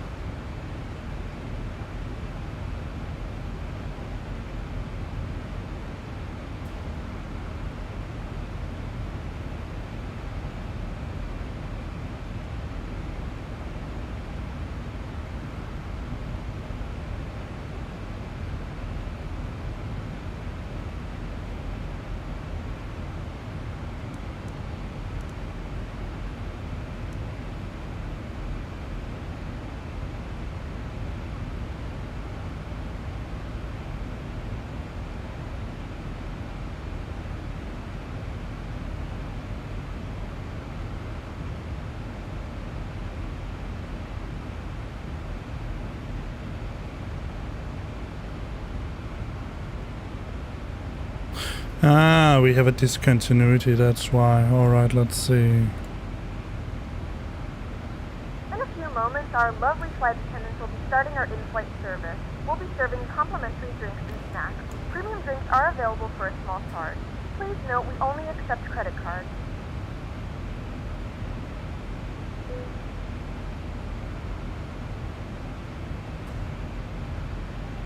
Let me see if I can do this.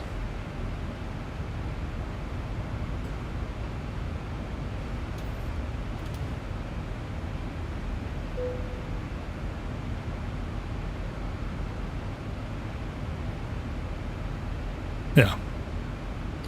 So now we have a direct, should have at least. Let's try to go back. Let's see, step, Nasdaq, user, kick, or yeah, kind of direct, and then to the runway. Perfect.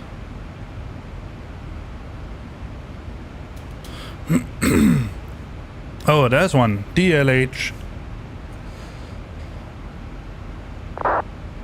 33 Foxtrot.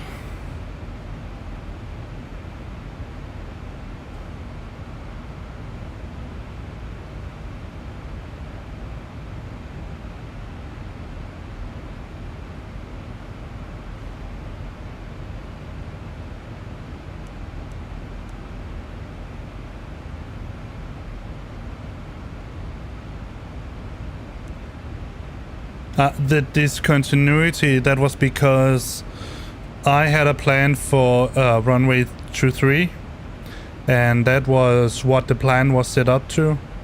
And then usually you have some kind of a approach standard arrival that you use to get from your last waypoint into into the transition. and then down to the runway. But in this case here, there was no standard arrival, so instead, I guess the idea is that when planes come in like this, the controller will vector them in, take them on a direct route to Keko or whatever it is. I mean, my plan was a little screwed up now because it expected another runway, but that's usually how it happens. Normally, you would have a transition, sorry, not a transition, a standard arrival that will take you from the from your last waypoint and then down to, if there is a transition, then to the transition and then into the runway. So in this case here, I more or less just made a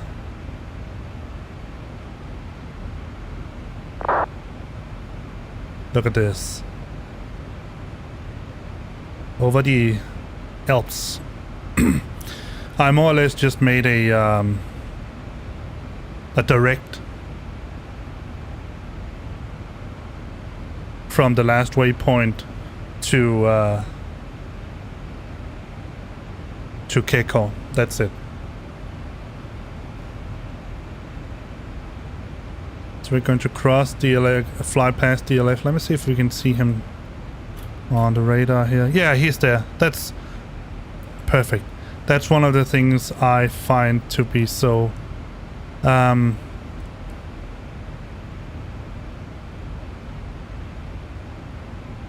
this is one of the primary reasons that I really prefer VATSIM over EVAO, is that the interconnection between X-Pilot and X-Plane, it is brilliant. Something like this, you can see that you can actually see which that plane, that DLH plane we just saw, that's him right there. Now he disappeared because now he's back.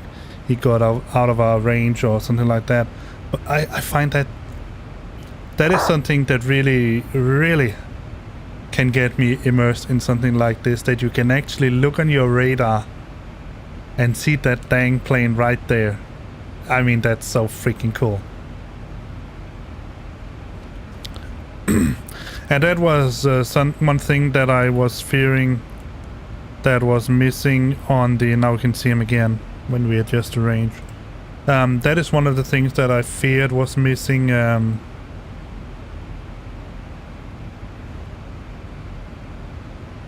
on this plane here, because I knew that it was on the ToLiss, but fortunately it was not. So it's 143.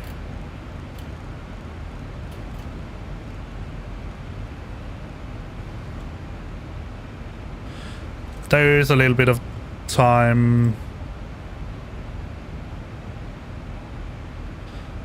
until we're going to land, but I'm going to put in this again, so this already, so 110.5 and 312. So let me show you the thing, why I said heading 143. That is because oh, my range flames just dropped. I don't know why.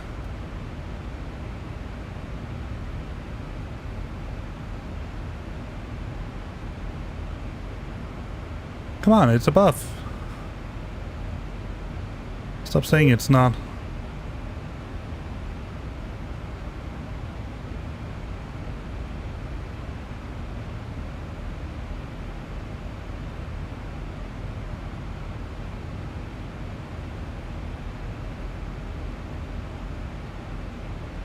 See, it's 312.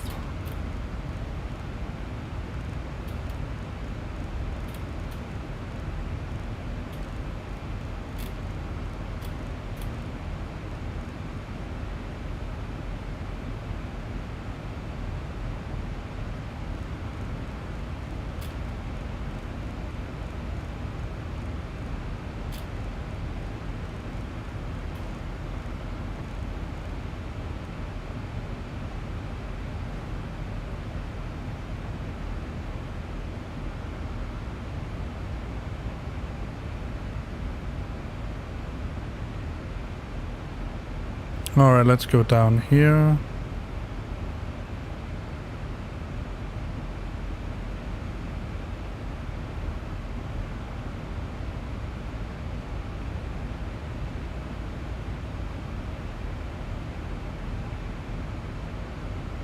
LJ.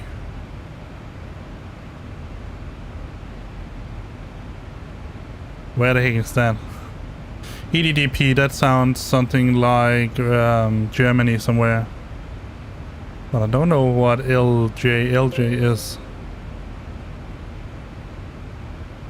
Oh. Vulcan device loss error. Dang it. Alright. Oh well. That was an interesting error. I don't know if this is an error that is sort of interconnected with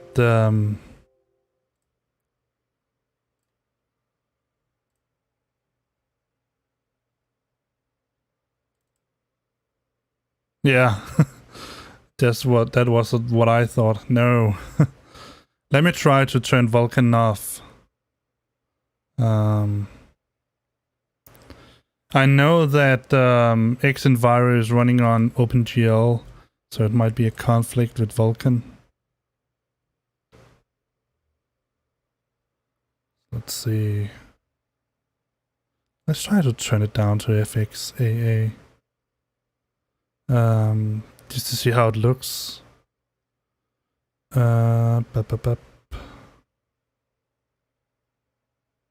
let's turn Vulcan off. Done. Put.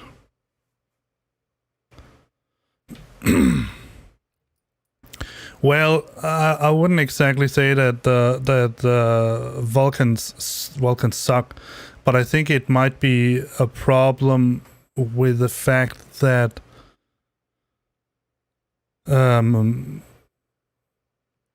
X-Plane is running Vulcan and Xenviro is trying to draw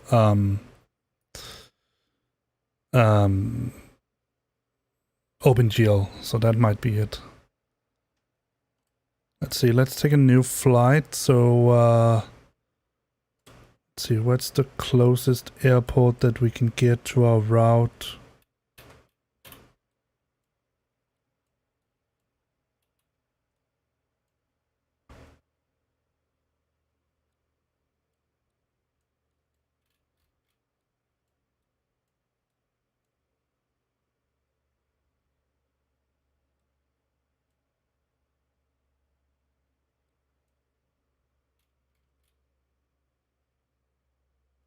LFMN. Let's try that.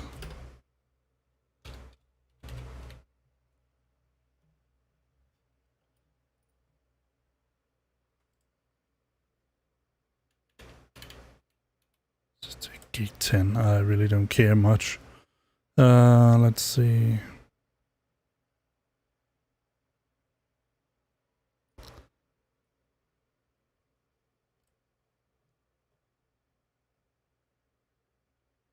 Just to speed things up, I'm going to take the ToLiss now.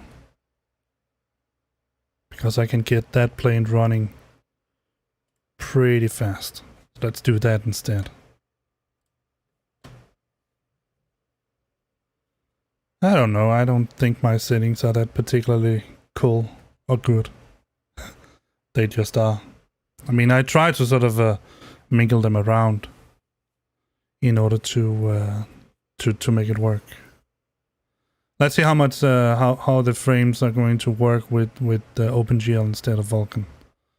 The good thing about Vulcan is that it should distribute the load between your on your system better than OpenGL and likewise systems do. But obviously, if there's a conflict between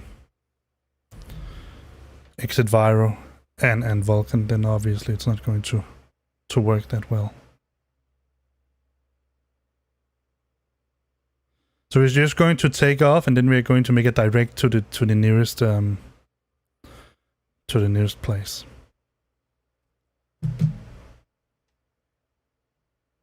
But I have to say, I find that the 737 is a really nice plane to have if you're new to this and you want to just have a plane that is in the what's it called? In the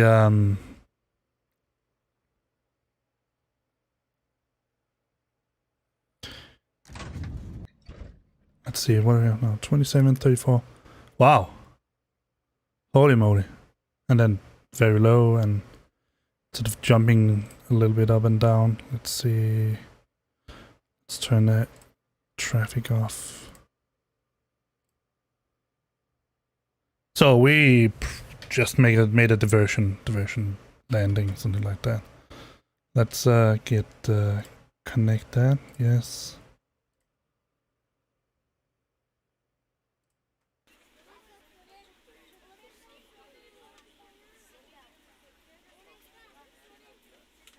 Oh, they're deboarding. Stop and yeah, discount.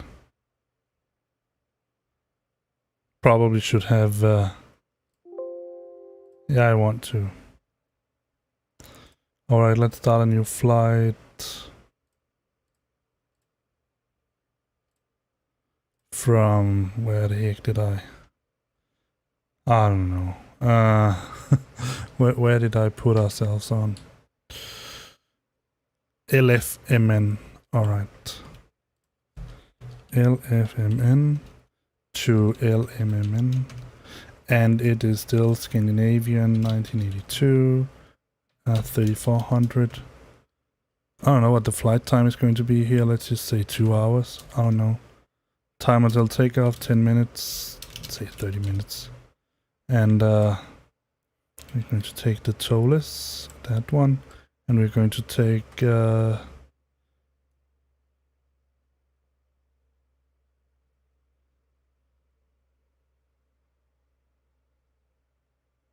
100 and something passengers, 174.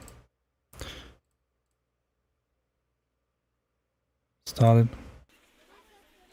Let me see if I can make it.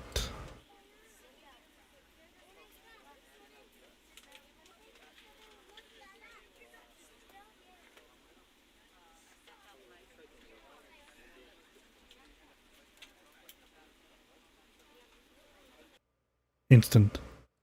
We're ready to go when you are. Let me see if I set it back to realistic. Alright, so never realistic. On behalf of the cabin crew, I'd like to welcome you aboard our flight. As you find your seat, be sure to place your larger carry-on items in the overhead bins and smaller items underneath the seat in front of you. If you have trouble finding alright, that was carry-on items, please use the flight attendant call button over your seat and somebody will assist you. If the overhead bin is full after you put your carry-on inside of it, please close the bin as a courtesy to other passengers. Once all your items are put away, please clear the aisle and sit down in your seat to allow other passengers to find their seats as well. If you are seated in an emergency exit row, please read the exit seating responsibilities in the safety card in the seat back in front of you. Please make sure you are willing and able to perform the actions required. If you are not able or prefer not to perform these actions, please let a flight attendant know so you can be reseated. You are free to use your portable electronic devices during the boarding process. We ask that larger electronic devices are stowed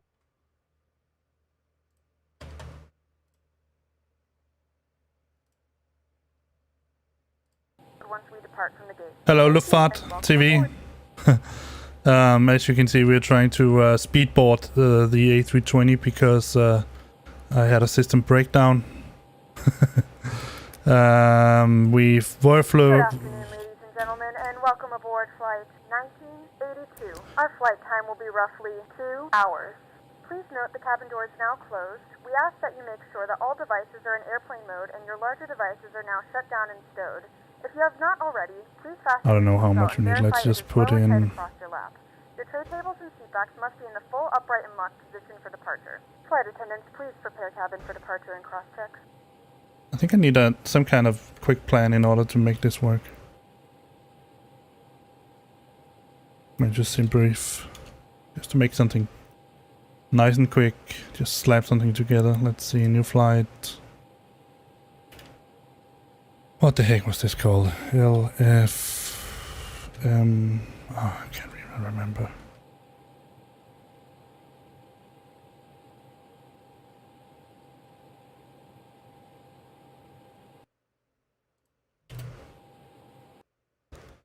LFML.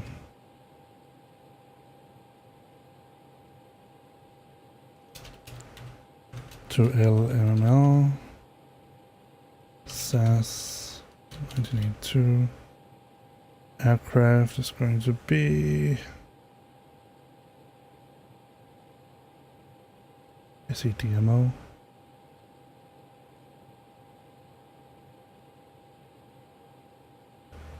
Yep.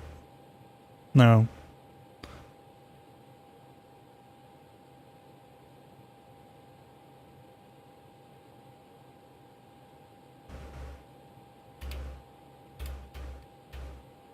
.22 blah blah blah blah blah. Let's just see. Trainer rate of P, yes.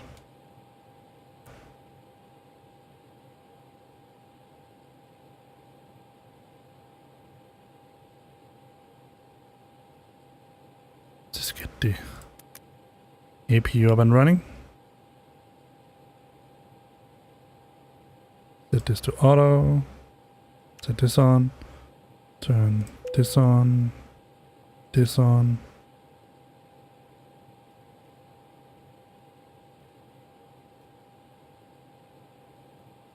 That is a little bit of the different route that it's giving us, but I think we're going to... It says 7... Take fuel is about 8,000, so I think we're going to give ourselves 9,000 instead.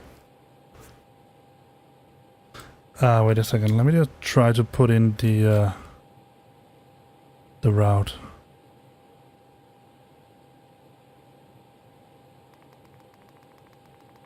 Let's say blah blah blah in it. So we are saying that it's going to be from it was ENGM to LMML. Yep, that's our route. Flight number SAS 1982. Cost index I think was 30. Flight level is going to be 340. Wind. Request. Return. Tropo, leave that. Ground temp, that's okay. So that was in it. Flight plan. We obviously not taking off from ENGM. We're just going to do Toka with one set of flaps. Let's see, flight plan. That should be okay. Secondary. Copy. Init B, go. Zero fuel weight. Let's see.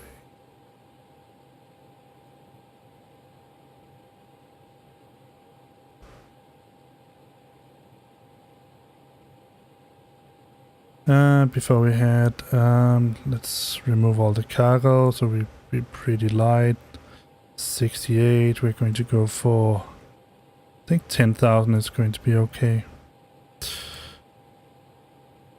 see what it says. That's going to be 67.8, 67.8 dash 27. Block fuel is up 10.0.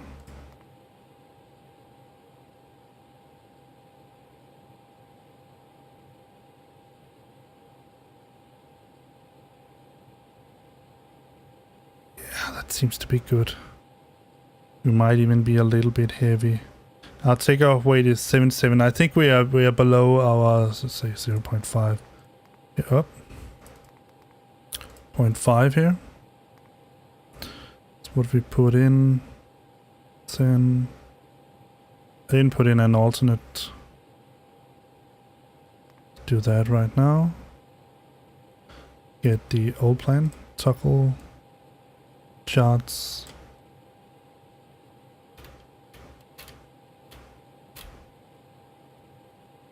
Output FMS.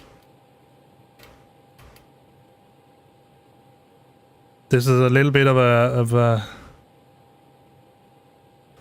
hack. No, I don't use a reshade. The cockpit is probably dark because I'm using X-Enviro instead. That's maybe the thing. Let's see, that one, was it?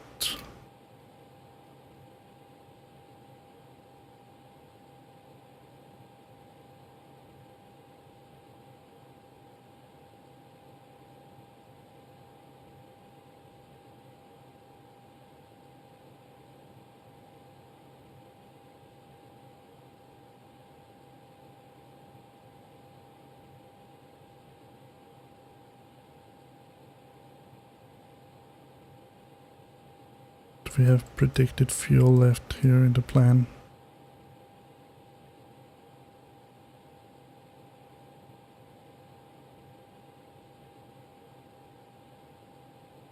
Remaining fuel.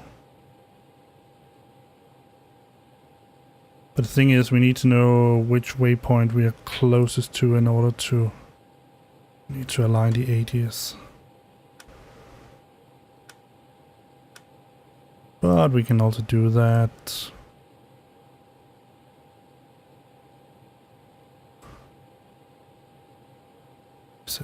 There is a joystick, yeah, there. Quick align. I know I'm cheating as heck right now, but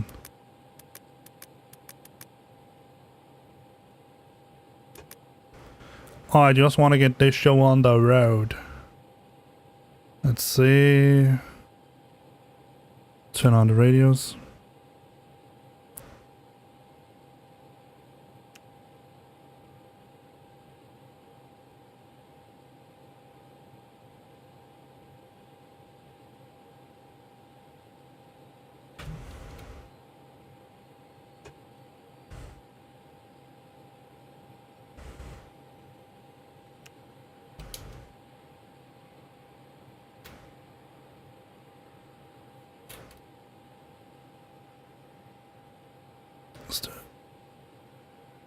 That's on, alright, fair enough. Let's see. We have quick aligns. Let's find the closest. Go to plan.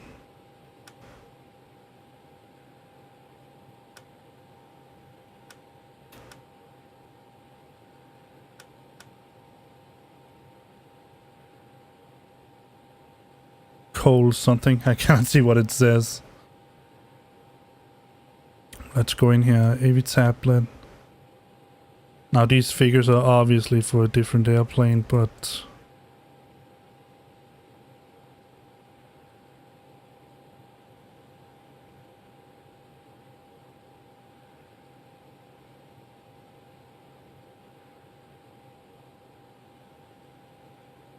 that's top of climb, so we're definitely too far.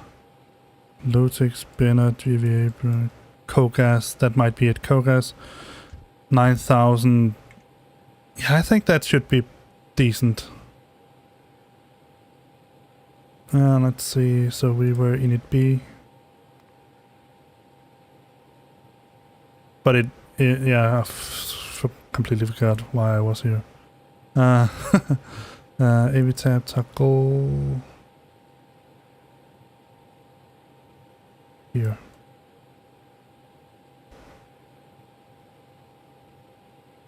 LECB Lima, India, Charlie, Bravo. There we go. So that was in B performance. Runway. Yeah, it's going to think that.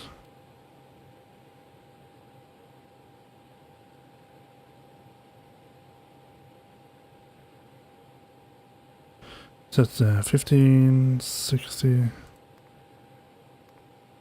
And I'm not going to bother with this. Let's just say runway. What do we have here? at LMF. I can't.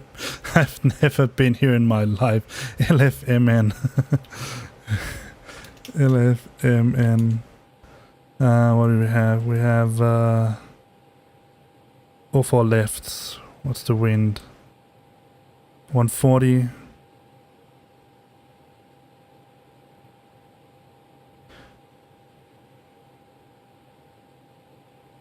Yeah, that's, I don't know, it's almost like it's completely... Which one we take? 22 left, 22 right. Let's say 22 left. Let me see if I can do that. 22 left. No, because it wants me to take off here.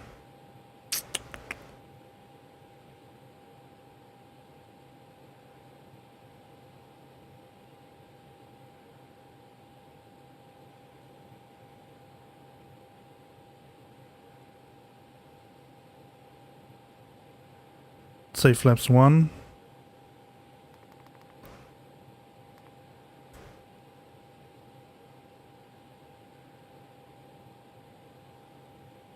Token trust, secondary. Yeah, we can do that. Let me just try to see if I can do that. Let's go to the secondary flight plan. And then let's change this if I can do it. No, I cannot. Let's see. What is it?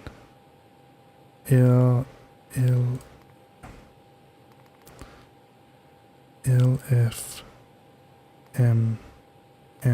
That was it, right? Not allowed. No.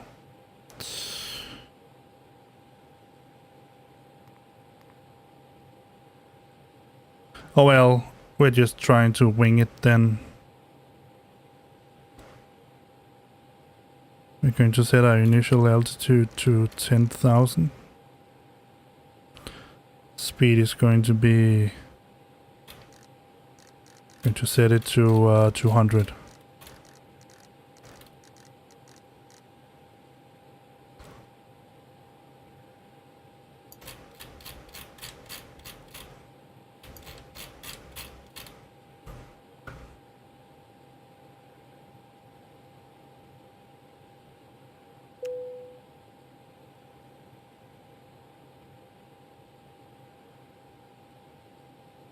Alright, so let's turn that on. Turn the APU bleed on. Turn this off. Stop locking. There we go. Let's get these screens as well. Running. Let's see, where's my VAT thing? Meta here. LFMN 1017. Let's get a charter.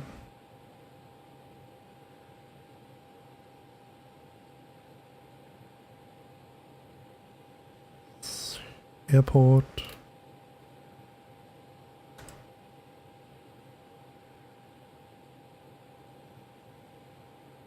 Let me just check it again. 22 left is the longest one without ILS. I mean, it doesn't really matter which one of them we take, so... But I guess we're going southbound, something, so going up to 22 right and taking off in that direction is probably the best thing. Let's just do that. Pretty sure there are many more things I need to enable, disable, and do all kind of stuff with here, but let's get that turned on. Ground handling, I'm not going to bother with that. Did I turn? Yes, I did. Alright, let's see. Better pushback. Start pushback. Run to cockpit. Please show me where you want to go. I want to go this direction here. Run to cockpit. TOW is driving up. Good. I mean, the let's just take an outside look and see how the frames are doing here.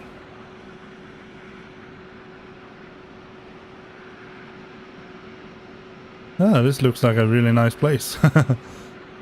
Just south of the Alps.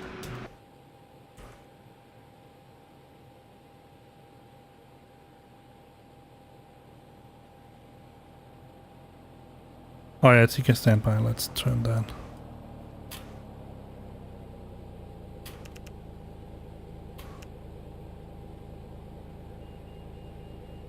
See, flaps.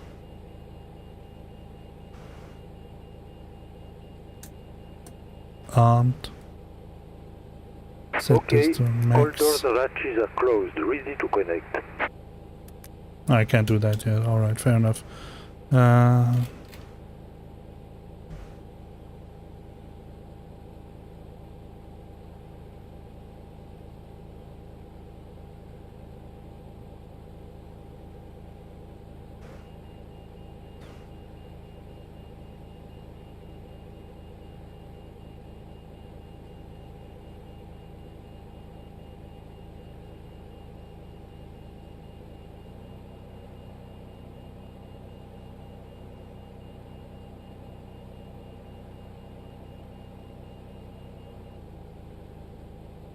TOW connected and bypass pin inserted. Release parking brake.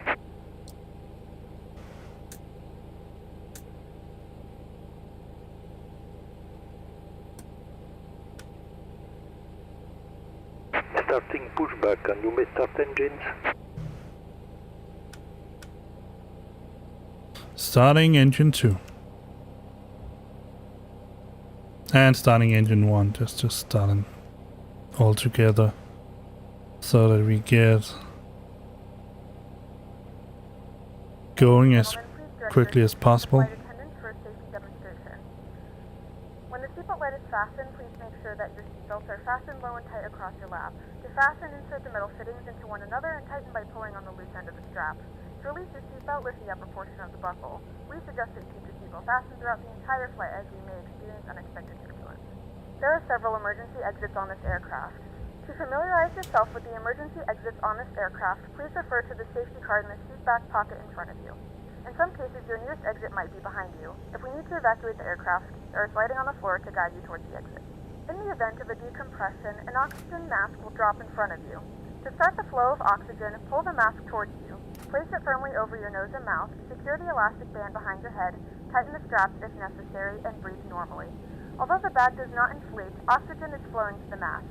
If you are traveling with a child or someone who requires assistance, secure your mask on first and then assist others.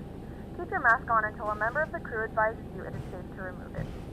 In the unlikely event of a water landing, a life vest is located in a pouch under your seat or between the armrests. When instructed to do so, open the plastic pouch and remove the vest. Slip it over your head. Wrap the straps around your waist and buckle at the front. Pull the strap to tighten. To inflate the vest, pull firmly on the red cord only when exiting the aircraft. If your life vest does not inflate automatically, blow into the mouthpieces for Operation complete. Set parking brake. with a whistle and light. If necessary, your seat cushion can be used as a secondary. Disconnecting TOW. Standby. Pull the cushion from the seat, slip your arms into the straps, and hug the cushion to your chest. Please securely stow your personal items. Make sure your seatbelts are fastened and seat backs and tray tables are in their full upright position. We remind you that this is a non-smoking flight. Scandinavian 1982 taxiing to runway 22 right. Is prohibited by law. All of this information can be found in the safety card located in the seat back in front of you. Please read it and let a cabin member know if you have any questions. Thank you for flying with us again, and we hope you enjoy your flight.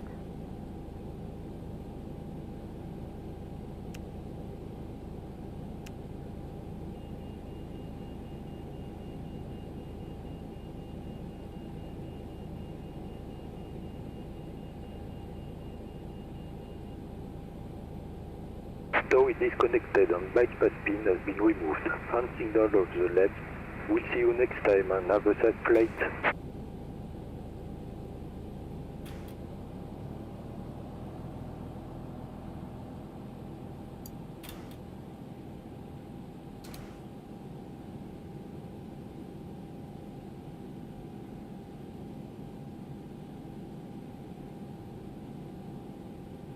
Alright, I think we are sort of ready to go. I don't know where they should go. Let's just leave it where it is. Whoa.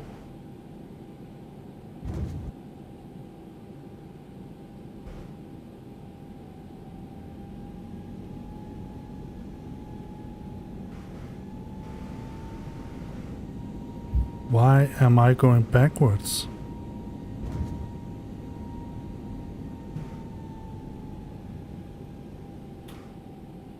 Huh. I've set it in reverse.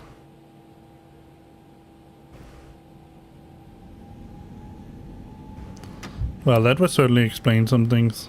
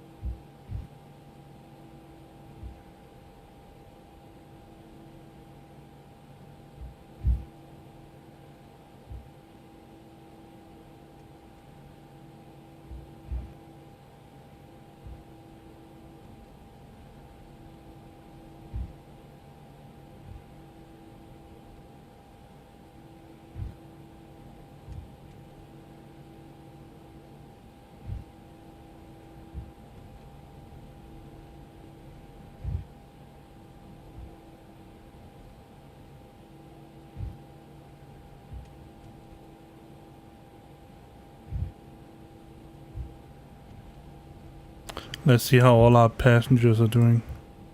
Very satisfied. Well, that's a good start at least. I think I can find my way up to the runway by now. We're going to take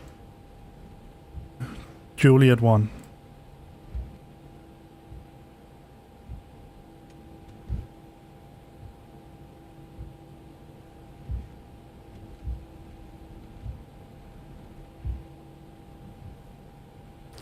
Let me just get so I do have some kind of speed knobs here. Let's see, progress, performance. Let's see one. I don't know. 145, 147. 150, something like that. That should be okay. I mean, it's probably not, but flaps is 1 and no flex. Not this time at least.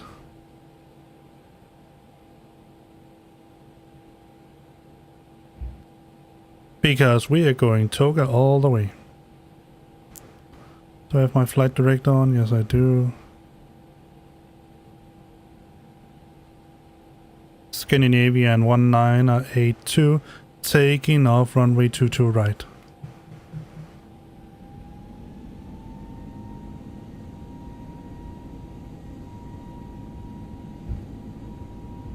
That's a really weird reflection in the water.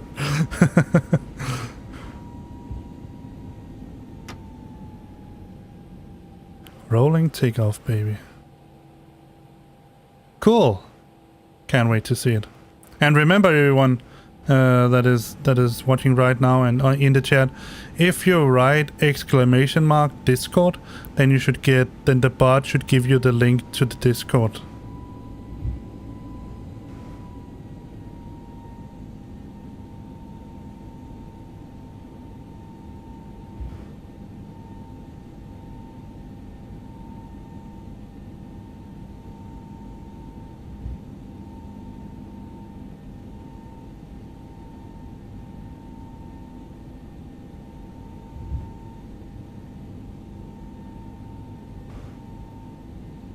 Yep, balloons. Alright, take off. All the lights are on. Let's stabilize it. It is stabilized at 50. Alright, let's go Toga. Yeah, I know there's a mismatch.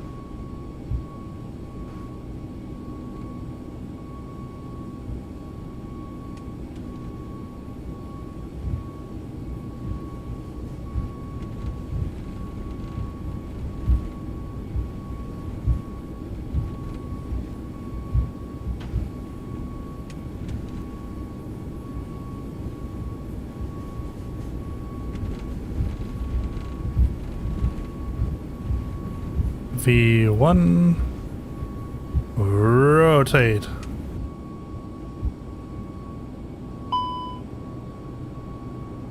Positive climb, gear up.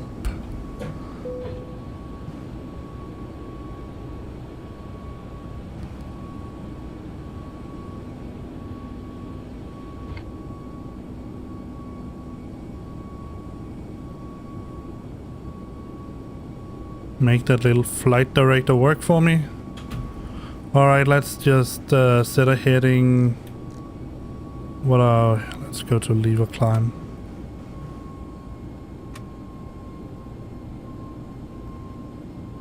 $182. Set autopilot. And let's figure out, what was it, direct to something cake or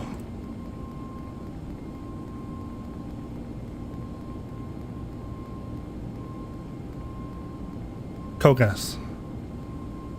Yeah, let's do that.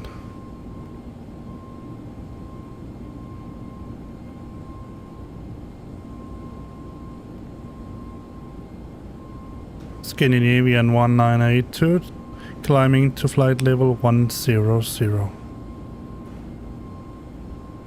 Look at this, now we have a, what does it say here? Brakes hard.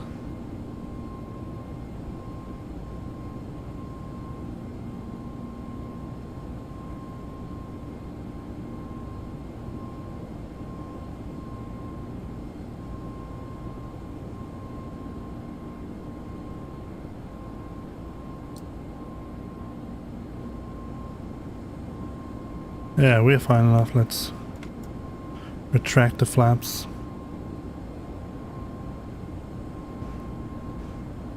No, it was colon we go to. Alright, let's go set that direct to colon.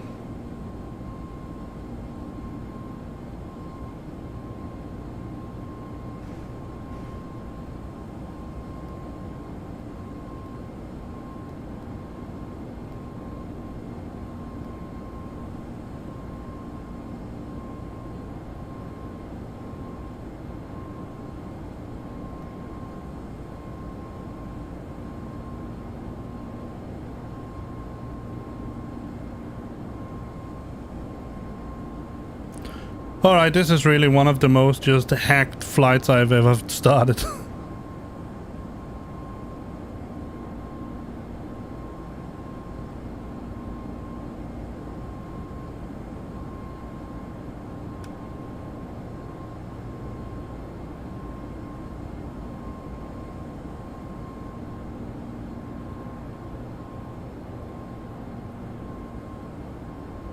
Ah. Turn the APU off.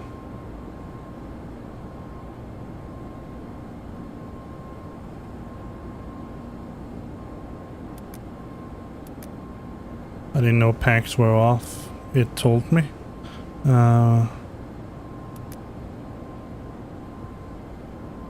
Anything else that is wide and annoying? Ladies and gentlemen, we are now passing through 10,000 feet. You can now turn on your larger portable electronic devices. As a reminder, please keep your seatbelt fastened while you are seated and do not congregate in the galleys or near the lavatories. This aircraft is equipped with onboard Wi-Fi. You will be required to pay a small fee if you wish to access it. We do offer complimentary in-flight TV thanks to our partners. Connect to the Wi-Fi and you will be able to access our wide range of free live TV and paid movies library. Scandinavian 1982, climbing to flight level 340. Let's see if I am transmitting on the right frequency? Yes, I am. But I'm not receiving on it, so let's...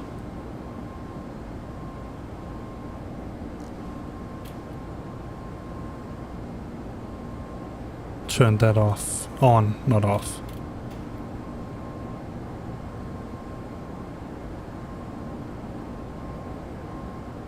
Already did that, my friend.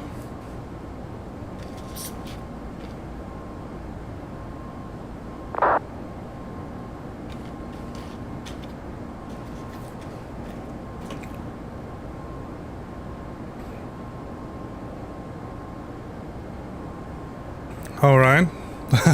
That was some stuff. Help! Oh, that's a good one. You're on Unicom, mate. There is no help.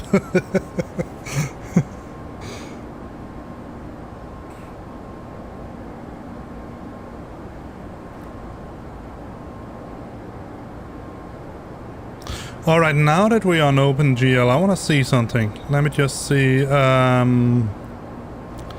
Toggle HUD. No, that still doesn't work. Unfortunately.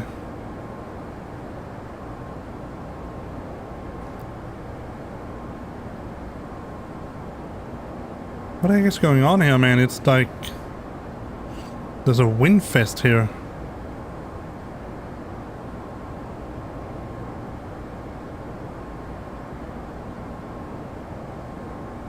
Still don't understand why the heck the brakes are hot. 700 degrees.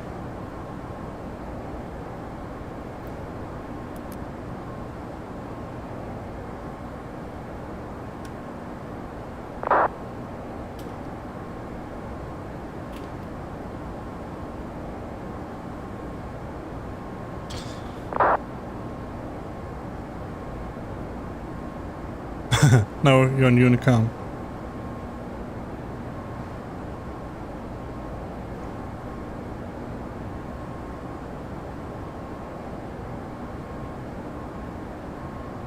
So let's see where we are on VetSpy.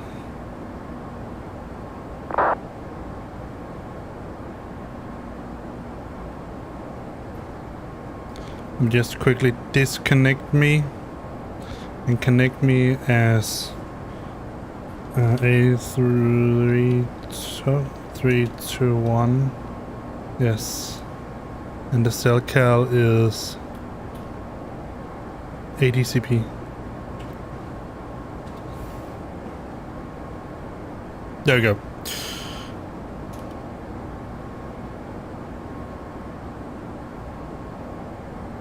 That's interesting. Up here I actually get pretty decent frames. Let's see, where are we? Ah, that's a nice picture.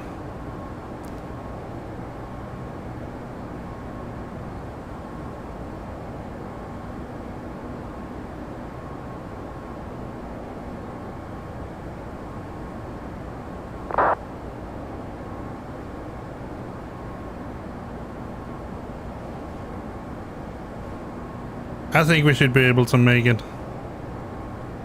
But we are going over the ocean right now. And then we're going to whiff past Africa. We actually have a plane from the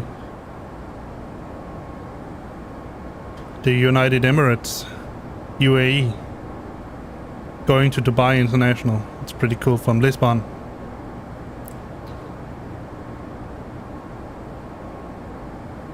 Now I have a steady 60 frames per second. That's really strange.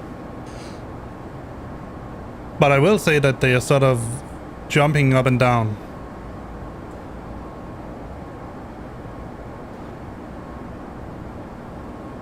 At least we are not having that much turbulence right now. So now we are at Ebola.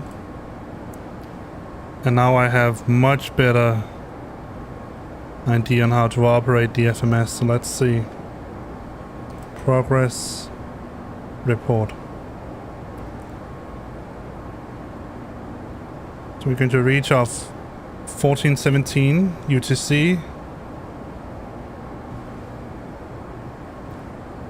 At 14:37 we should be there.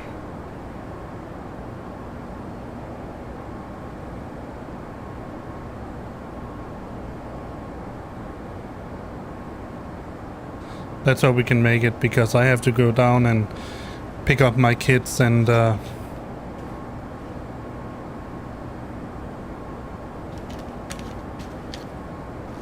buy some groceries and... Oh, I blew some tires, oh no. Dang it.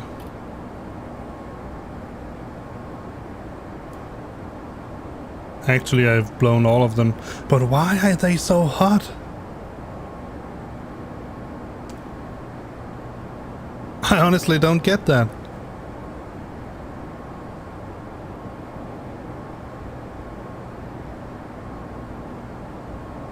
The one you put out, Dan, on my Discord.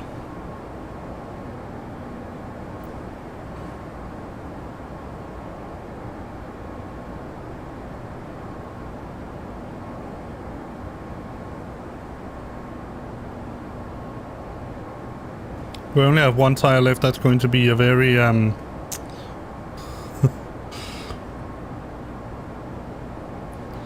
unpleasant landing.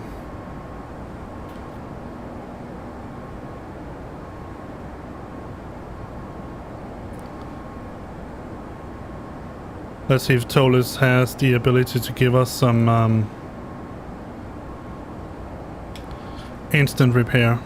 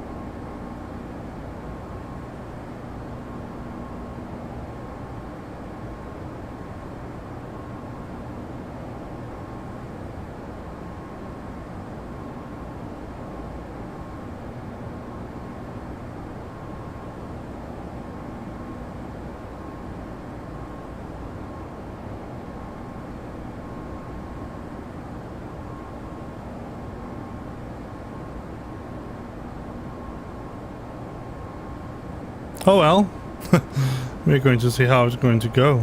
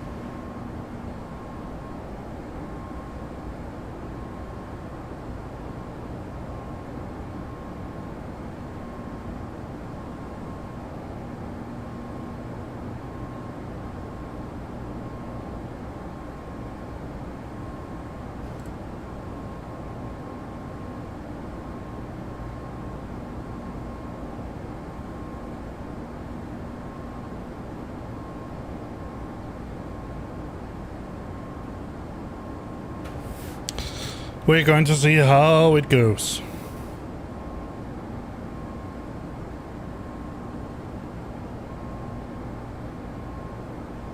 Whether it's going to be a real a real crash landing, because we have zero pressure in any of the tires, and the brakes are, I don't know, extremely hot. 700 degrees. I have absolutely no idea how they got so hot.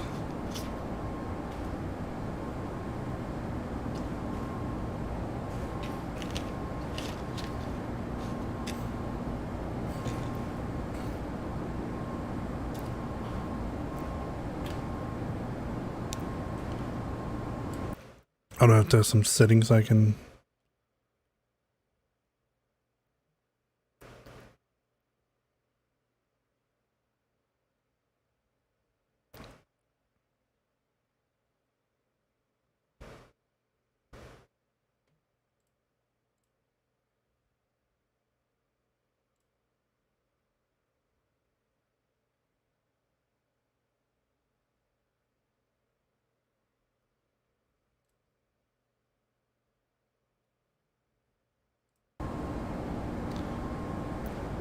Try something else, see if we can do that.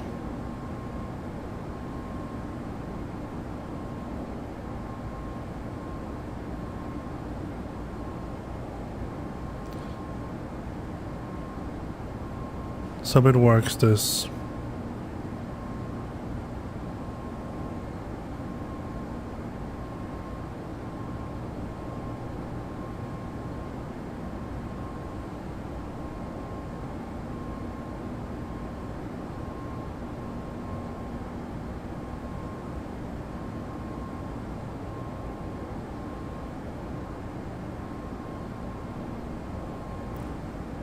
See if reloading it will help, or we'll plummet to the ground or something like that.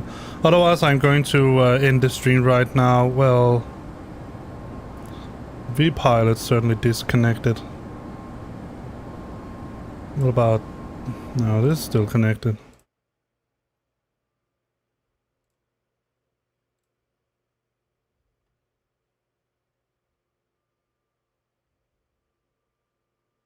Flylight is also offline, I can see.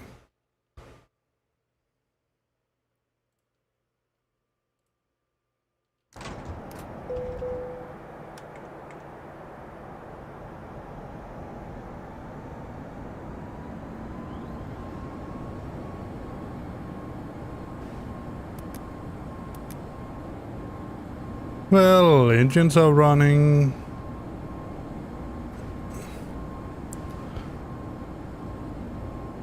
All of the lights seems to be working fine. Let's connect that. Up. I really didn't want to plop that out.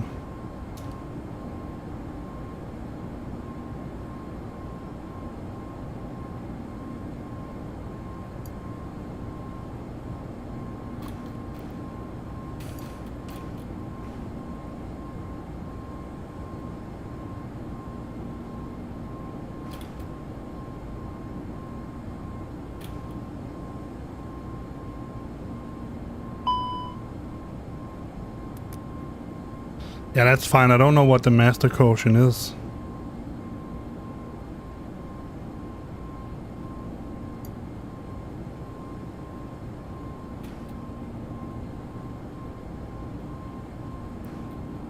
Did we also lose the flight plan? Yeah, we did.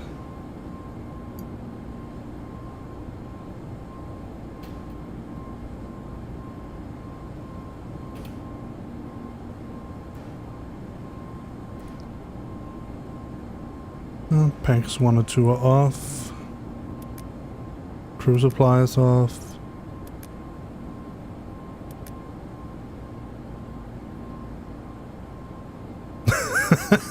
This is really not going very well.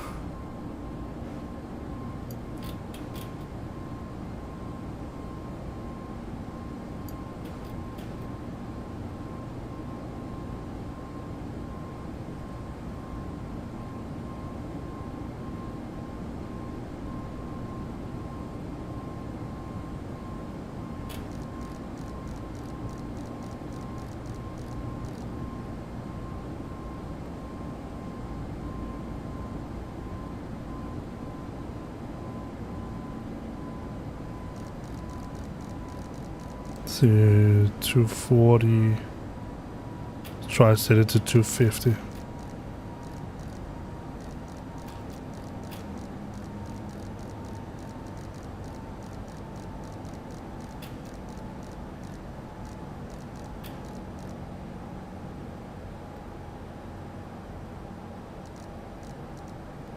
least we are going southwards. Alright, let's try all of this again. Let's see. At least that is off, but it's on auto. I don't want it on auto. Weather radar's on.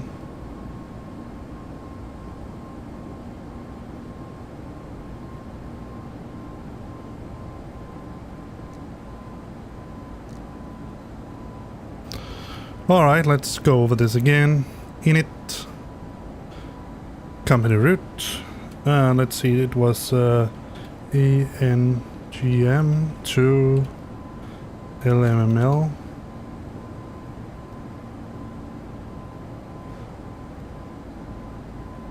Come on, don't say that I...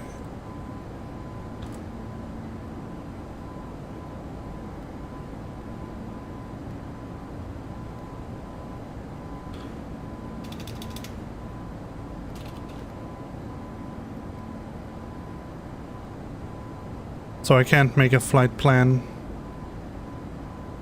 Can I put something in? No, I can't even put in a destination.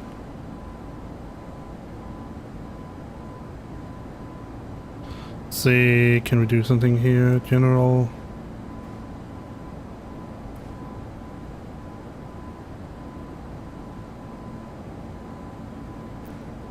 Let's see, ground services, loading situation.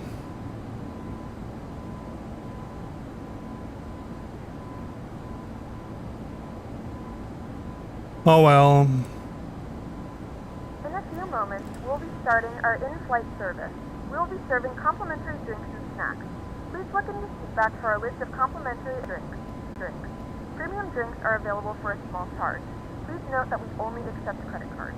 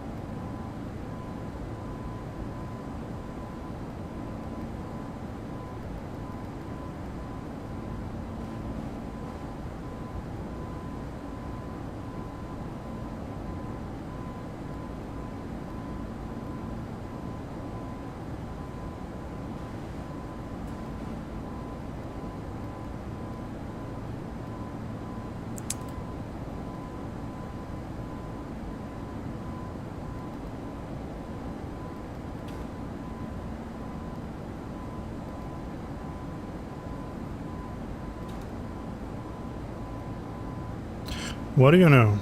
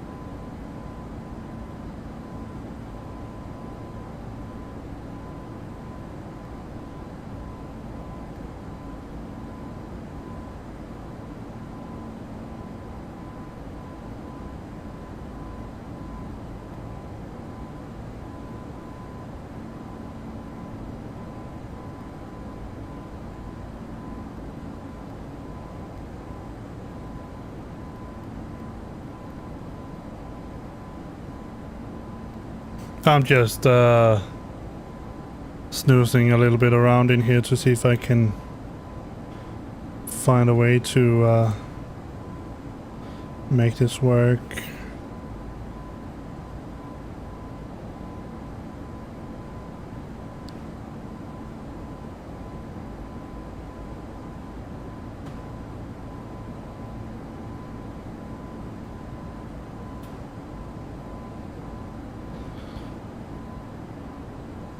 Cogas, let's see if I can put in Cogas.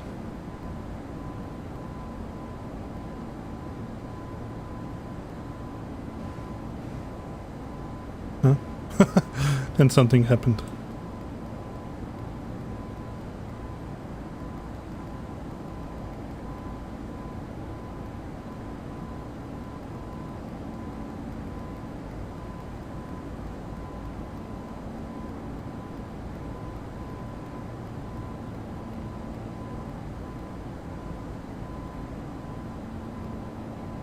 There we go. Holy moly. Let's see, Sovac. Let's go direct to Sovac.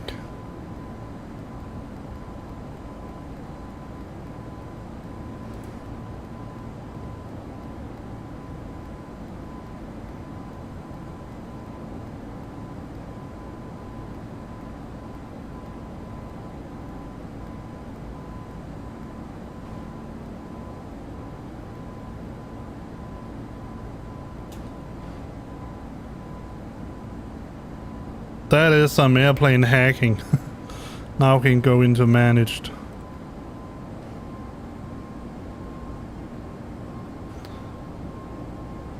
I honestly think I deserve an applause or something like that.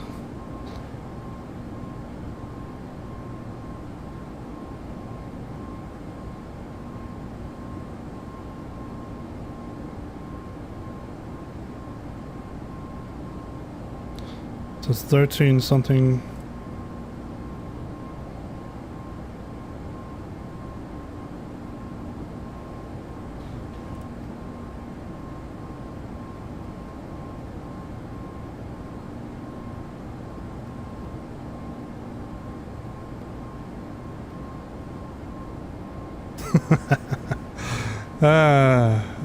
I honestly have to say, I'm honestly, I'm a little bit impressed that I actually managed to wiggle myself out of that one. So at LMML we estimated fuel bought is 5.1. That is also what we are sort of expecting, so it seems to be fair enough.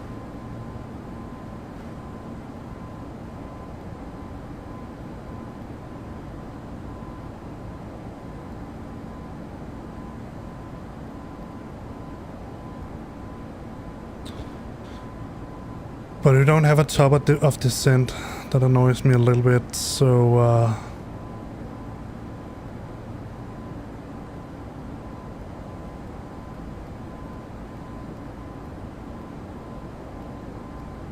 what's there?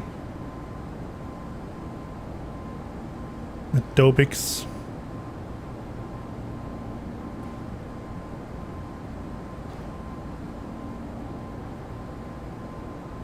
I don't trust these times down here.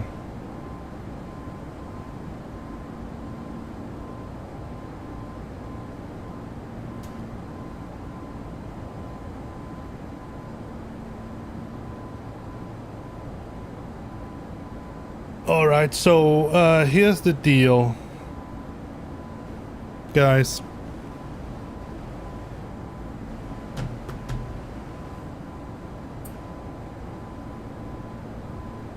We're going to fly as much as we can, but when my son comes home from school, he's going to knock on the door, if you will. He's going to ring the doorbell. I have to go down and pick up my daughter from daycare, and then I have to go out and buy some groceries.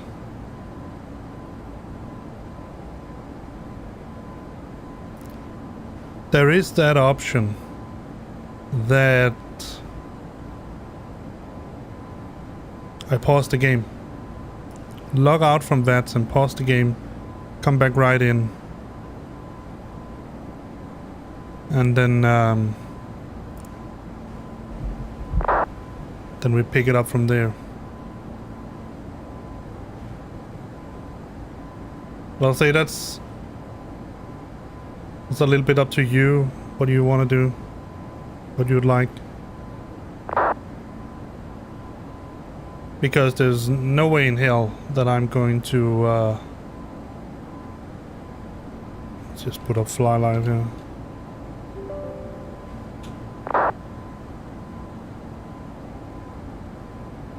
How the passengers doing? They are very satisfied, obviously.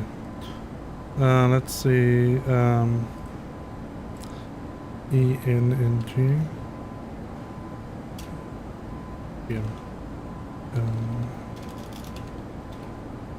SAS 1982. What? I'm just writing in the stuff in the.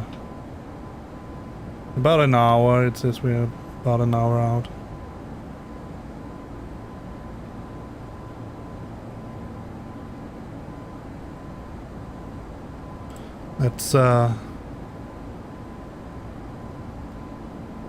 Let's say the cost index of 80.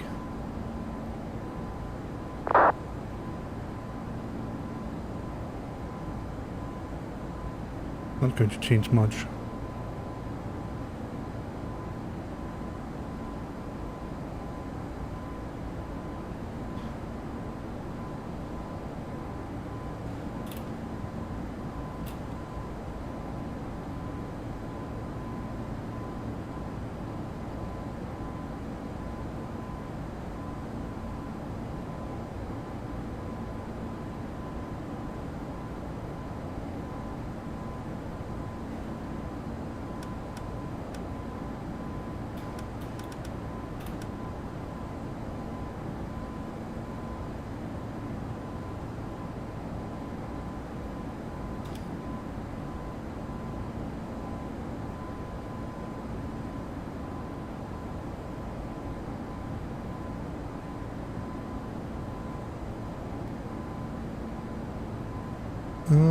LMML.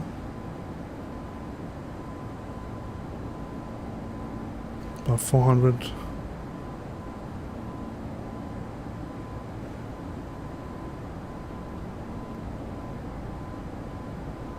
Oh, it's because it still thinks that we are descending for some weird reason. That's why I can't get a top of descent, because, well, I guess it's obvious. If it thinks I'm descending, then obviously it cannot make me descend even further. Let's make a flyby.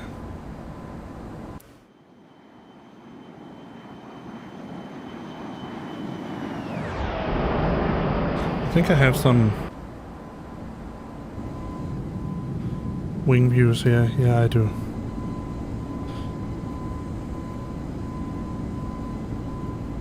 That's pretty neat. That looks pretty cool.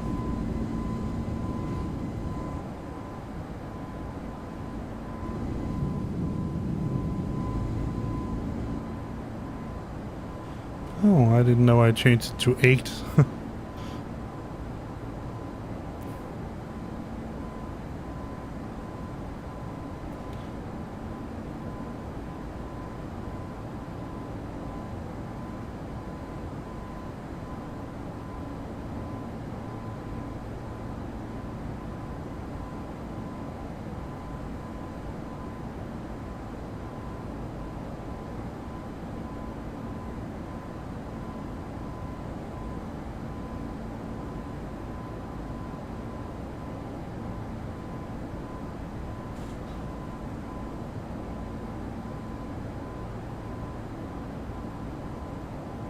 So we're roughly halfway there before we should be able to see the coast of Africa.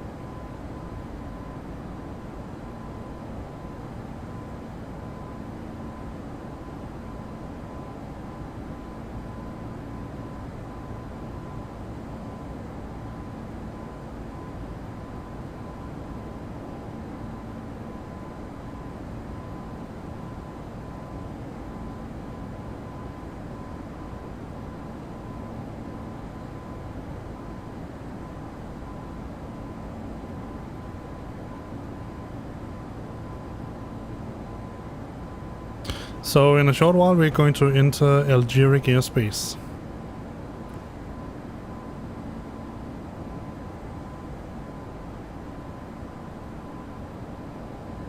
Oh.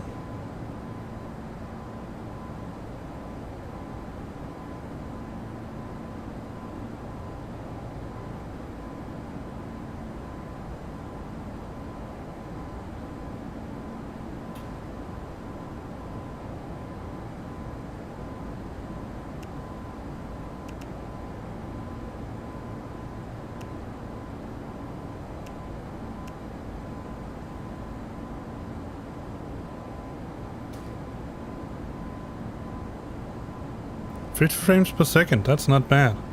I mean, I know we're over water, there's not much terrain or anything of the sort. I hope that the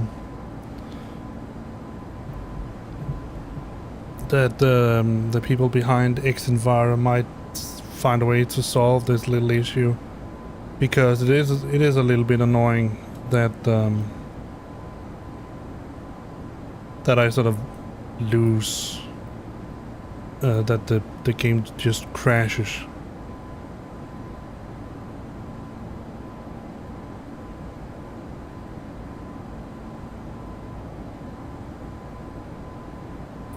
I don't know if I can let's see. Let's see, progress, performance. No, we're not at the descent. I don't know why it thinks we're in the descent phase.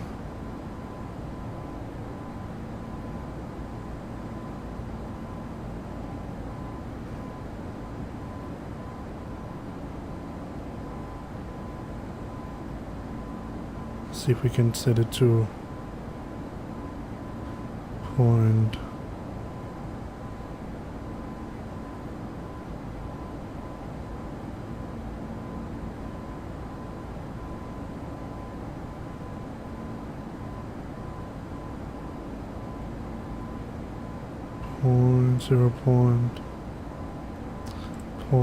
Let's see, 81. Let's try it one, so we can do that. That's not allowed.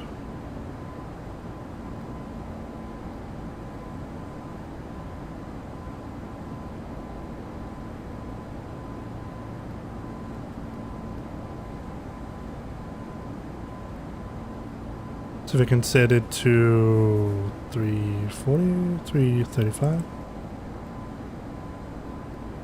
No. Maybe it's because it says I'm in the descent phase and not in the...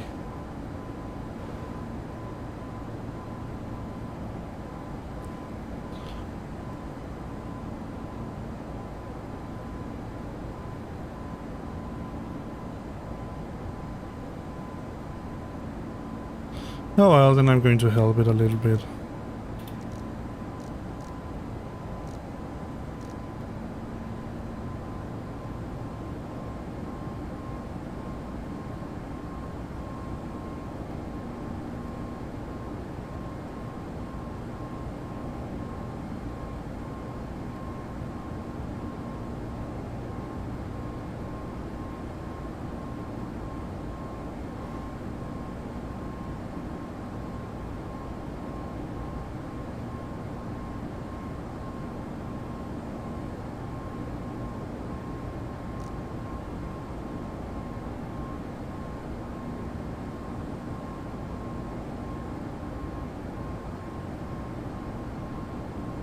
Let's see how far we can get with this speed here.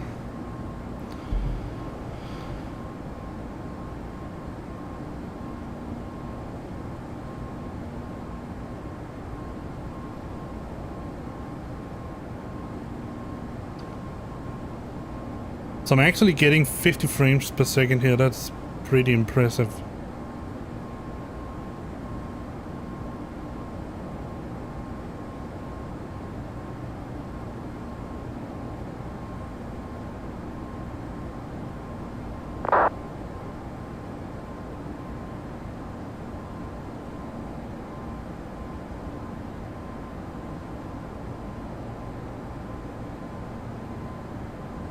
Now we're also totally at the speed limit of the airplane. Just about there.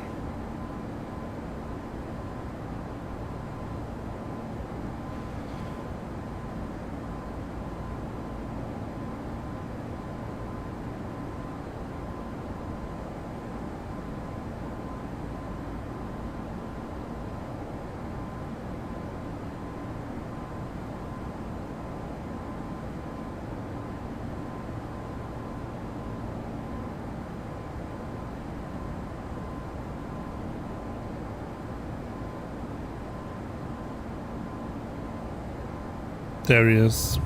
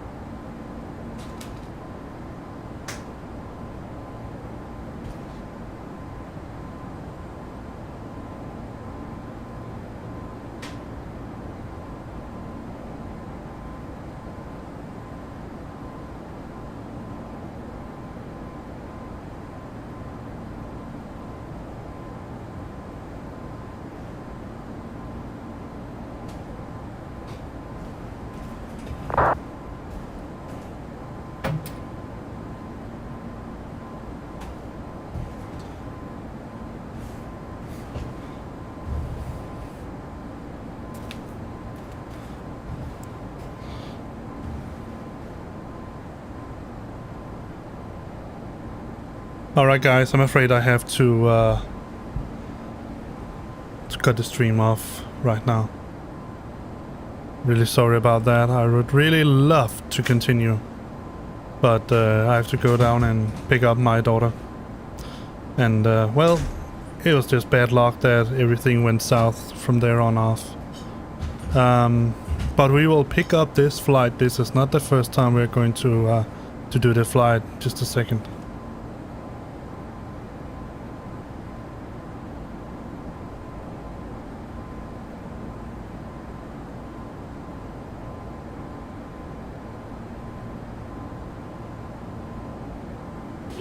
So I'm back. I'm sorry about this, guys. I mean, I would love to have landed at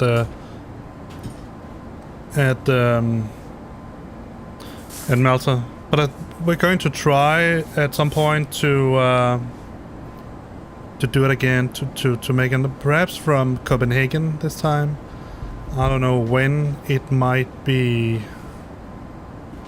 What's today? Thursday, right? No, it's Wednesday. So it might be Thursday morning, if you can all be there. Then we're going to pick up this exact flight. I think I will pause it here. No, we're going to do this together. So I'm just going to exit the game. Turn off VATSIM and all that, discard whatever I had on packs, and then we're going to pick it up either tonight or tomorrow at some point. Yeah, that's going to be how to be. I want to thank each and every one of you for sticking with me through all of this bullshit.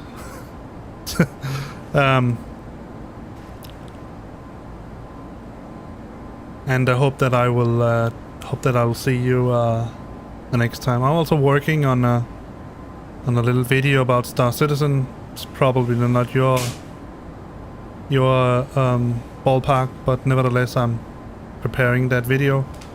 And yeah, I will be streaming tonight. I think I might skip it to finish the video. I don't know. It depends on a lot of things. We might pick up the flight tonight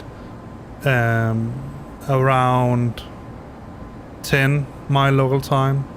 But it's a 4-hour flight, so I think it's better to sort of just move it to the daytime when I have more straight hours to do it in.